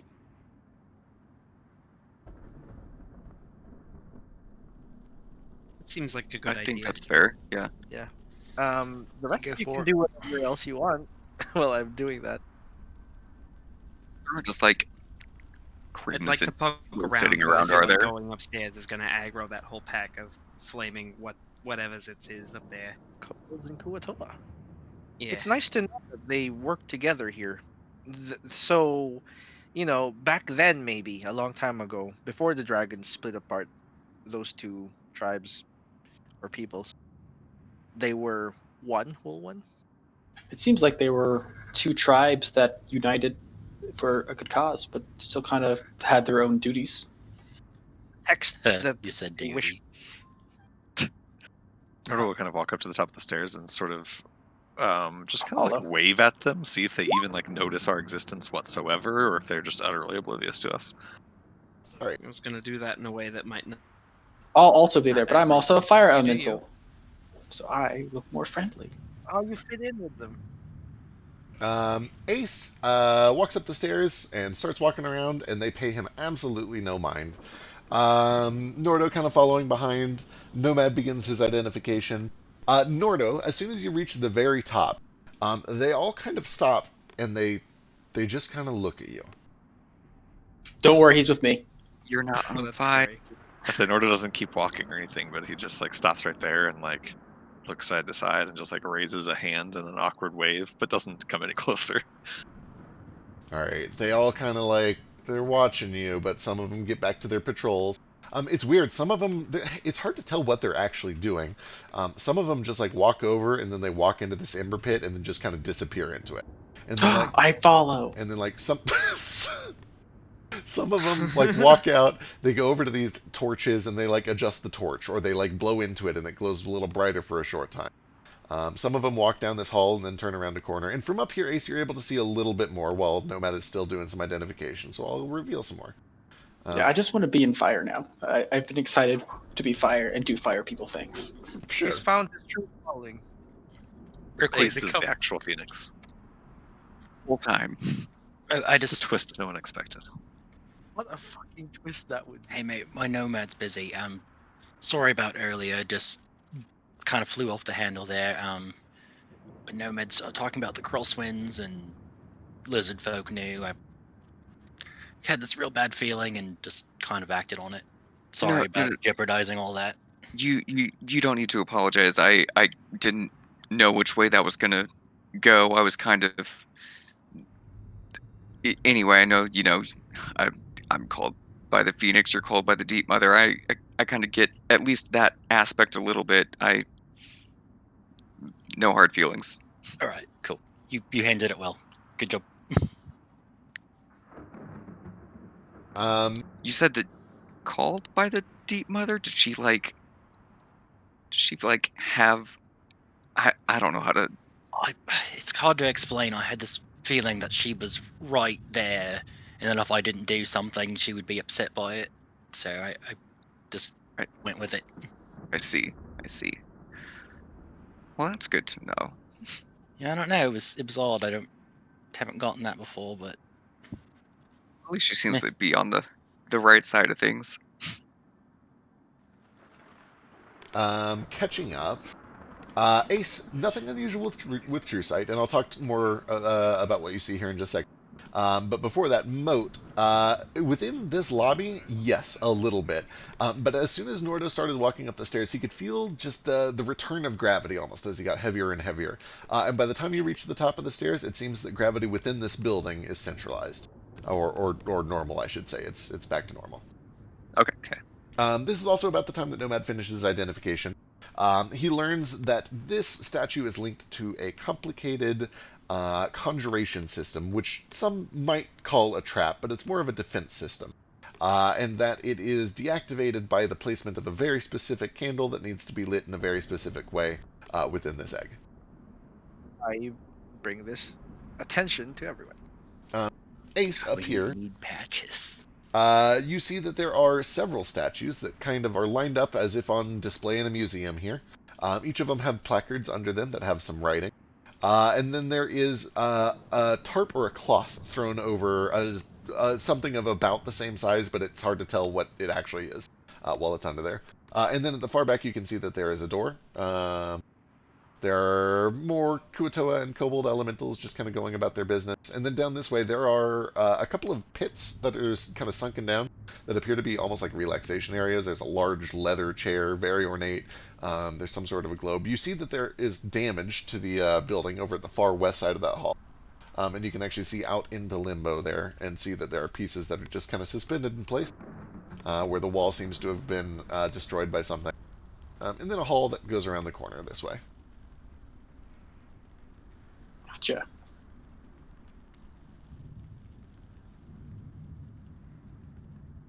Hibasu, What's in this fire? What's up? how do you control the elements? Oh, it's kind of hard to explain, but I usually do it like this.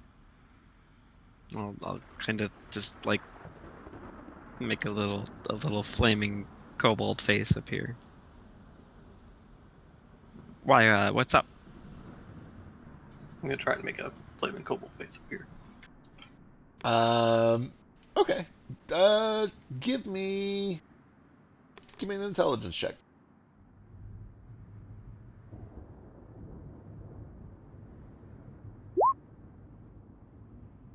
It's unskilled in. Just unskilled in. It's 20. Ooh, 20.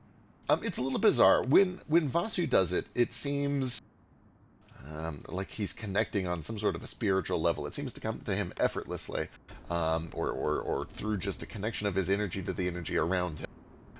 And although it works, you feel elements, or you're able to deconstruct elements of it that you understand on a different principle. And you start to see that his movements, whether he realizes he's doing them or not, are very similar to like plucking the strings of a somatic impel of a spell, component of a spell. And you're like, oh, well, maybe I could just mimic that. And you start to just experiment for a little while. And after maybe 30 or 40 seconds, you have a breakthrough when you start to feel this hum very similar to when you're working with a stillstone. And after another maybe minute or two of just kind of fiddling with this imaginary strand, you're able to find a string and pull. And when you do, you find that you have the ability to very momentarily kind of just create a tiny bit of fiery energy in, sort of a face shape. And it disappears after a second or two. It's only a momentary flash. It's barely beyond what you could do with, like, prestidigitation or minor illusion. But within this realm, you do seem to be able to kind of just grasp out and find chaotic energy that you are able to shape to some degree.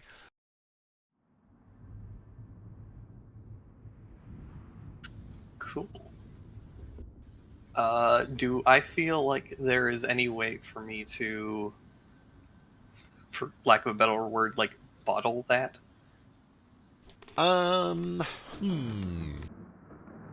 Give me an Arcana check.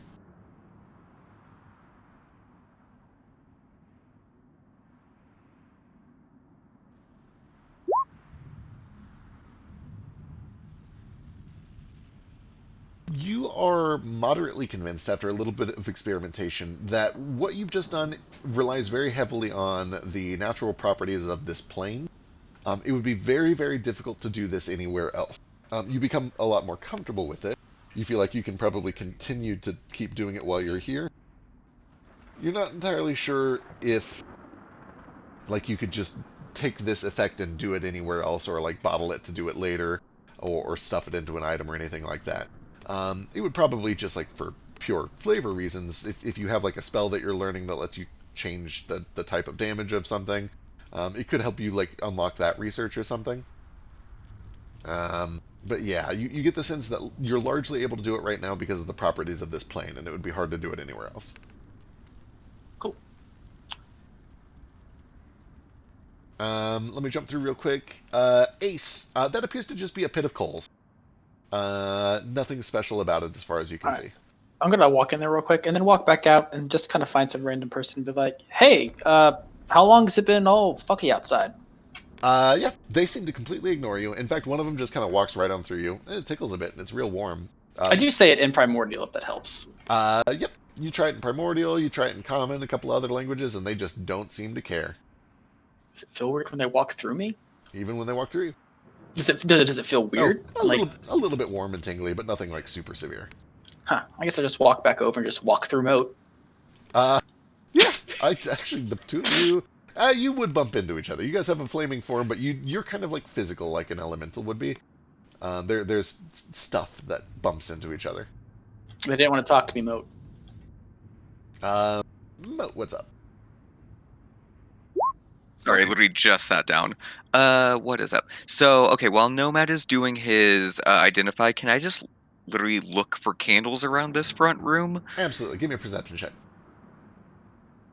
And then at some point, I would like to take out Tom Morello's skull. You said perception or investigation? You could do either one. Perception would probably give you a better result. Can I help him? Sure. When he takes out Tom Morello's skull, is it like on fire differently than other stuff because it was the past Phoenix? You don't see any signs of candles. There are sconces with magical torches burning in them.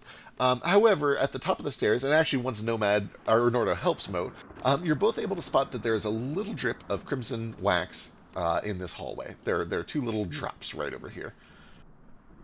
When you pull out Tomaro's skull, what does happen actually? Being aggros. If it's nothing, pull it back or put it back away. There is no immediate reaction when you pull out Tomarella's skull. Okay, yep, I'll stuff it again then. Alright. Then Nomad.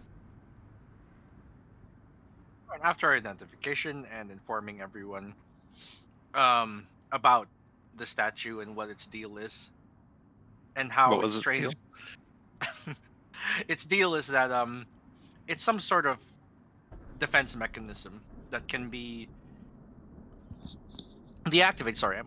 Chips deactivated with a specific candle placed in a specific thinger. Gotcha. And he there's no one else here with us, right? Like the druids have gone. Yeah, I believe Moat said that if you guys are cool with it, he'd like to send them all out so that Volna can get to the order as quick as possible. Nope. Oh, I think Exact we were reeled Norda that talks me back, out of yeah. that. The druids are with Oh, us. right. Okay, then they are. We'll say that they're just kind of waiting by the lobby out here then.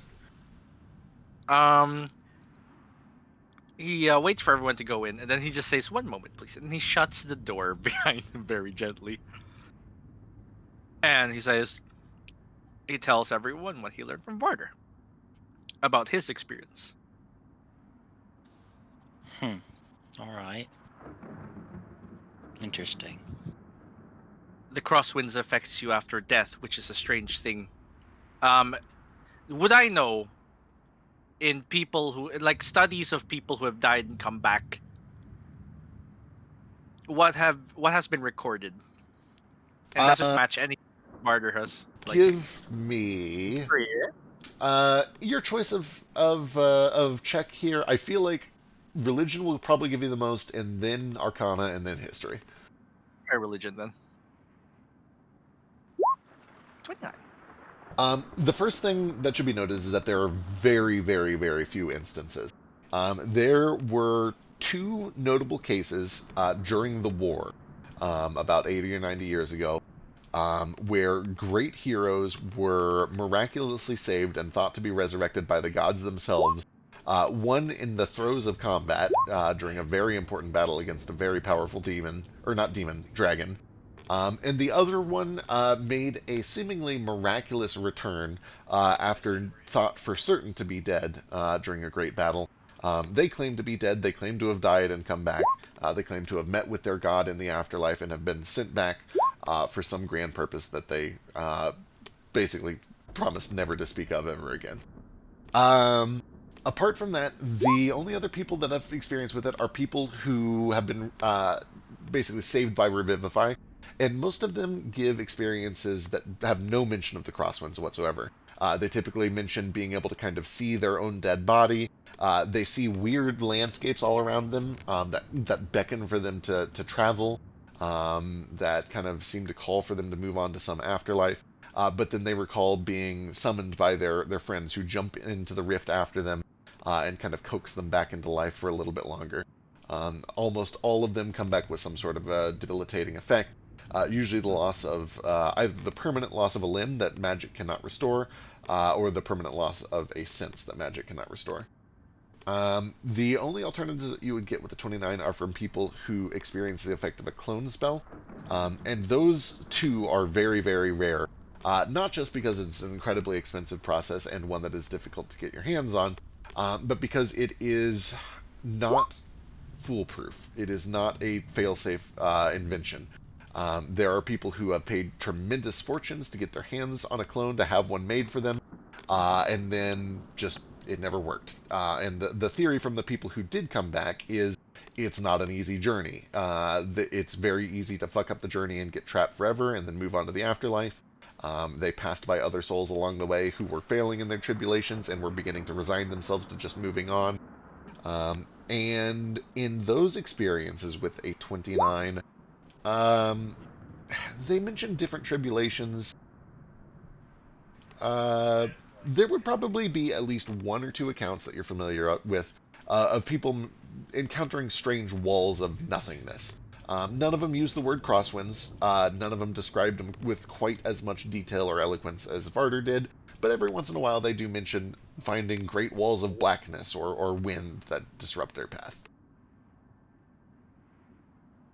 Do you think that's what's keeping all the undead or the dead from moving on? That Beetlejuice was talking about. Possible. Here's Wait, the so thing. All the true resurrections, or rather the resurrections from the war, where they have been truly dead and it wasn't from an instant revivification or a clone, one of them swore secrecy to never speak of what they saw, and the other, what was the other one? The other one claimed to have met with their god and been sent back in the throes of battle. It honestly felt very much just like a revivify, except instead of a person coming in after them, they saw the face of God, and God said, "No, fuck you, go back and finish your job." You'll see. You'll see. I Wait, don't know if you'll see religious though. for Nomad, you're saying that anybody what dies gets stuck up in all that? I cannot say for certain. We have so little information. This is why I'm trying to get more. There is a puzzle here, but we cannot complete it with mere assumption. A fake piece would ruin the puzzle. Yeah, and the locals don't seem to be really responsive, unless maybe they'll talk to Moat. Just be careful who you talk to it about with. Deep Mother said not to go talking about this to just anybody. She'd kind of not want you to do it at all, but I'm curious too, so. It's very hard to bring this up with people and get information without bringing at least the name Crosswinds up. But we've seen it in the bar, so it's not very weird to mention. Yeah, Notably, it's- crosswinds are also a real thing in the real world. Like, For people who have actually heard it, I think they would respond like Varder did, right? With like, Right. oh. If they're just like, yeah, that's a thing, we know it's there, and they don't know anything else, they wouldn't respond very weirdly. that was kind of what was getting in the middle of our talk with them druids earlier. Is I don't know a way to tell them that we know what the threat from the outside is, and they don't give a damn about cities or whatever because we can't tell them about all that. This is a card we could not show them. All the same, if you're It's a telling card. me people that die in this world are getting stuck somewhere, then I've got to do something about that. Yeah, if we can be very vague about it. From what Varder said, were the Crosswinds guiding him or blocking him? it seemed to be blocking him, based on what he said. Okay, that's not good. But I mean, it at least kind of makes sense to me. If they send Varder back, he has some kind of incentive to kind of separate the world and get past the Crosswinds eventually. It sounds like Mhm. that's what the Deep Mother. They split her and her forces in half. They're trying to do it again.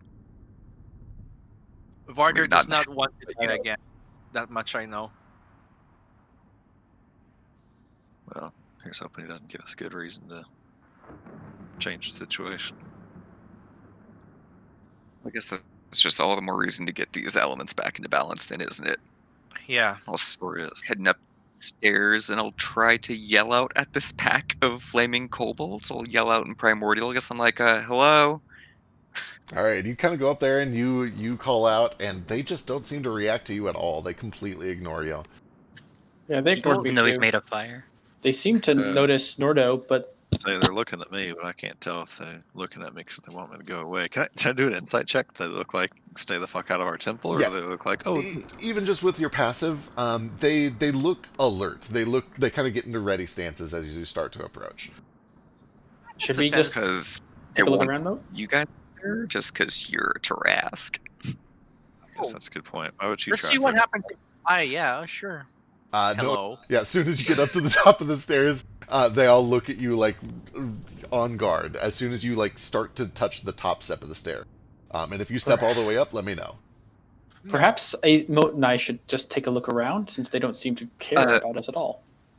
Agreed, but I am kind of curious if Vasu and not the fire form has the same reaction, or if they let Vasu through. Let's see what Vasu does. He steps back. I think you're a nomad. Yeah. You see the way their shoulders No, went I a was, little bit I was, higher. I was Yeah, drying my hands off from doing dishes just to come in and see what this is about. I'm gonna go up to the top of the stairs, and I'm gonna have, as much as I can control it, Bjarl's arms come up behind me and just be like, "Step aside." Give me an intimidation check. They squared up, as you say.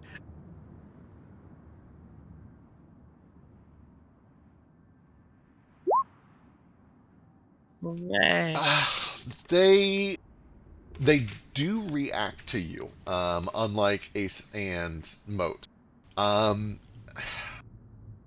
It doesn't seem favorable. They seem to be giving you the same stance that they gave Nordo and Nomad.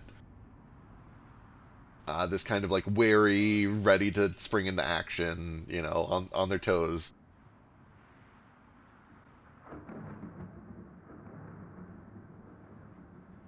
How about you just go poke around, see what you can find. Just be careful. Yep. Leave this to the best and the worst investigator. Hell yeah. I start looking through Yeah, every room. I will have shoot perch on. Oh God, never mind. Ace is on fire. I am fire. Is pseudo dragons resist fire? No. No. Nah. Okay. Also, resisting and being immune are not the same thing. That's also very fair. Shu flies, and hopefully none of these kobolds or Kuatoa do. I will have Shu kind of fly above Ace and Can't you whoever just make else is investigating. Can't you just make yourself Um, fire, like us? I could. It's just an action, right? Why not? Sure, I'll do that. Yeah, it's just an action for me. I forget that I don't have to spend a key point when I'm doing it on myself. Sure. All right, we're gonna start poking into rooms. So where are you putting Shu?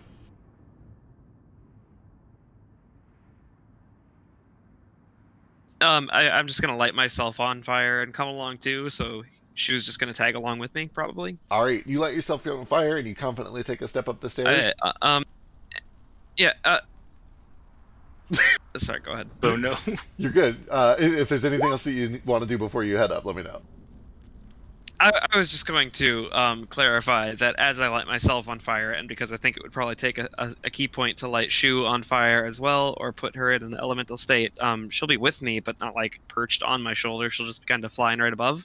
Okay. But yeah, it sounds like these Kuatoa and kobolds are going to do something right as I step up anyway. Let's hear it. They do. As soon as you set foot up there, even in your fiery form, they turn to you and they spring towards you.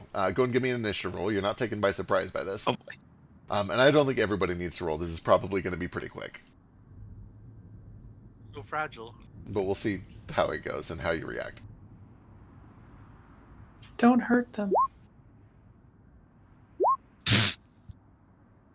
All right, as soon as you spring up the stairs, kind of confident that perhaps going into this fiery form will save you, they all spring towards you, and a bunch of the kobolds kind of swarm around you and just begin lashing out with fiery teeth and claws. And from behind, the fiery Kuatoa clap their hands together and fire little bolts. All of these bolts are going to be targeted at Shu. All of the non-bolts are going to be targeted at you. No, don't target Shu. So those top 5 are for Shu. The bottom 5 are for you. I don't know what Shu's AC is. Bad. Probably not better than natural. Probably like 13 or something. Oh. It's a natural 20.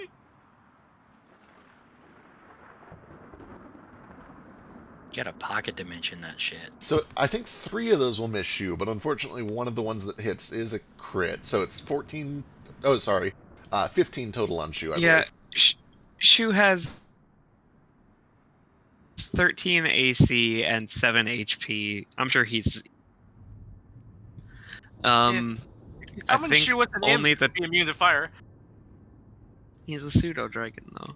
Currently. The 24 and the 23 definitely hit me though. All right, so that is 13 total points on you, and 15 total points on Shu. Yeah, Shu's dead. And you said how much was it for me? How much of it? And is it all fire? It's 13, and it is all fire on you. You're immune to Okay, fire. I resist it. Oh, resist? You're not immune to fire? You're on fire right now. You're immune to it. Oh yeah, well fuck all of you then. so you I did just light myself on fire. All right. That is very true. I am a fire elemental. I am immune to fire. All right, then you see these things just kind of like when it comes to my turn. Yeah. They like swarm around you and they keep attacking even though it's not doing anything.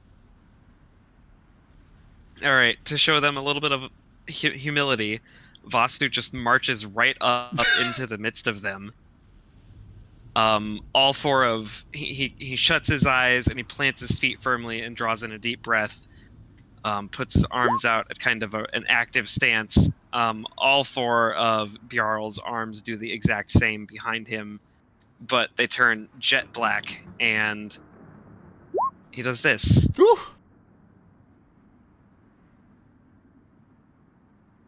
Oh, they're not Vastu, good let at them this. live. Yeah, there is just an extinction. It's not a lot of damage. As pillows of smoke begin to kind of rise up from where their bodies once stood, and you watch as they're all just kind of snuffed out. But then, a few seconds later, rising from the ashes, they all kind of reemerge, and they begin to run down again, this time aided by a few that were deeper back in the library, and they just start to swarm around you, attacking you ineffectually because you're made of fire and immune to fire. But you watch as over the next few Have seconds... you learned no lesson? More spawn. Fastu, maybe you should just leave. And then another 6 or 12 seconds go by, and then some more join, and they all start swarming around you. I'm not going to take that much time before I back off, but with the rest of that turn, I am going to activate Tunnel Fighter and back off. Take as many free attacks at them as I can with that as I move away, Vasu, just to kind of teach them a little more. could you perhaps manage to snuff out the coals there? Which ones? The ones, the coals they seem to be emerging from the coals. Yeah, don't mess with them. We're trying to bring balance back, Nomad. Remember the whole reason why we're here? And we I'll cannot just stay enter back. when we are being attacked by constantly Yeah, regenerating. you probably have to do something with the statue in How about order we for let them to them not s- bother you. Let them see what they can find before we start smashing stuff. The whole Not time I've been smack. looking for cables. All right, you guys Yeah, are you still... guys, you guys do you. I'll just stay back for now. You do notice, Vasu, that as soon as you step back, about all of the extra ones that rejoin just immediately pop out, and the rest of them just like go back to their books and they start walking around like nothing happened. I Seems they really want to emerge. know if Gale is immune. Yeah, I Uh, really want to know if Gale's immune too. Dying to know. Uh, Oh, right. Getting it now. It's because he's a kobold. It has nothing Because to he's do a with kobold. fire. Mhm. Moat's And the then, phoenix, and Ace is a kobold. mhm. Ace and Moat, as you guys pass by, following this trail of wax, you do see that it kind of leads up into this hallway and then to the left a little bit. But as you're passing by, give me perception checks. Kitty. You do spot that on a little coffee table right next to this leather chair, there is a piece of paper with a kind of a graphite pencil right next to it. And it's just like a very conspicuous piece of paper. It's like it was left out as a note. Does it say anything on it? It does. You have Well, to be careful not to get too close. Yeah, I just hold the camera out and I just take a photo of it. All right, you take a photo of it, and then you kind of inspect it from the photo so as not to get too close. And you can see writing that reads, do either of you speak Undercommon? I do. Okay, then there appear to be 3 messages in 3 different sets of handwriting. The first 2 are in Undercommon, and then the final one is in Common.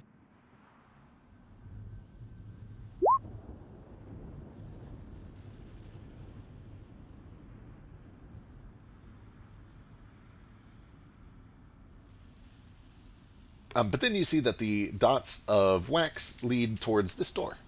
How old does this writing look? Oh boy, I'm gonna say that without getting close enough to like really scrutinize it, it's hard to tell. What if I... Okay.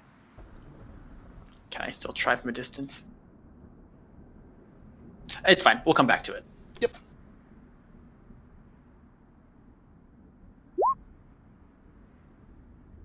What's in this room?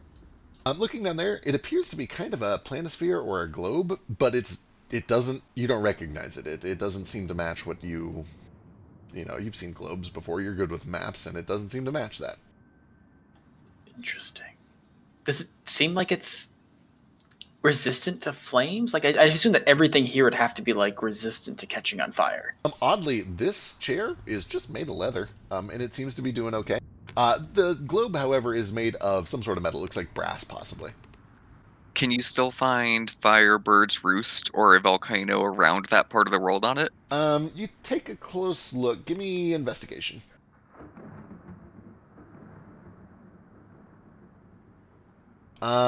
Looking very carefully over it, you don't see any signs of like any land masses that look familiar.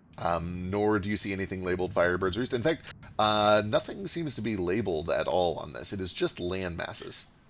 Do you think it's the fire plane? I guess it could be. I think it's probably for something above my... Maybe if we're Book able to, learning. we might be able to get it out of here, and, well, we probably shouldn't take it. Maybe we can give Nomad a look at Once it. we find these candles, we can get everybody in here. Real quick, while you guys are discussing that, is this Gale, okay? is this a real thing? Yeah. Hell yeah! Here we go. Gale, as you step up to the top of the stairs, you do find that they all look at you with trepidation, like they give you the attack stance as you approach the top of the stairs.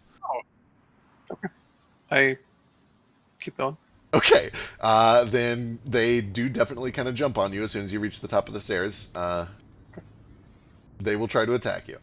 You can roll initiative if you want to fight back.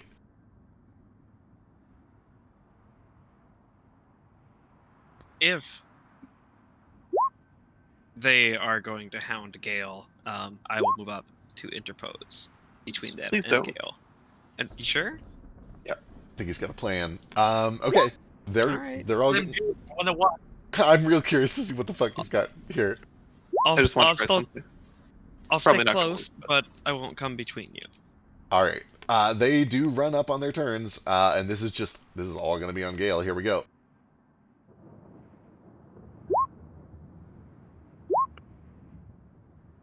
Woo!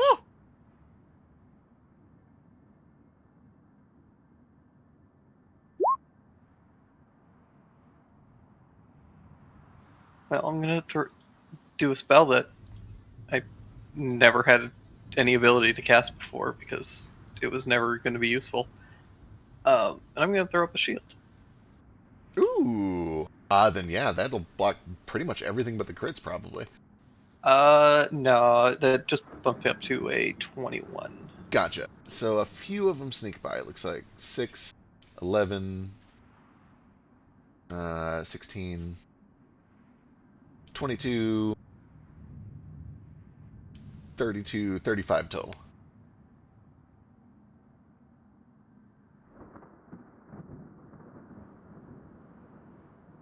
Jesus, 35 damage. Yeah, that the max damage crit is real nasty. They got it a 10 on that extra crit. Holy heck. Is Gale visible from where we are? Yeah, I mean you're watching them. Can I absorb some of that damage off him? Yeah. Just a teensy bit. Just a smidge here.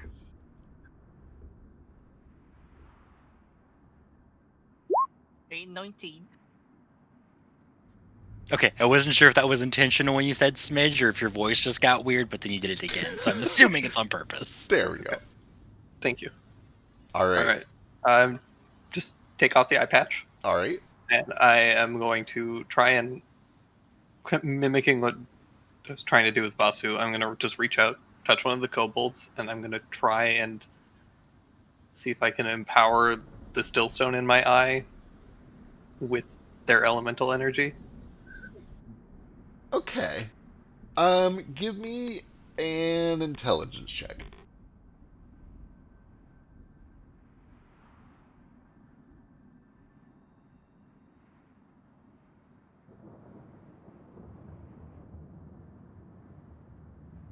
And that goes to 21.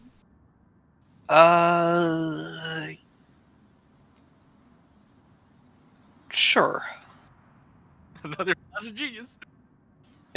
My last one. Give me. Oh boy, how do I want to handle this? 21.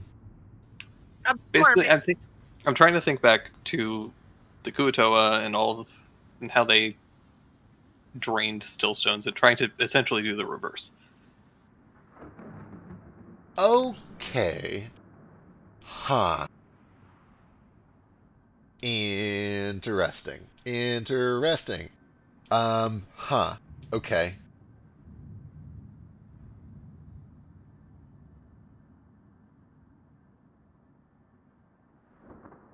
Ooh, 21. 21, though. Okay, actually, I know exactly how to do this. This is going to be contested by this. Seeing what it's doing, can I get an initiative so I can just cast a spell on Gale before they attack him again? Sure. Let me just roll real quick.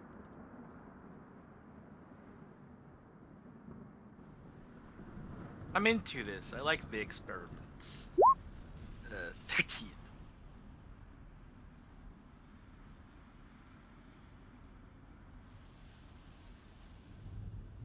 I guess I go directly after Gale then.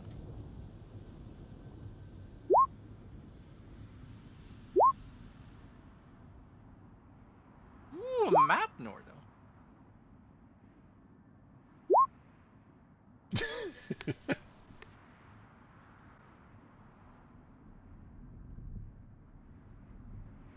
Boy, that was real close. There is a moment where you feel a heat within your skull. And you can actually see a brilliant flash of orange where previously, for a moment, there was nothing. But it lasts for only a moment. Then you feel this heat suddenly radiate out. It dissipates across the bridge of your snout. The darkness kind of resumes, and you feel like you have, like, there's been a flicker. You were able to like temporarily absorb a little energy and kind of channel it into that stone. But whatever it was like an ember that didn't catch, a fire that didn't start, and it has not been able to have any sort of permanent lasting effect. Okay. If it doesn't do anything, then I will step back down. All right. They back off immediately, and we resume the search. You need a heal, Gale. Ace, as you No, then I'll get myself. as you check that door, you do find that it is locked. There is a very simple keyhole in it. I'll pick it. Sure. Go and give me a check.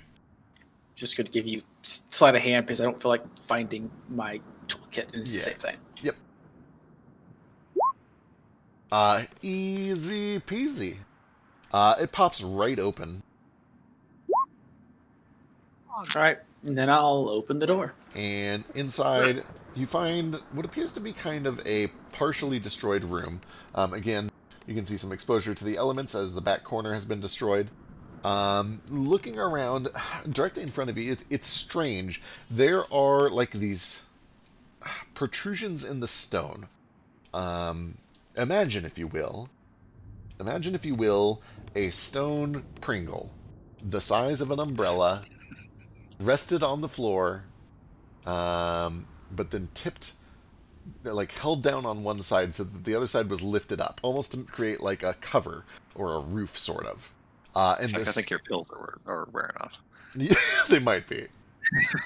This is going to be so much easier if I just fucking draw it instead of trying to explain this shit. Thank God for art, right? Am I right? Thank God for. Well, I mean, you started with imagine a stone Pringle besides Yeah. the umbrella. Which honestly was real solid. I mean, I was following you. I was too. I was just giving you a hard I time. was with you at that time. So there are like these coverings, right? That cover holes that have little ladders going down them, and there's tons of Oh. them. Each one of these little triangles is just a little manhole covering over a hole with a ladder in it. Like a small hole? Yeah, like a pretty small hole, like a hole Like that I could not fit through it small? you would be able to fit through, but it'd be very tight. It looks closer to like a kobold-sized hole. But like, aren't I the size of a kobold? You're a little bigger than a kobold, but you're pretty close. Okay. You're not that much bigger. You would be able to fit through it for sure. Can I like just poke my head in and see what I see down there? Yeah. Do you have dark vision or? I do have dark source? vision, and I'm also made of light. Yeah. No, the Pringle thing was not right. It was not good. I should not have ran with that. Poking your head Yeah, in, you Pringle find, on the end maybe, but it's not on the side. You find that the ladder is very short, and it leads to basically just a little underground den with long since kind of decayed or abandoned bedrolls, tiny little wooden chair, just kind of a little sleeping / living area, just the right size for a kobold or two. Gotcha. And then Alright, you find a I guess door. Look in this door. This door is also locked, but having nat 20'd your previous one, you find that it works exactly the same and seems to probably have used the exact same key. And you're able to pop it open with no check required. May I? This is probably a waste, but I'm gonna try. I'm gonna try to cast Locate Object and just try to focus on a crimson candle. Absolutely. The spell goes off, and you're able to detect a single crimson candle coming from kind of approximately It's from right this very location. It was from Patches the whole time. Ace, as you step in, you find a room that is entirely unlit, except for by a single crimson candle that gives off a faint red light, even though it is unlit, and it is sitting on this shelf here, a little wooden shelf. It would be comically small if this area wasn't obviously designed for kobolds and Kugatoa. But for you, it's about the right size. How many candles did we need? Just need one, and according to Nomad, it has to be lit in a specific way. Okay, well, the only way for us to pick this up is by the wick, and then it's going to slowly burn. I I'm on number- bet Wait, that's not wait, true, what's- and I what's- walked what's up and this tried right to here? grab it. That appears to be kind of like a weird little metal chest. Okay, I opened it up to see if maybe we could use it to transport it, just in case. I tried to pick it up with my hands. Ace checks out the chest, and inside you just find linens, clothing, some of which, actually all of which is very decorative. It looks to be like religious garb. It looks to be ceremonial garb. Okay. What happens when Moat picks up the candle? When Moat picks up the candle, it starts to kind of drip and sweat a little bit around the sides. You're probably going to want to move pretty quick. Wait, do you have Mage Hand? I do. I can try that. I was just curious. I thought, I mean, everything else in here is surviving. I thought maybe the candle would too, but I'll I'm pick up. I'm assuming it's not really hot in here. Also pertinent, real quick, just because of the way that the two of you are, this is a pool of water about 10 feet deep. Oh yeah, I am staying away from it. Okay, But cool. it just threw me in there when I was trying to not be in the door. Yeah, for sure. Like to submerge myself in it. Excellent. All right. Candle get. All right. Do we need more? I think Nomad just said that it was 1 drop of wax from a crimson candle lit by a specific means. Is it by being on fire yourself? I imagine, and I'll just kind of ignite the air around my hand, that it's that. I also stop and look in the store before while he's like walking away because I'm nosy now. All right. As he starts to walk off with the candle and the rest of the group sees him return, Ace lingers behind to check out that door. It is also locked. You can give me a check if you'd like. But for the time being, let me jump to the group. Another Jesus, 29. Ace. Holy shit. Moat, as you return, yeah, you've got a candle. What do you do with it? I will walk down here. Okay. Nomad said that he said, sorry, I can't remember the description. You had to ignite the candle in a certain way while it was in the egg in the statue. Yeah, he gets the sense that there is Maybe like just like using regular fire is probably not the intention here. Maybe with the torch. Yeah. Okay. So I'll put the candle in the egg. I will. I don't know if this is gonna overwrite it. I'm gonna touch the wick, but I'm on fire, so it should probably immediately catch fire. You do see that it lights, but then shortly after you remove your finger, the flame just kind of fizzles out. Okay, and then I'm going to try and ignite it. With your sorcerer thing? Yes, with my sorcerer. All right, ability. You see that it erupts into a large, bright flame that lasts for about 5 seconds, and then, as if it just didn't have enough oxygen to keep up, kind of just snuffs out. the torch that you were holding. Yeah, that also makes a lot of sense. It was one or the other. I'll try the Torch of Dead Ember. All right. As soon as you get it even within an inch, the kind of pale flame leaps over to it. And you can see that the whole candle begins to kind of give off this strong crimson glow that fills the entire lobby. And as it does, the entire place kind of lights up a little bit. And you watch as one by one each of these little kobolds and Kuatoa just kind of pop out of existence. Hi. See ya.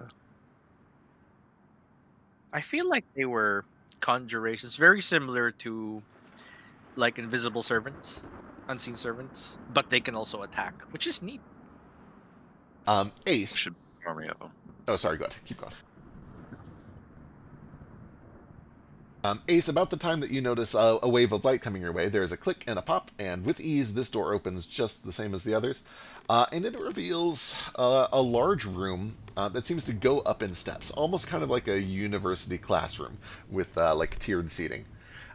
Except instead of seats, what you see are simple white marble pedestals, almost all of which immediately in front of you are empty. However, you do see that farther up on the second landing, some of these pedestals have bright glowing objects that from a distance appear to be weapons or staves or items or armor of some sort. And they are casting off these fiery glows. But then from beyond it, you can see not only, it's a little hard to see the ground from your current angle, but even on the walls and the ceilings above it, there is just soot or signs of a fire, signs of destruction. Spooky. All right, I'll go back to the group. All right. I found a strange room. Also, how long are we planning on playing tonight? That's kind of up to y'all. I know we're getting late. Soon. I was meta expecting an initiative or a battle to start soon that we'd pick up there, but if we're going to be puzzle solving for a little longer, I'll probably cut out pretty soon. Yeah, do we just want to call it before we keep exploring? Yeah, it might be best. You guys are free to puppet me for my thieves' tools and investigative abilities, since I'll probably be late again next week. All right. We will go and call it there and pick it up exploring next week. Dudes, I'll see All right. most of you Friday. Okay. I know. See Hell you guys yeah. soon. Can't wait. Bye. Bye. Later. Have a good night, y'all. Good night. Speak quick. Probably late. Actually, was very good.